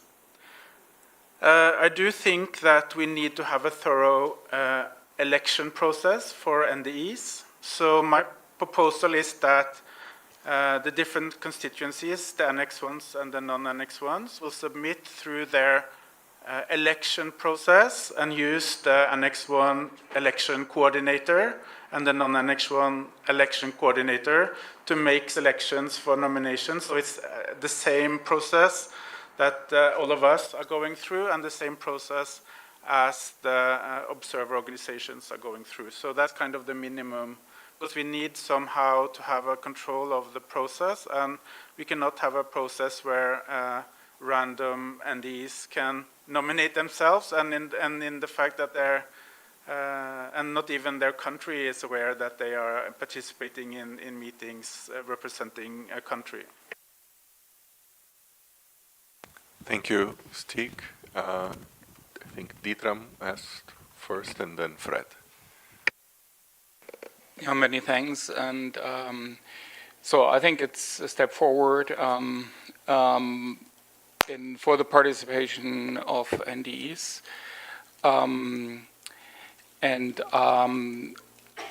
I think it's also a step forward supporting the principles of NDE engagement, which is consistent with the COP guidance, also like what we have established earlier in TEC 27, or where we say like NDE engagement should be encouraged, and also like the findings of the previous, or the periodic assessment of the technology mechanism, which also ask for active engagement of the tech with the NDEs. I think we heard this morning from Bala, from the Secretariat, on the rules for participation in the open-ended activity groups, and if I heard it correctly, and that was also always my understanding. I mean, we have discussed like the participation of observer groups. We have also discussed in previous tech meetings. So my understanding is we have at least 2 gates to approve the participation of NDEs. So the co-leads have to approve, which are then tech members, and the co-chairs have to approve. So any nomination will not happen automatically, so there will be 2 gates to get through. And then also we heard that any expert can participate. Yeah? So, and that happened in the past, and that is a practice once they pass the gate. So for me, it would be not acceptable that if an NDE in this function as an expert would be treated worse than any expert, yeah? Because that is against the principles set out by the COP, by the periodic review assessment, and by the engagement of,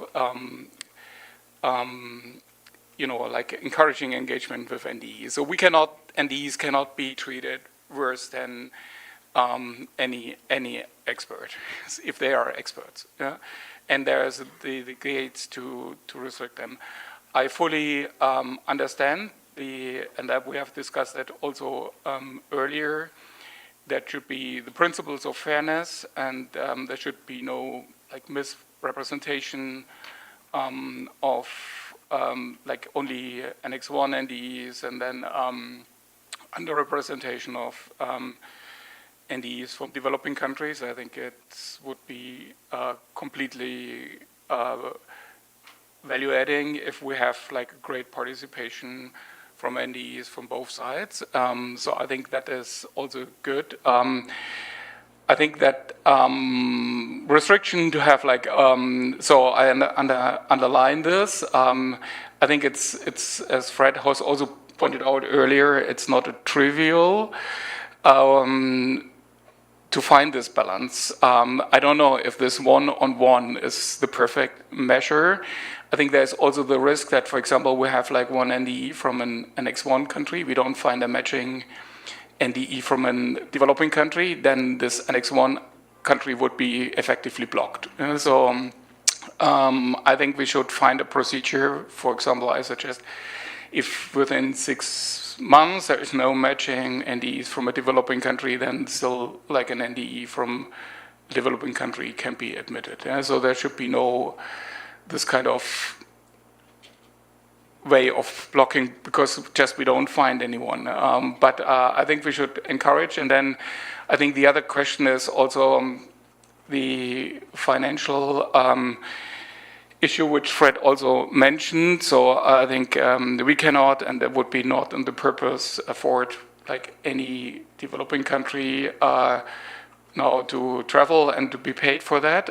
So I think maybe one way would be also that we say it's just virtual participation from both sides, just to really allow equal ways of being presented. I think it's not trivial, it's not easy to find this balance and in the right way, but I would fully understand this principle of fair representation. I think it's value adding to have NDEs as in their capacities of experts from both developing countries and developed countries participating. Yeah, and I think also that contributes to the BTIP, which is also basically looking for more implementation and also us asking for the tech to be have tangible impact on the ground. Yeah. Thank you, Ditram, for these very comprehensive comments. I would now give the floor to Fred.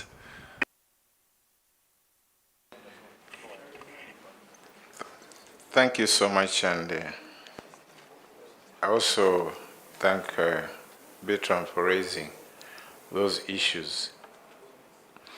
And first of all, when the technology mechanism was created, there was a purpose for every institution in that system, where the tech was assigned the policy role, CTCN was assigned the implementing role. That is at the global level. Then discussions went on. How do we reach the countries? How do we link with the countries? So the conduit with the countries is the NDE. And the role of the NDE is to mobilize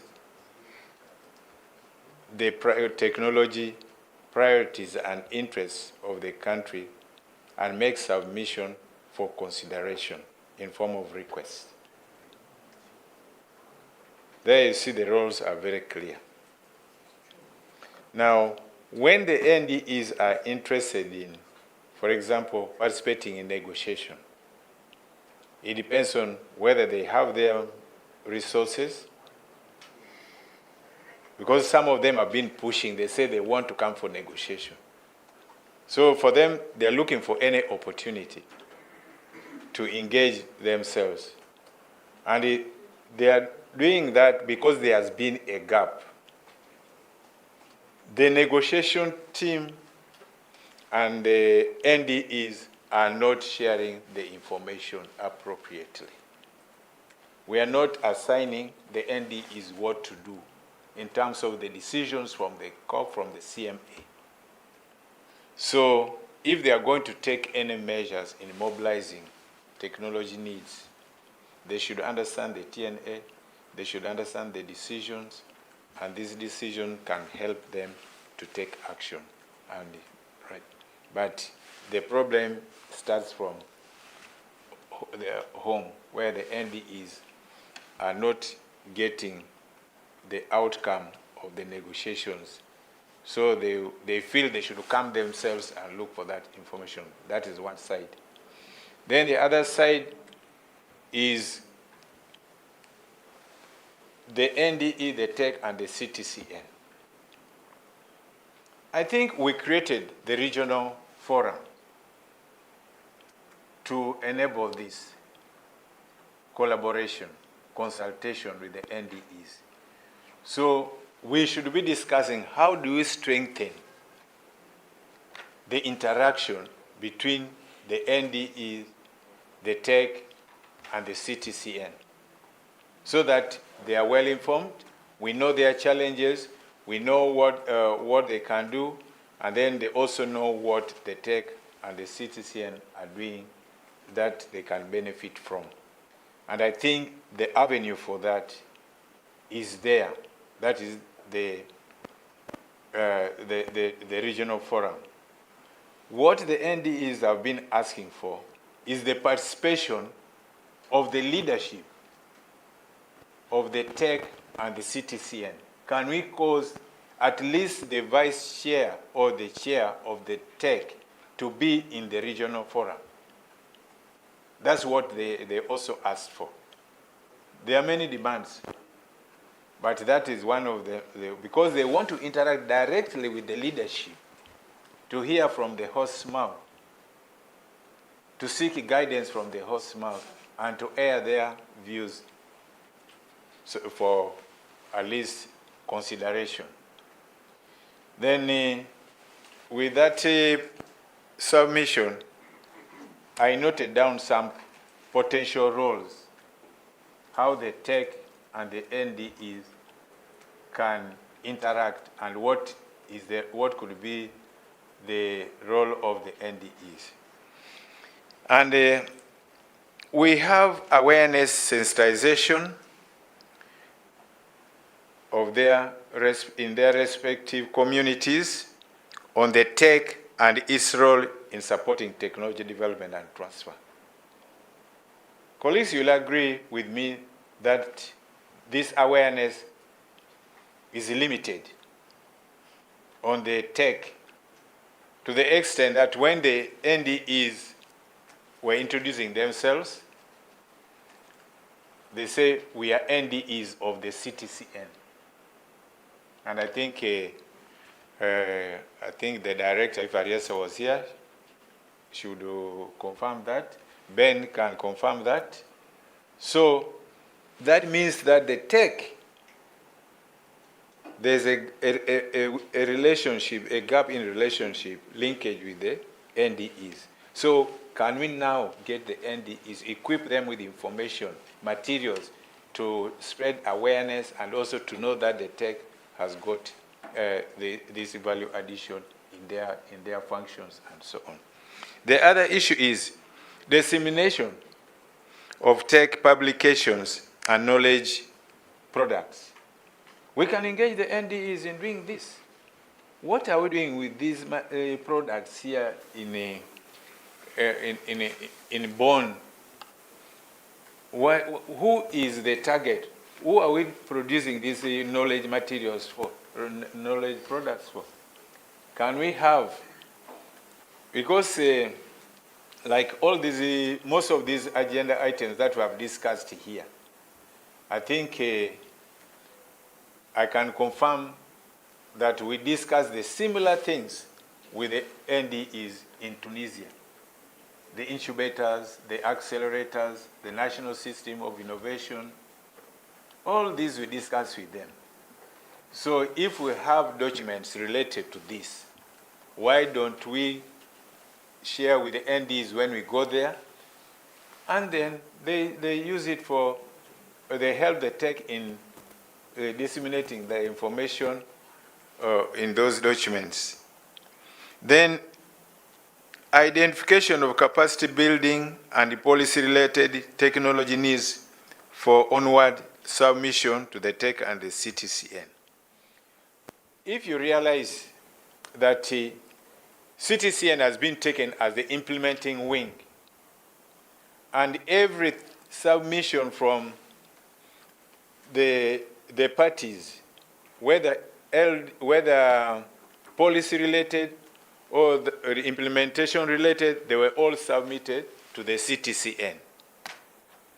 So we should guide the NDEs that if there's anything related to capacity building, policy-related, knowledge, skills, and so on, at least the tech is also there. So what channel can we use for communication between the tech and the NDEs to make sure that they identify the issues that are within the docket of the tech, and they submit directly to the tech, because all their submissions have been to the CTCN, and CTCN has also been implementing, responding through the networks, not involving the tech, because there was no way, I think there was no identified channel of the CTCN also saying this is policy related, this capacity building, why don't we transfer it to the tech? That has been lacking. So can we now find a way of making sure that we give Caesar what belongs to Caesar?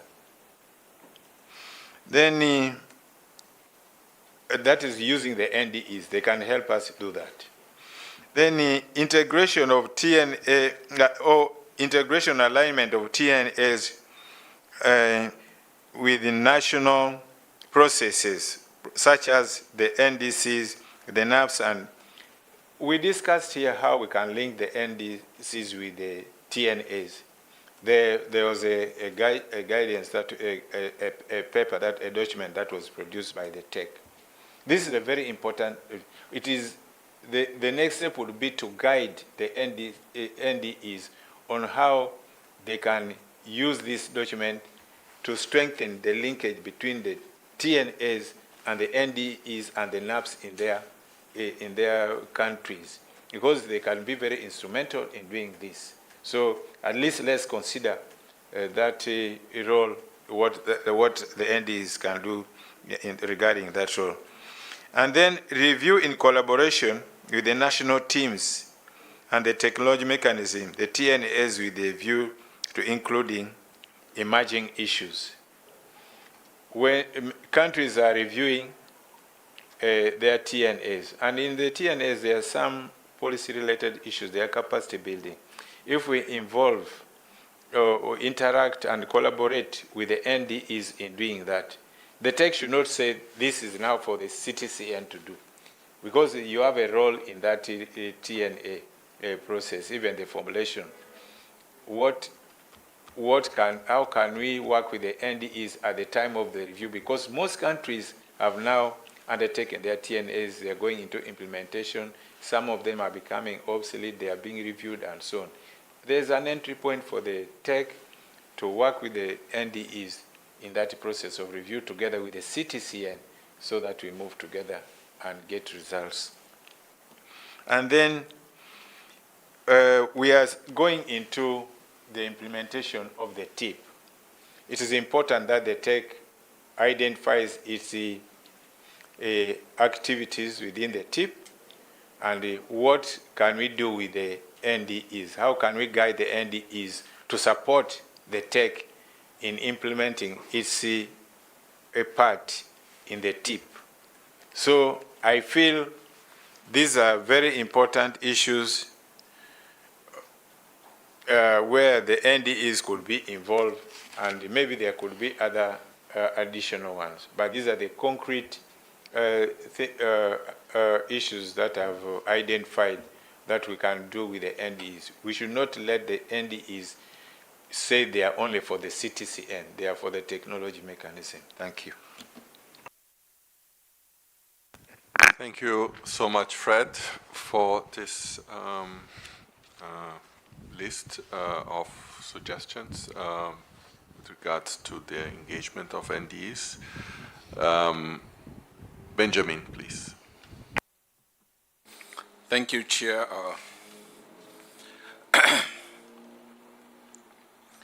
I think what you are talking about, Fred, is more of coordination at the national level. I think the Secretariat has done well in terms of providing a platform for information dissemination. In the case of Liberia, I'm the focal point, and what I do is to have a core team comprises of an adaptation focal person, a technology focal person, gender focal person, AIDS focal person. I consider them as the core team. So whatever information I'm receiving, I share those information with them. For the representation of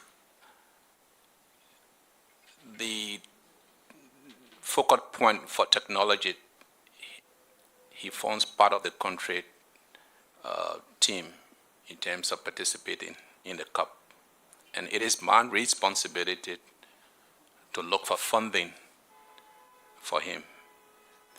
I will not be participating in the Climate Week.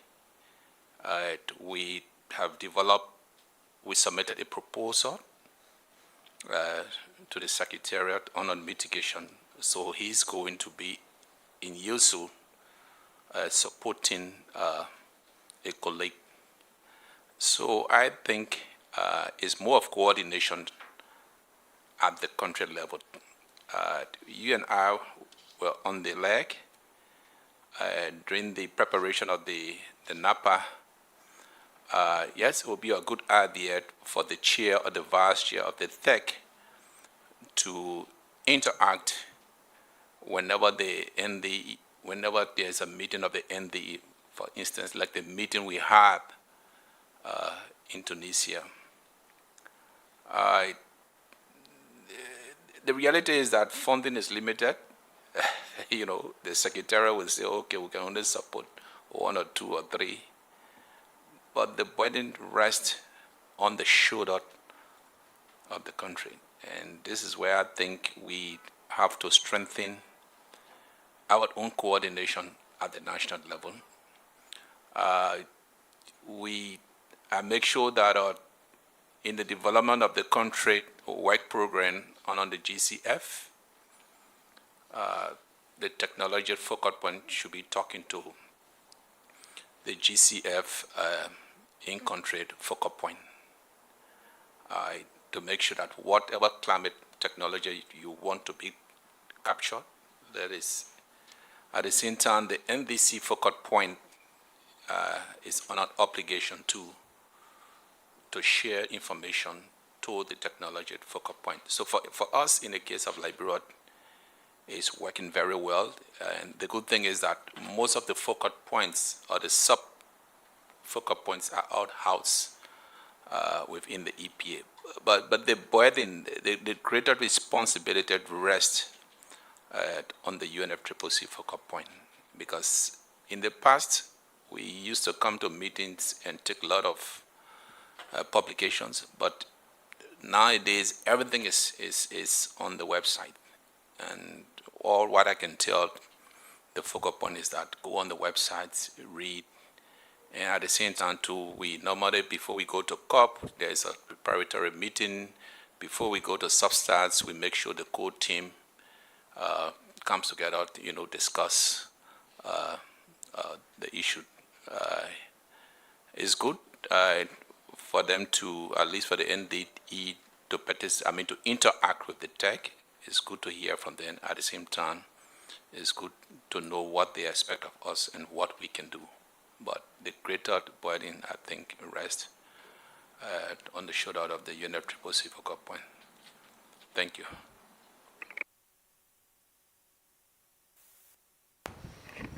Thank you very much, Benjamin. I'd like to ask if other member would like to take the floor. Fred, please. Yeah, my submission, these points here,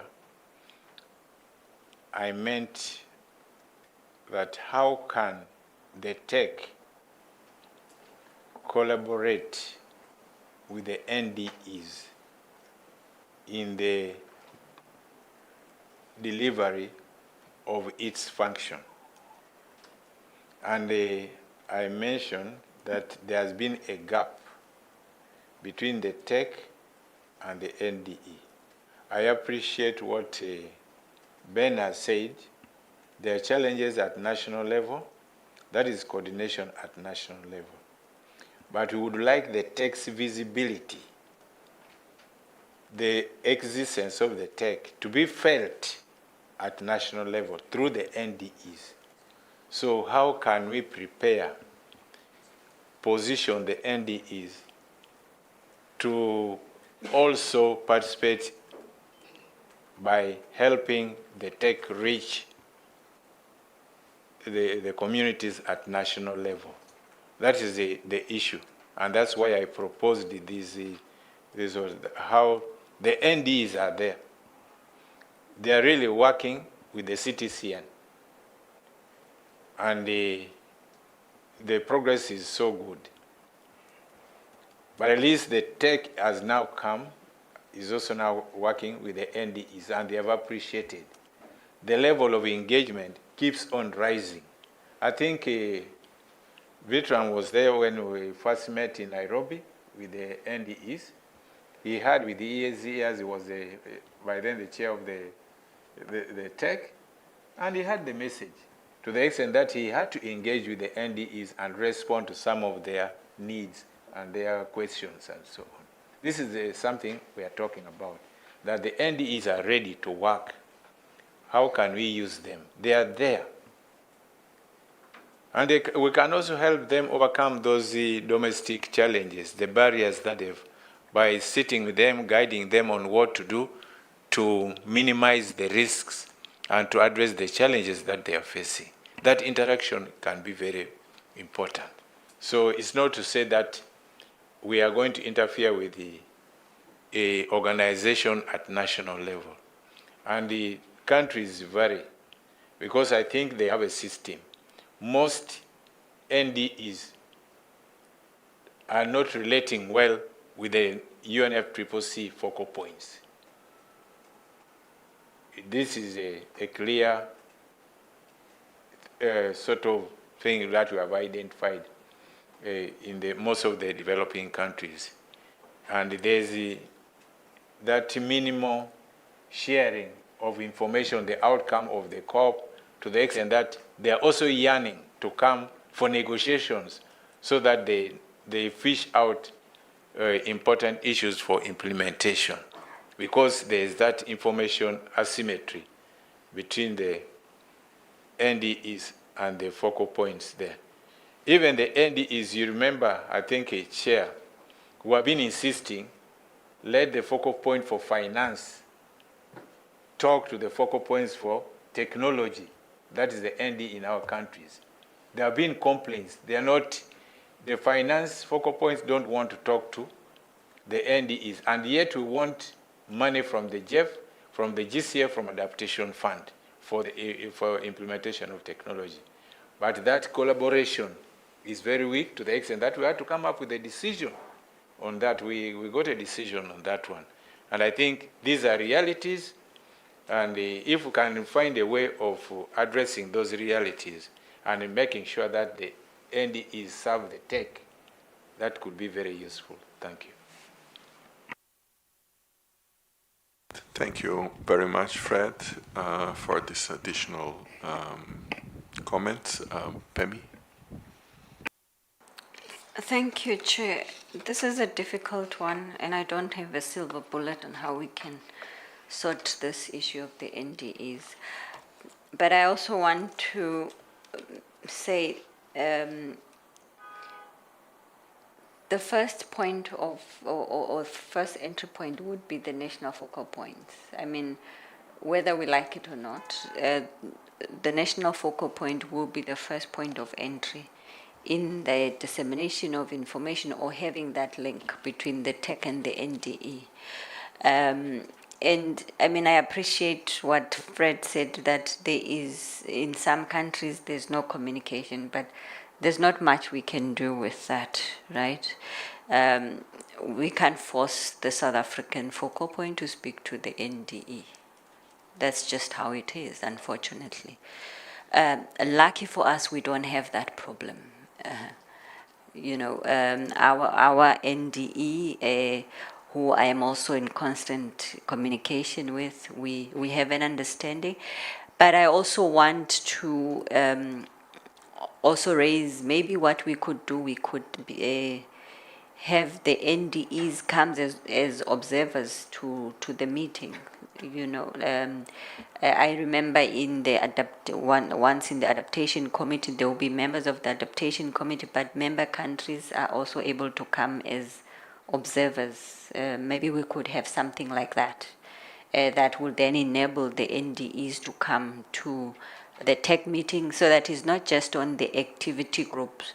If we want them to also understand what is happening, because if it's on the activity groups, then we might risk also saying who is there. I mean, I'm looking at the point C of the process that needs to be engaged, where it says if there is only a single NDE expresses interest in joining the specific open-ended activity group, If it's one from from Annex 1 that is in the group and none from, and there's no one from non-Annex 1, then what does that mean? I mean, it also poses challenges of, do we then say the one from Annex 1 should not be part of the activity group or not?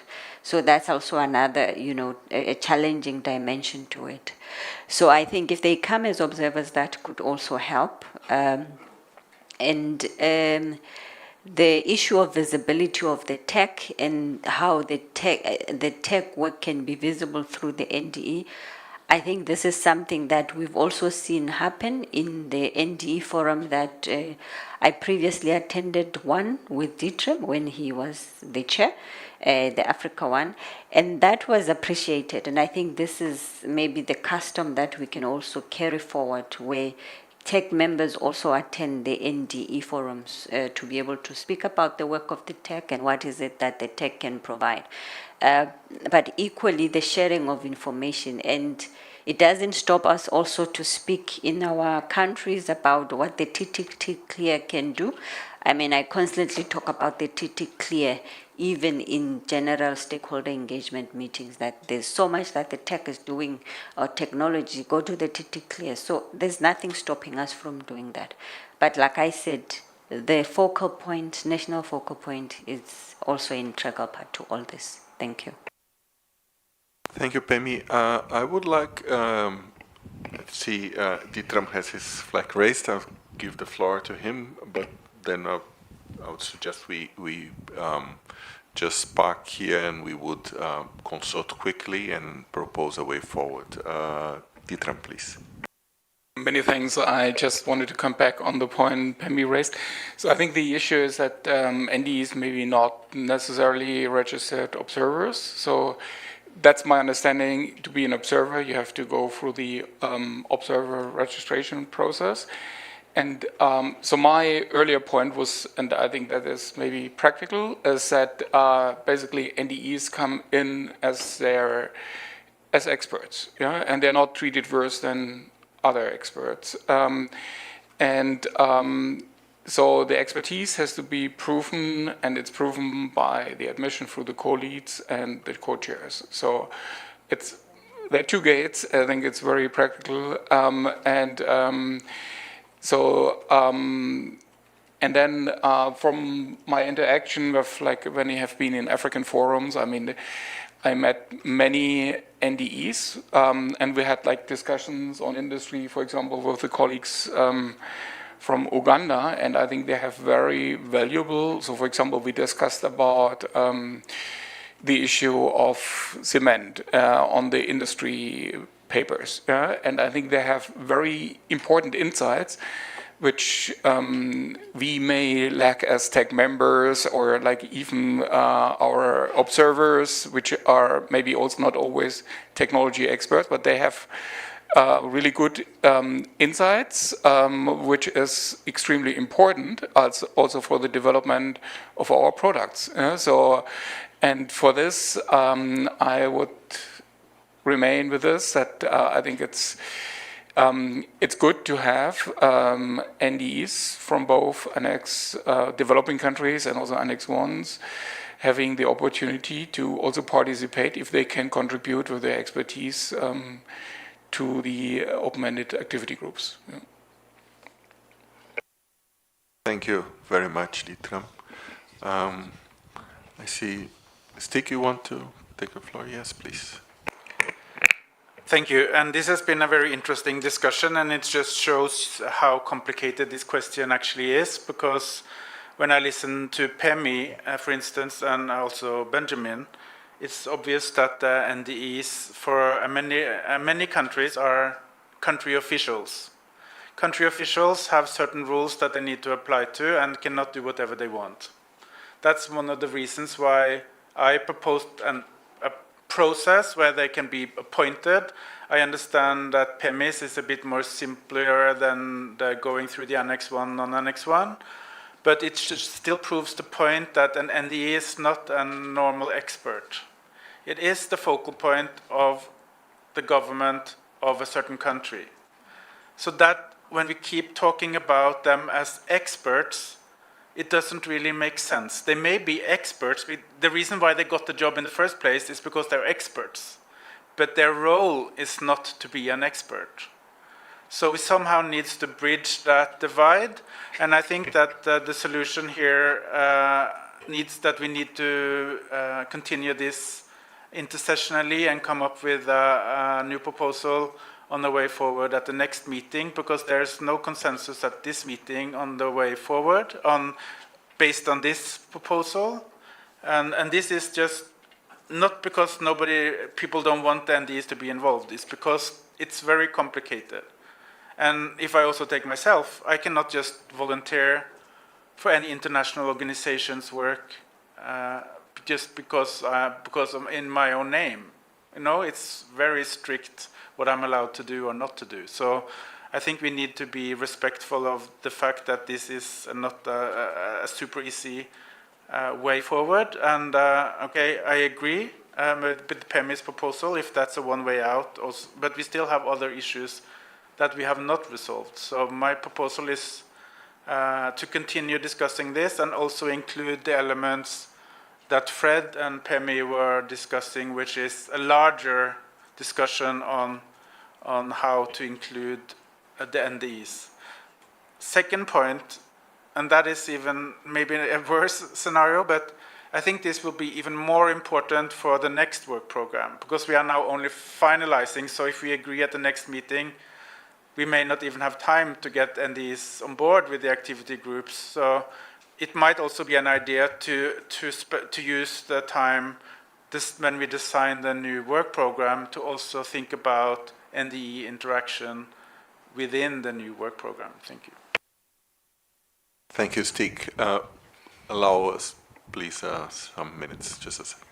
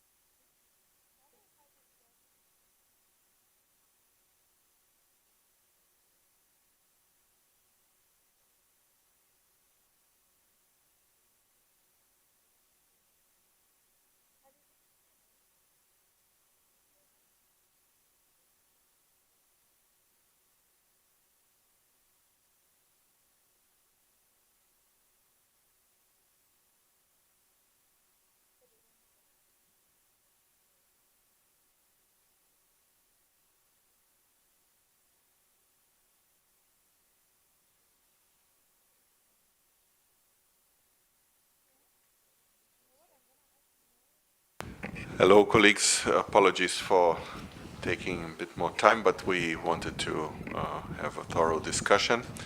So I think we've heard very interesting ideas, suggestions that even, I think, go beyond the, let's say, more specific tasks that we had at hand concerning the engagement of NDEs in the open activity groups. We have captured all these very important suggestions and ideas. What is clear is that there is this whole engagement of tech and NDEs deserve a bit more time and reflection, as there are many details involved. And I think from the testimony you have given, also from your national point of view, we've seen that there's lots of elements and details here to be considered. Also, if we look at the specific task in hand, we've seen that there are different views. Also some complex elements with regards to the selection process, so we couldn't really identify a clear way forward here. I think there's still also a subject of discussions. So our suggestion is that we capture all these very important points raised here, ideas, suggestions in the meeting notes of this meeting. And while we are developing our roadmap strategy for the next work plan, we consider also discussion and improvements and reflection and on the engagement of NDEs with the tech, then also encompassing this aspect of activity groups, but also many different aspects related to that engagement with tech. So that is, I think, what, considering the different elements raised here, what we think would be more reasonable, since they are so different and views and aspects. I think that deserves more reflection, and I think as we move forward with the next work plan starting 2028, I think that would give until then the time for us to have that reflection. So that's the proposed way forward, and I would like to see if members are in agreement with that.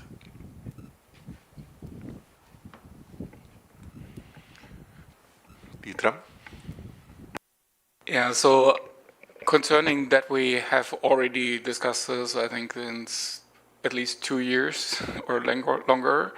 And then 2027 or 28 is still far ahead. So I would be more happy if we, like Stig said, if we can have, like, I don't know, ad hoc working group, like the people really concerned with this topic, that we have like a more engaged interim intersessional discussion to come to a faster conclusion. And then, because I am afraid that when we just sit here for 10 minutes or half an hour or an hour, then we will not come to the agreement. So I think even in future texts, I don't see that fully resolved. So I think I would still say we should address the topic of participation of NDEs in open-ended working groups separately.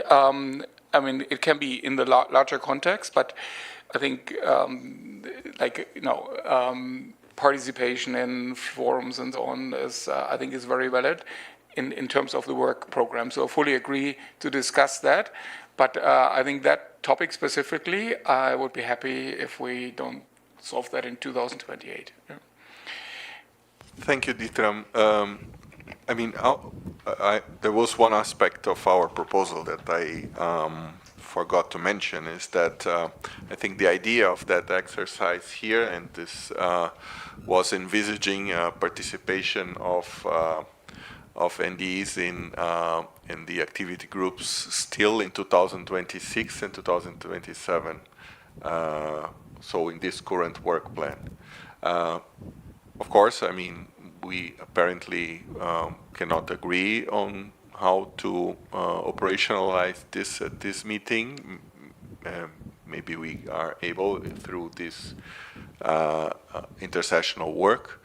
And the question is whether, if we can agree on something at Tech 33, would it make sense, I mean, to have that engagement of NDs throughout 2027 in the last year of the work plan?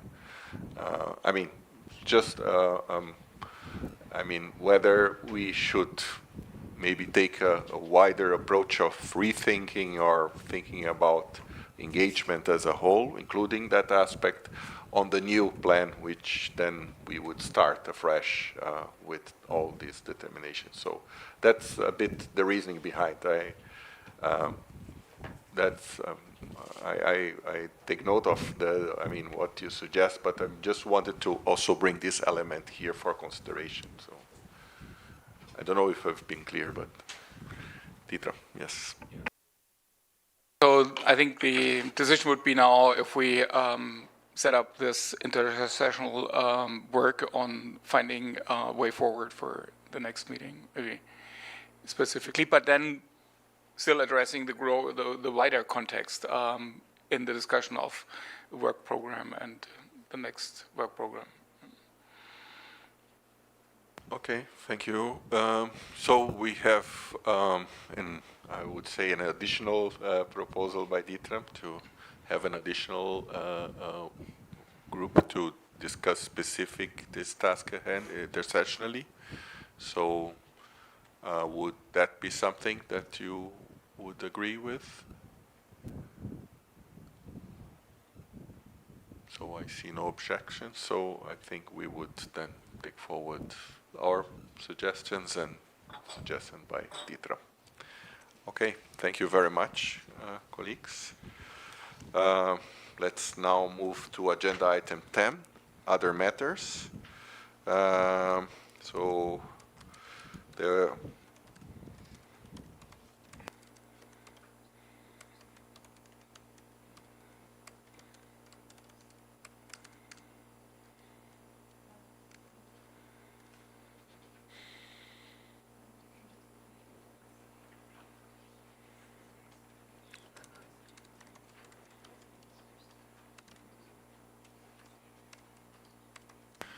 So on the first day when we agreed on the agenda, I think there were no other matters raised by colleagues.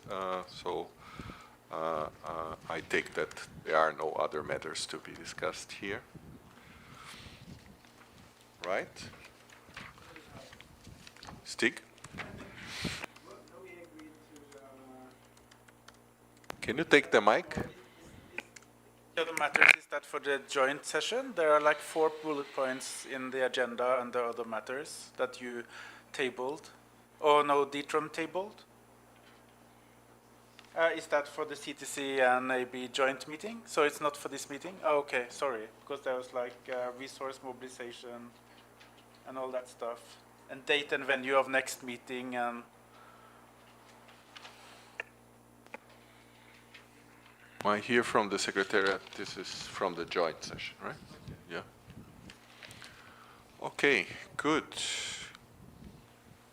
So, yes.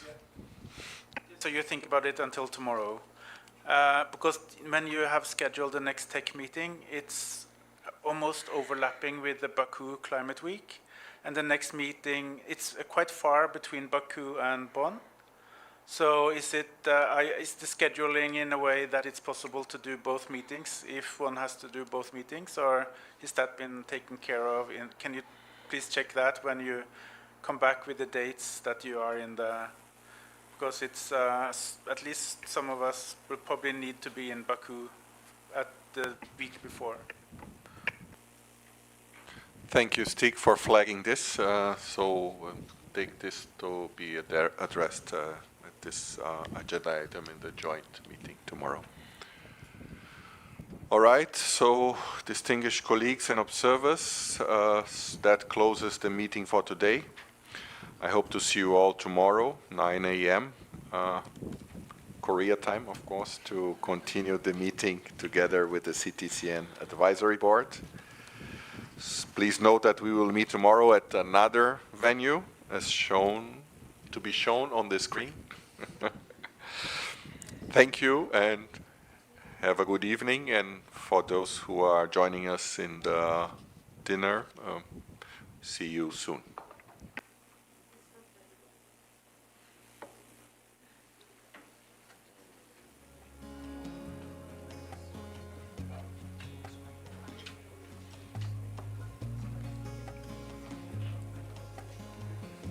So where is this?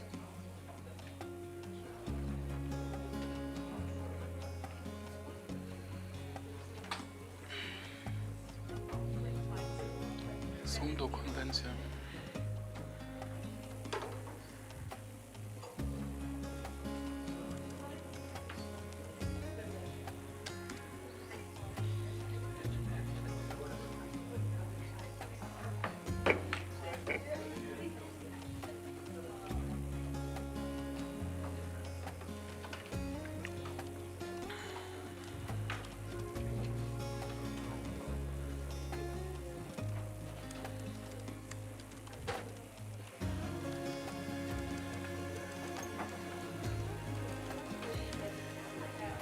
Where do we have the dinner? They had sent an email with a link. Ah, okay. Yeah, with a link. And when is it? Now or 6 o'clock? 6 o'clock? Sure. I will check also. Thanks. You don't have to bother. Oh, Yeah. check it. That's a no too. Yeah.